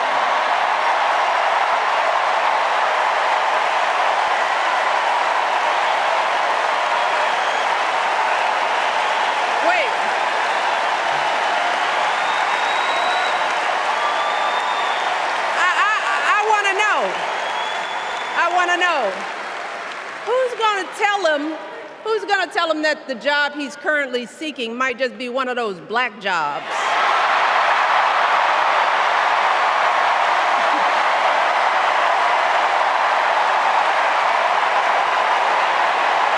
Look, it's his same old con. His same old con. Doubling down on ugly, misogynistic, racist lies as a substitute for real ideas and solutions that will actually make people's lives better. Look, because cutting our health care, taking away our freedom to control our bodies, the freedom to become a mother through IVF like I did, those things are not going to improve the health outcomes of our wives, mothers, and daughters. Shutting down the Department of Education, banning our books, none of that will prepare our kids for the future. Demonizing our children for being who they are and loving who they love, look, that doesn't make anybody's life better.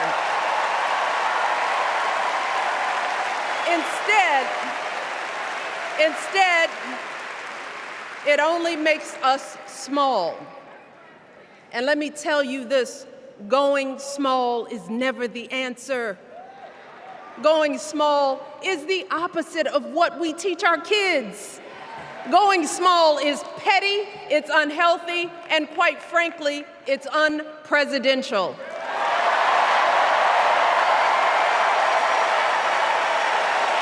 So,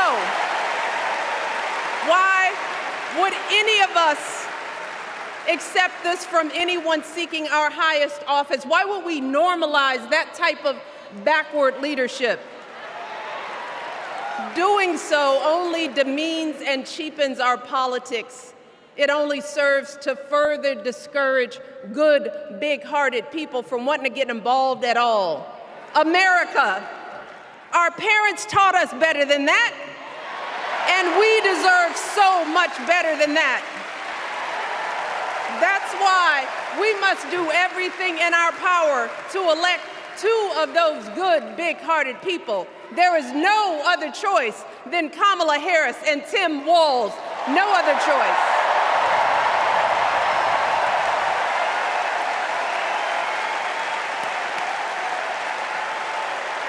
But as we embrace this renewed sense of hope, let us not forget the despair we have felt. Let us not forget what we are up against. Yes, Kamala and Tim are doing great now. We're loving it. They're packing arenas across the country. Folks are energized. We are feeling good. But remember, there are still so many people who are desperate for a different outcome, who are ready to question and criticize every move Kamala makes, who are eager to spread those lies, who don't want to vote for a woman, who will continue to prioritize building their wealth over ensuring that everyone has enough.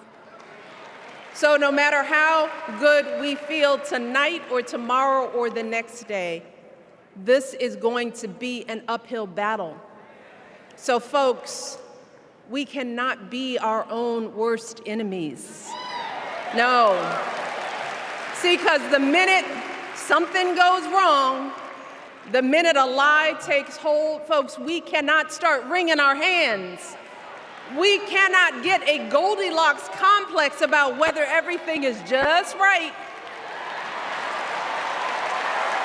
And we cannot indulge our anxieties about whether this country will elect someone like Kamala instead of doing everything we can to get someone like Kamala elected.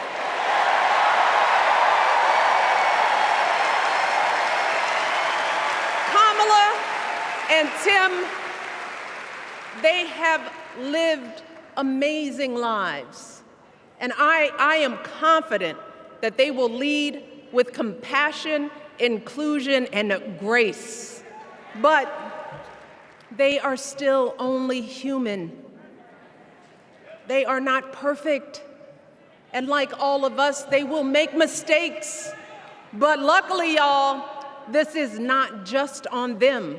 No, this is up to us, all of us, to be the solution that we seek.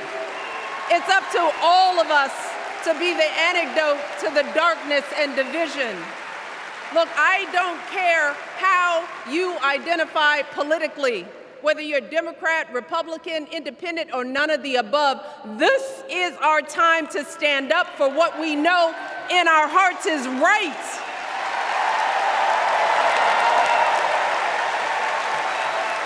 To stand up, not just for our basic freedoms, but for decency and humanity.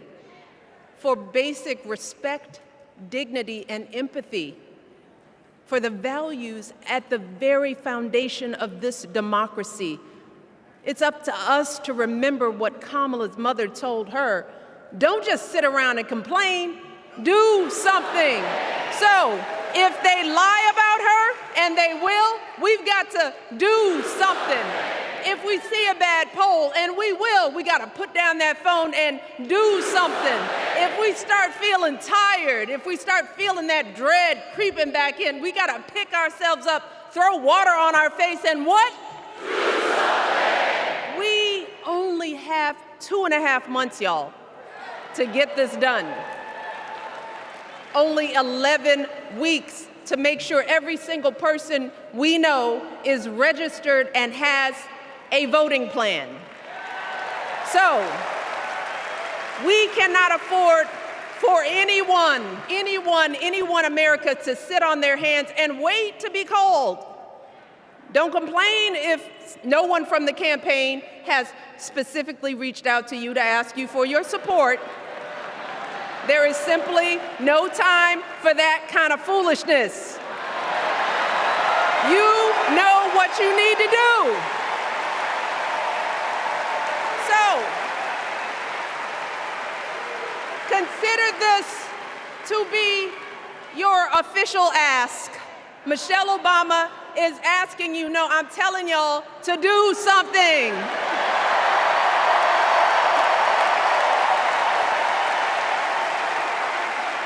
Because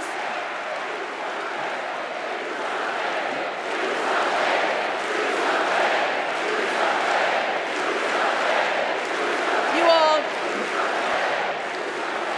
this election is going to be close. In some states, just a handful, listen to me, a handful of votes in every precinct could decide the winner. So we need to vote in numbers that erase any doubt. We need to overwhelm any effort to suppress us. Our fate is in our hands.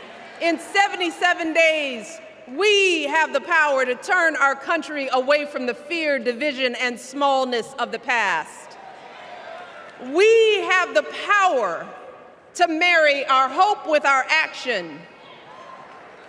We have the power to pay forward the love, sweat, and sacrifice of our mothers and fathers and all those who came before us. We did it before, y'all, and we sure can do it again. Let us work like our lives depend on it. And let us keep moving our country forward and go higher, yes, always higher than we've ever gone before as we elect the next president and vice president of the United States, Kamala Harris and Tim Walz. Thank you all. God bless.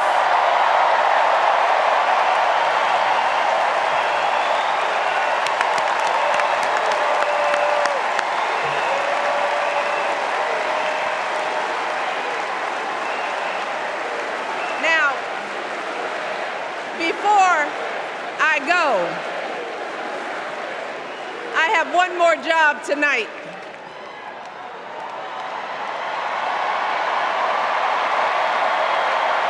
Yeah, one more job. You all, thank you for all the love, but it is now my honor to introduce somebody who knows a whole lot about hope.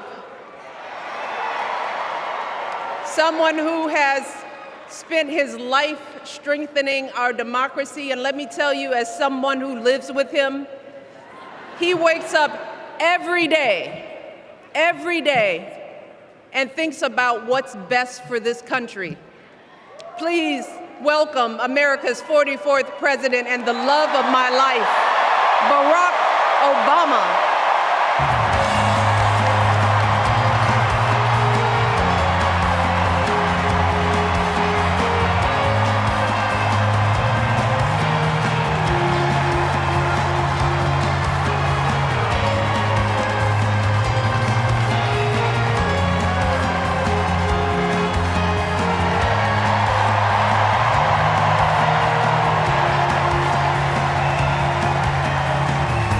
No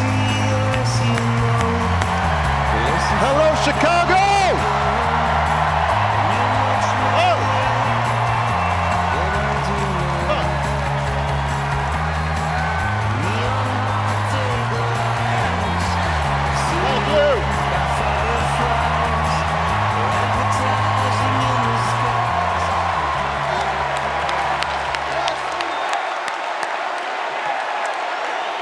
Thank you, thank you.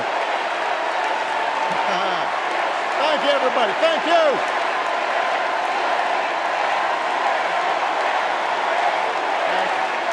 Thank you.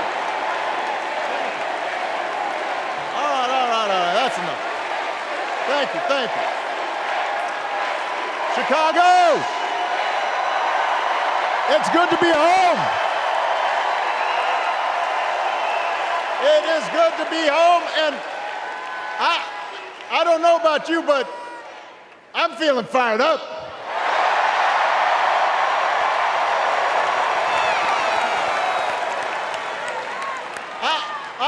I am feeling ready to go.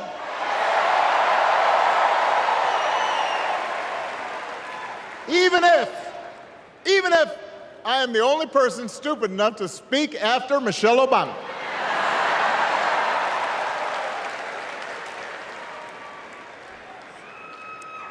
I am feeling hopeful because this convention has always been pretty good to kids with funny names who believe in a country where anything is possible. Because we have a chance to elect someone who has spent her entire life trying to give people the same chances America gave her. Someone who sees you and hears you and will get up every single day and fight for you. The next president of the United States of America, Kamala Harris.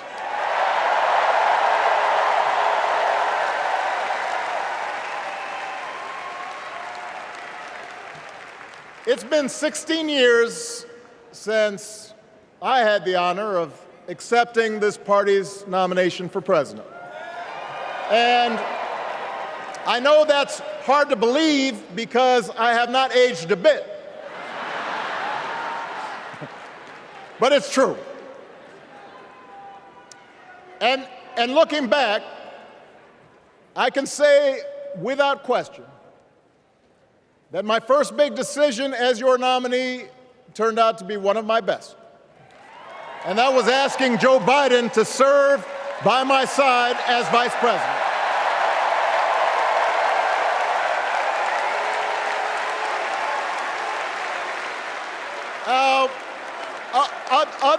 Other than some common Irish blood,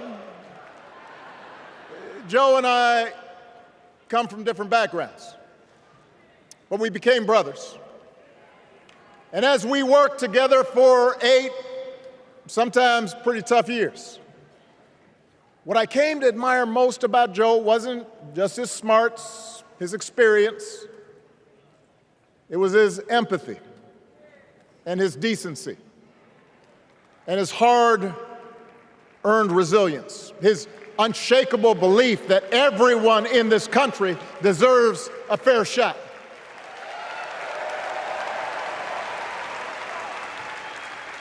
And over the last 4 years, those are the values America has needed most.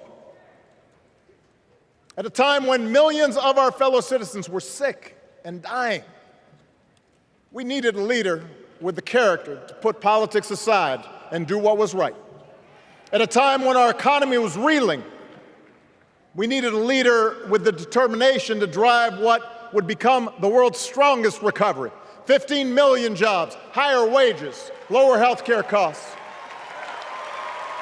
At a time when the other party had turned into a cult of personality, we needed a leader who was steady and brought people together and was selfless enough to do the rarest thing there is in politics, putting his own ambition aside for the sake of the country.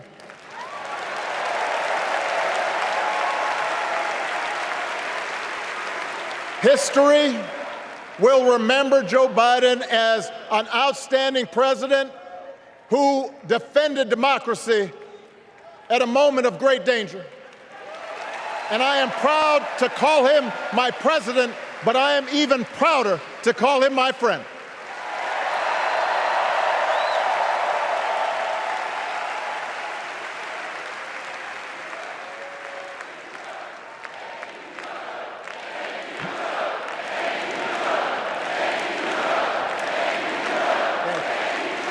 Now,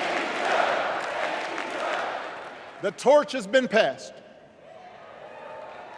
Now it is up to all of us to fight for the America we believe in. And make no mistake, it will be a fight. For all the incredible energy we've been able to generate over the last few weeks, for all the rallies and the memes, this will still be a tight race in a closely divided country. A country where too many Americans are still struggling, where a lot of Americans don't believe government can help. And as we gather here tonight, the people who will decide this election are asking a very simple question. Who will fight for me? Who's thinking about my future, about my children's future, about our future together? One thing is for certain, Donald Trump is not losing sleep over that question.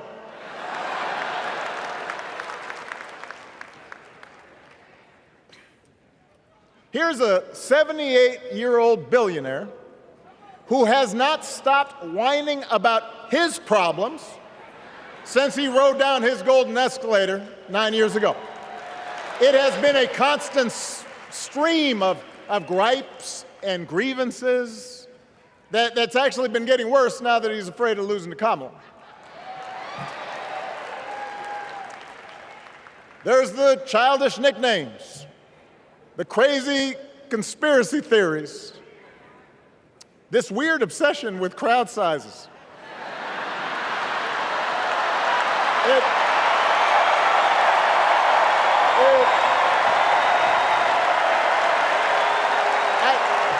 It just goes on and on and on. The other day I heard someone compare Trump to the neighbor who keeps running his leaf blower outside your window every minute of every day.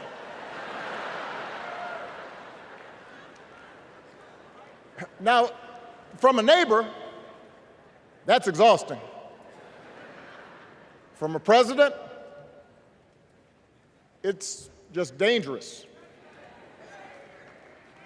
The truth is, Donald Trump sees power as nothing more than it means to his ends. He wants the middle class to pay the price for another huge tax cut that would mostly help him and his rich friends. He killed a bipartisan immigration deal written in part by one of the most conservative Republicans in Congress that would have helped secure our southern border because he thought trying to actually solve the problem would hurt his campaign. He doesn't. Do not boo. Vote.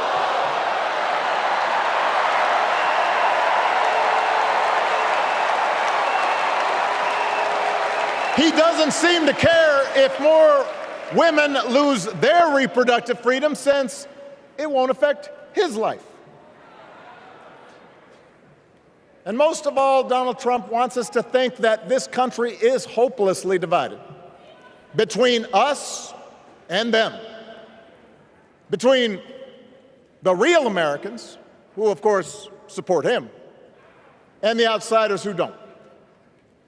And he wants you to think that you'll be richer and safer if you will just give him the power to put those other people back in their place.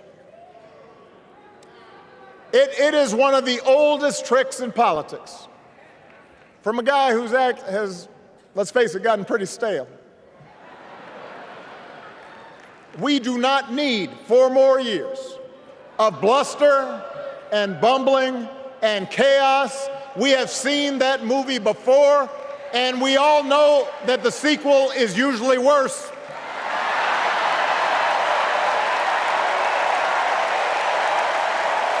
America's ready for a new chapter. America's ready for a better story. We are ready for a President Kamala Harris.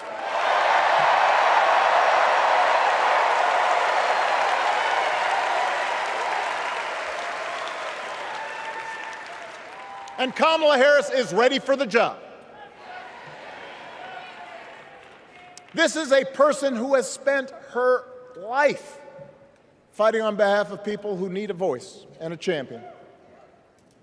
As you heard from Michelle, Kamala was not born into privilege. She had to work for what she's got.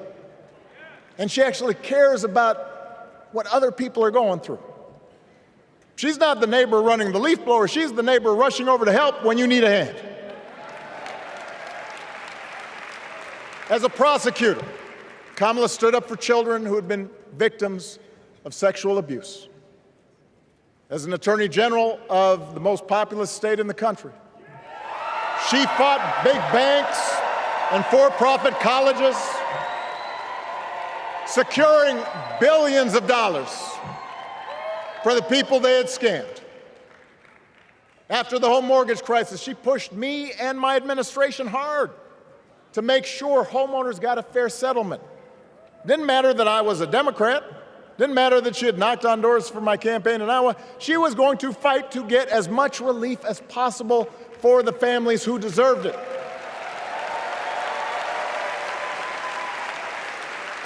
As vice president, she helped take on the drug companies to cap the cost of insulin, lower the cost of health care, give families with kids a tax cut. And she is running for president with real plans to lower costs even more and protect Medicare and Medicaid and sign a law to guarantee every woman's right to make her own health care decisions.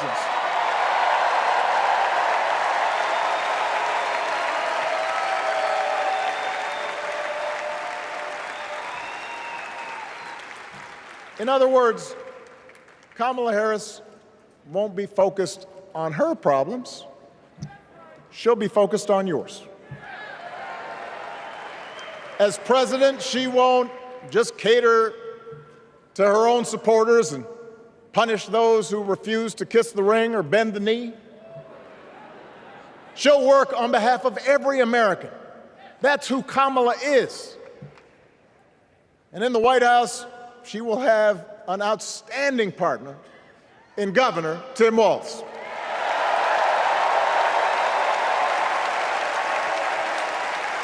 Let me tell you something. Let me tell you something. I love this guy. Tim is the kind of person who should be in politics. Born in a small town, served his country, taught kids, coached football, took care of his neighbors. He knows who he is, and he knows what's important. You can tell those flannel shirts he wears don't come from some political consultant. They come from his closet, and they have been through some stuff.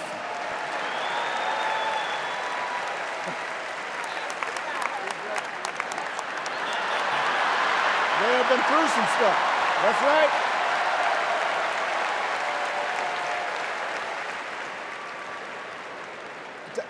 Together, Kamala and Tim have kept faith with America's central story. A story that says we are all created equal.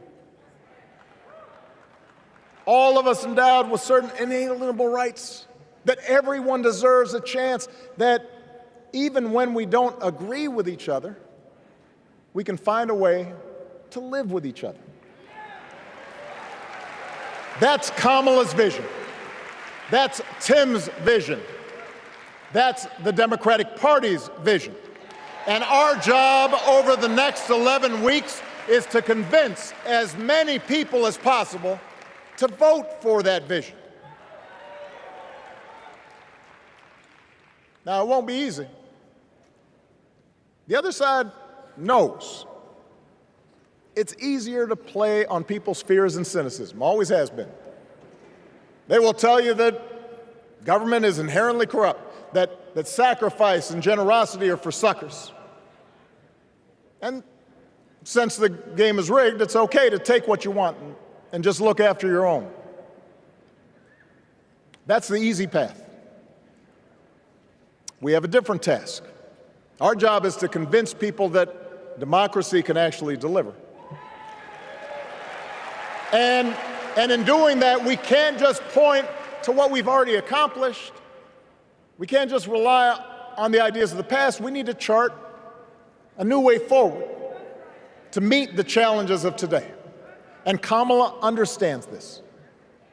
She knows, for example, that if we want to make it easier for more young people to buy a home, we need to build more units and clear away some of the outdated laws and regulations that made it harder to build homes for working people in this country. That is a priority, and she's put out a bold new plan to do just that.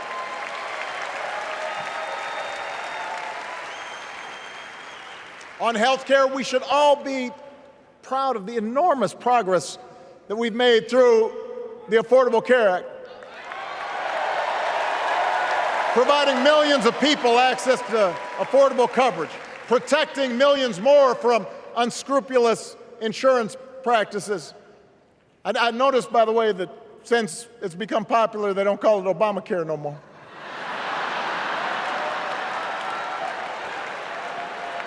But Kamala knows we can't stop there, which is why she'll keep working to limit out-of-pocket costs. Kamala knows that if we want to help people get ahead, we need to put a college degree within reach of more Americans. But she also knows college shouldn't be the only ticket to the middle class. We need to follow the lead of governors like Tim Walz, who said, if you've got the skills and the drive, you shouldn't need a degree to work for state government. And in this new economy, we need a president who actually cares about the millions of people all across this country who wake up every single day to do the essential, often thankless work, to care for our sick, to clean our streets, to deliver our packages. We need a president who will stand up for their right to bargain for better wages and working conditions. And Kamala will be that president.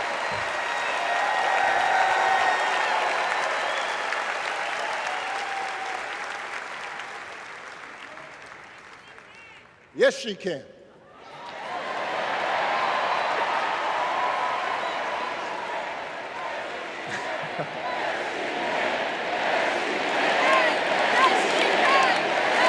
Yes, she can. A Harris-Walz administration can help us move past some of the tired old debates that keep stifling progress. Because at their core, Kamala and Tim understand that when everybody gets a fair shot, we are all better off. They understand that when every child gets a good education, the whole economy gets stronger. When women are paid the same as men for doing the same job, all families benefit.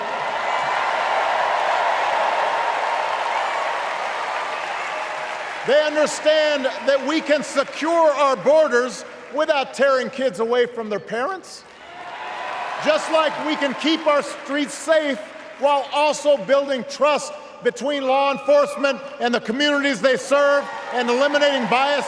That will make it better for everybody.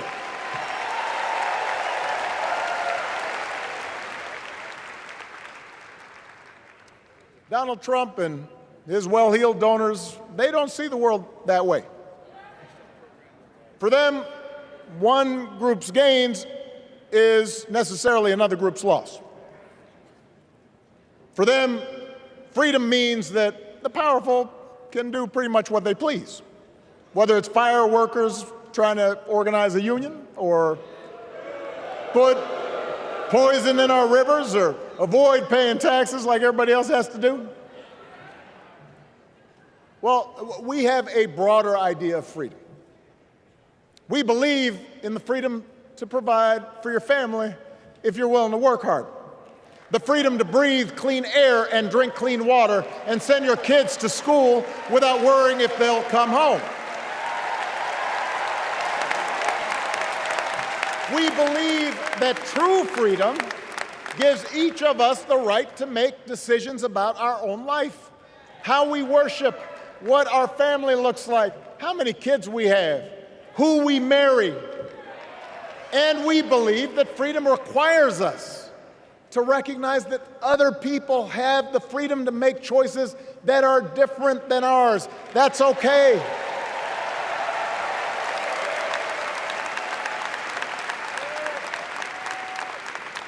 That's the America Kamala Harris and Tim Walz believe in. An America where we, the people, includes everyone. Because that's the only way this American experiment works.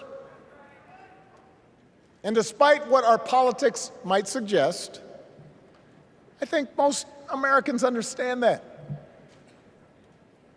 Democracy isn't just a bunch of abstract principles and dusty laws in some book somewhere. It's the values we live by. It's the way we treat each other, including those who don't look like us, or pray like us, or see the world exactly like we do.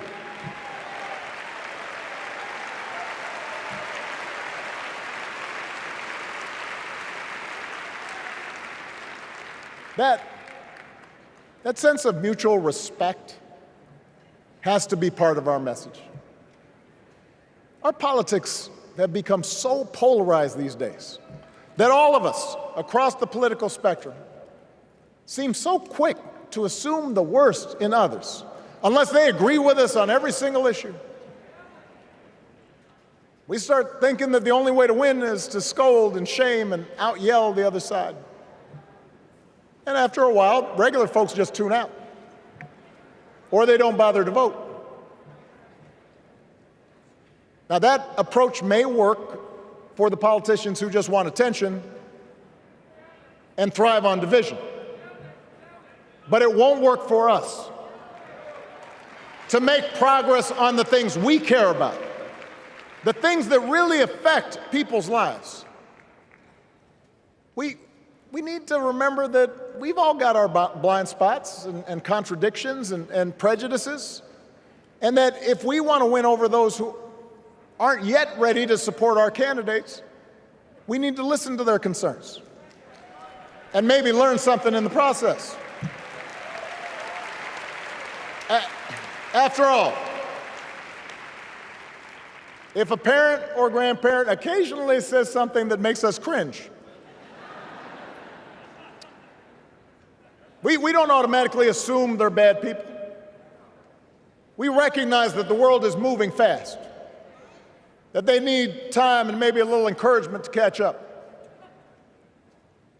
Our fellow citizens deserve the same grace we hope they'll extend to us.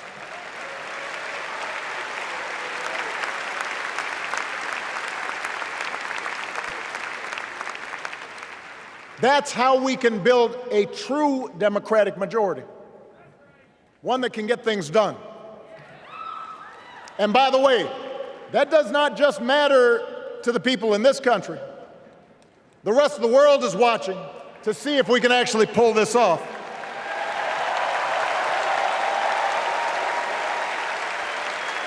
No nation, no society has ever tried to build a democracy as big and as diverse as ours before. One that includes people that over decades have come from every corner of the globe. One where our allegiances and our community are defined not by race or blood, but by a common creed. And that's why when we uphold our values, the world's a little brighter. When we don't, the world's a little dimmer. And dictators and autocrats feel emboldened. And over time, we become less safe. We shouldn't be the world's policemen, and we can't eradicate every cruelty and injustice in the world. But America can be and must be a force for good, discouraging conflict, fighting disease, promoting human rights, protecting the planet from climate change, defending freedom, brokering peace. That's what Kamala Harris believes, and so do most Americans.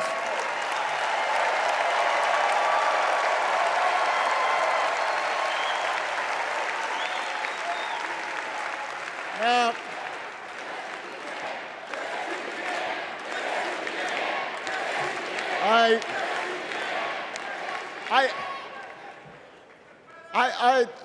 I know these ideas can feel pretty naive right now.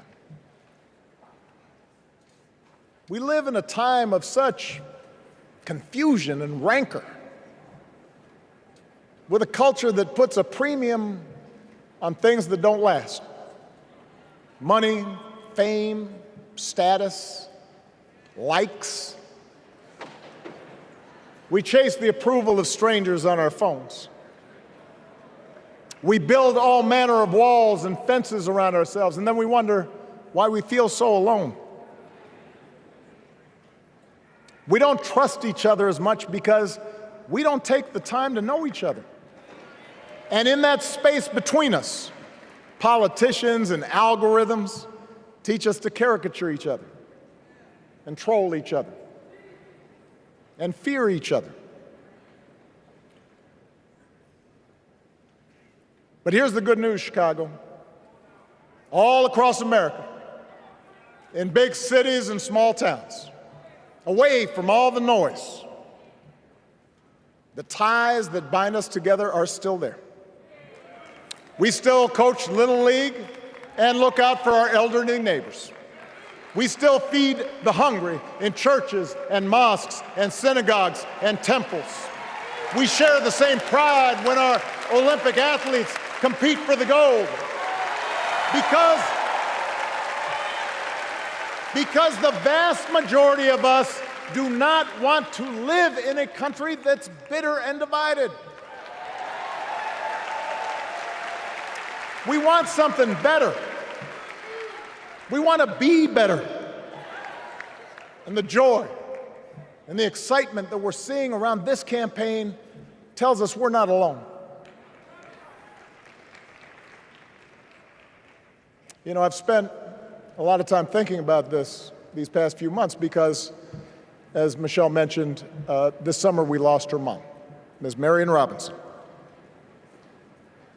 And I don't know that anybody has ever loved their mother-in-law any more than I love mine. Mostly it's because she was funny and wise and the least pretentious person I knew. That, and she always defended me with Michelle when I messed up. I'd hide behind her.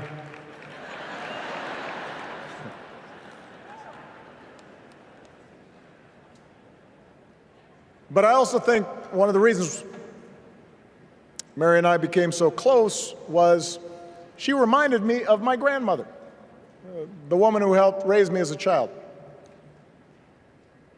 And on the surface, the two of them did not have a lot in common. One was a black woman from right here, south side of Chicago, right down the way. Went to Englewood High School. The other was a little old white lady born in a tiny town called Piru, Kansas. Now, I know there aren't that many people from Piru.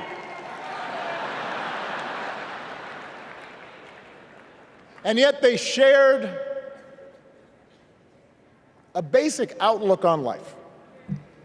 They were strong, smart, resourceful women, full of common sense, who, regardless of the barriers they encountered, and women growing up in the 40s and 50s and 60s, they encountered barriers. They still went about their business without fuss or complaint and provided an unshakable foundation of love for their children and their grandchildren. In that sense, they both represented an entire generation of working people who, through war and depression, discrimination and limited opportunity, helped build this country. A lot of them toiled every day at jobs that were often too small for them and didn't pay a lot.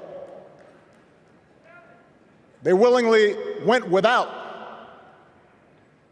just to keep a roof over their families' heads, just to give their children something better. But they knew what was true. They knew what mattered. Things like honesty and integrity, kindness and hard work. They weren't impressed with braggarts or bullies.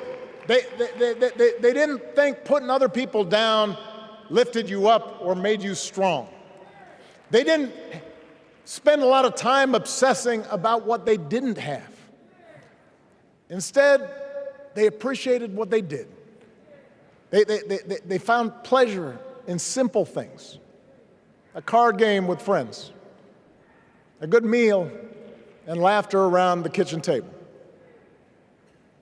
helping others, and most of all, seeing their children do things and go places that they would have never imagined for themselves.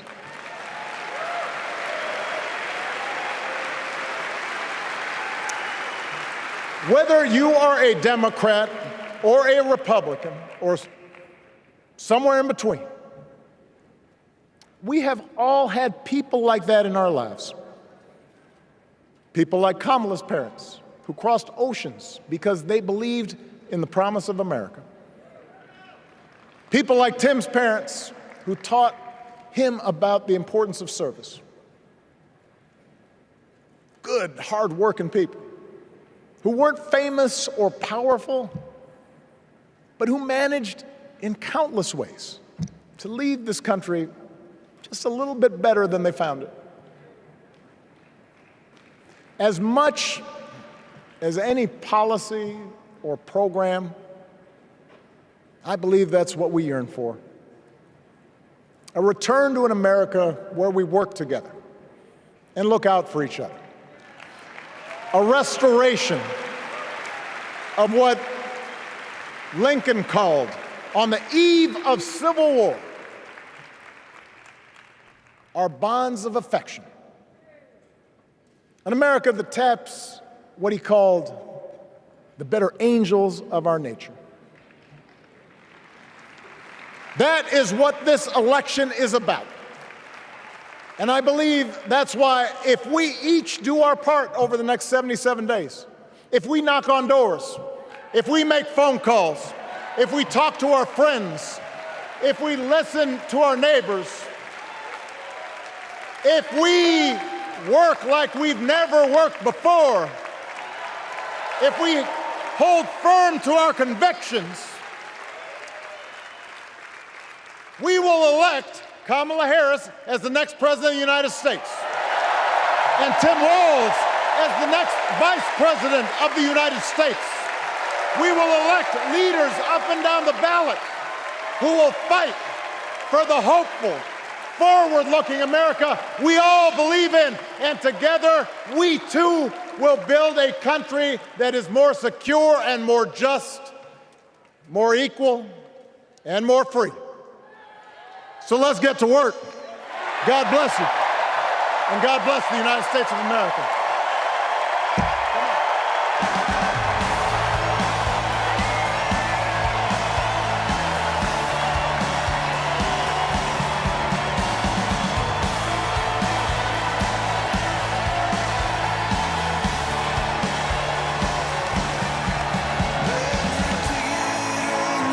Suitcase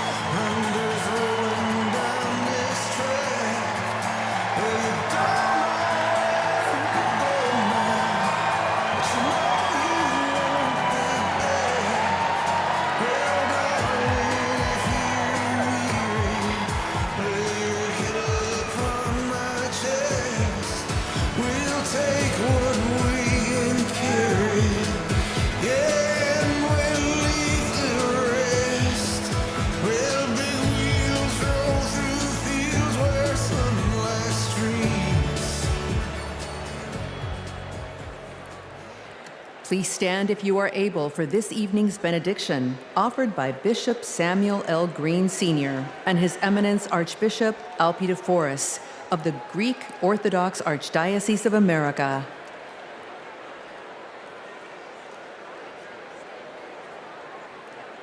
God of our weary years, God of our silent tears, Thou who has brought us thus far along the way, You are the one who broods over the days of our lives, and without You, we would be nothing.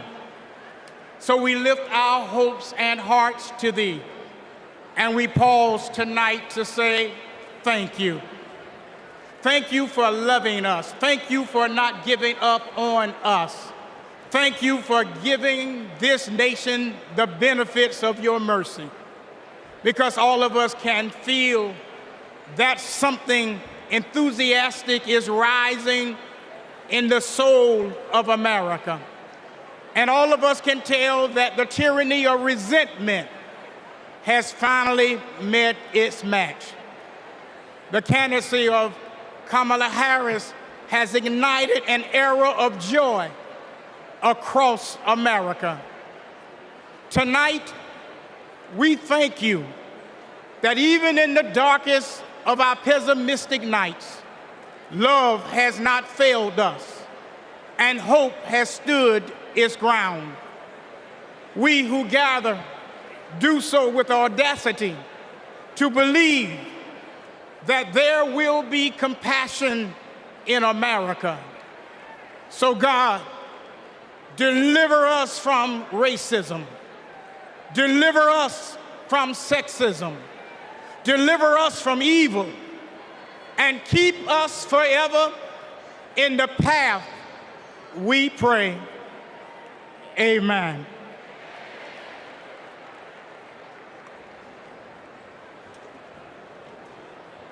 It is now time to pray to the Lord.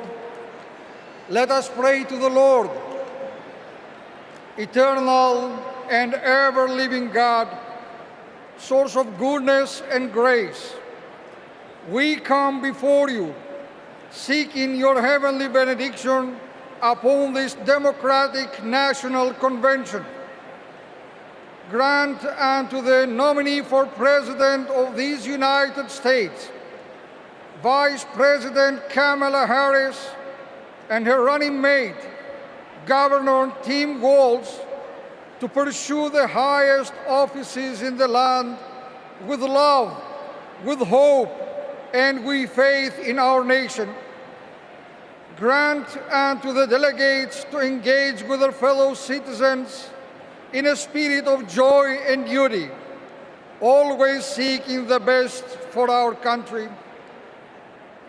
We also ask special blessings upon President Joseph Biden, First Lady Jill Biden, and their family, for he has given a lifetime of service and of sacrifice to the American people, and has stood with nobility and integrity upon the international stage to lead in the best traditions of the United States.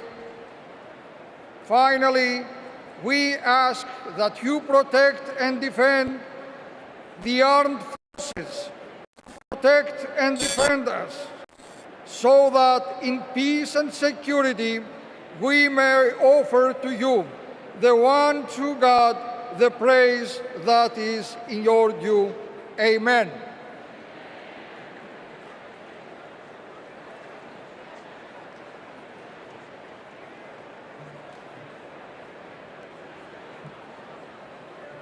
Friends, do I hear a motion to recess until 5:30 tomorrow? Do I hear a second? All those in favor, please say aye. All those opposed, say nay. That was one hell of a night. I'm bringing this thing to a close.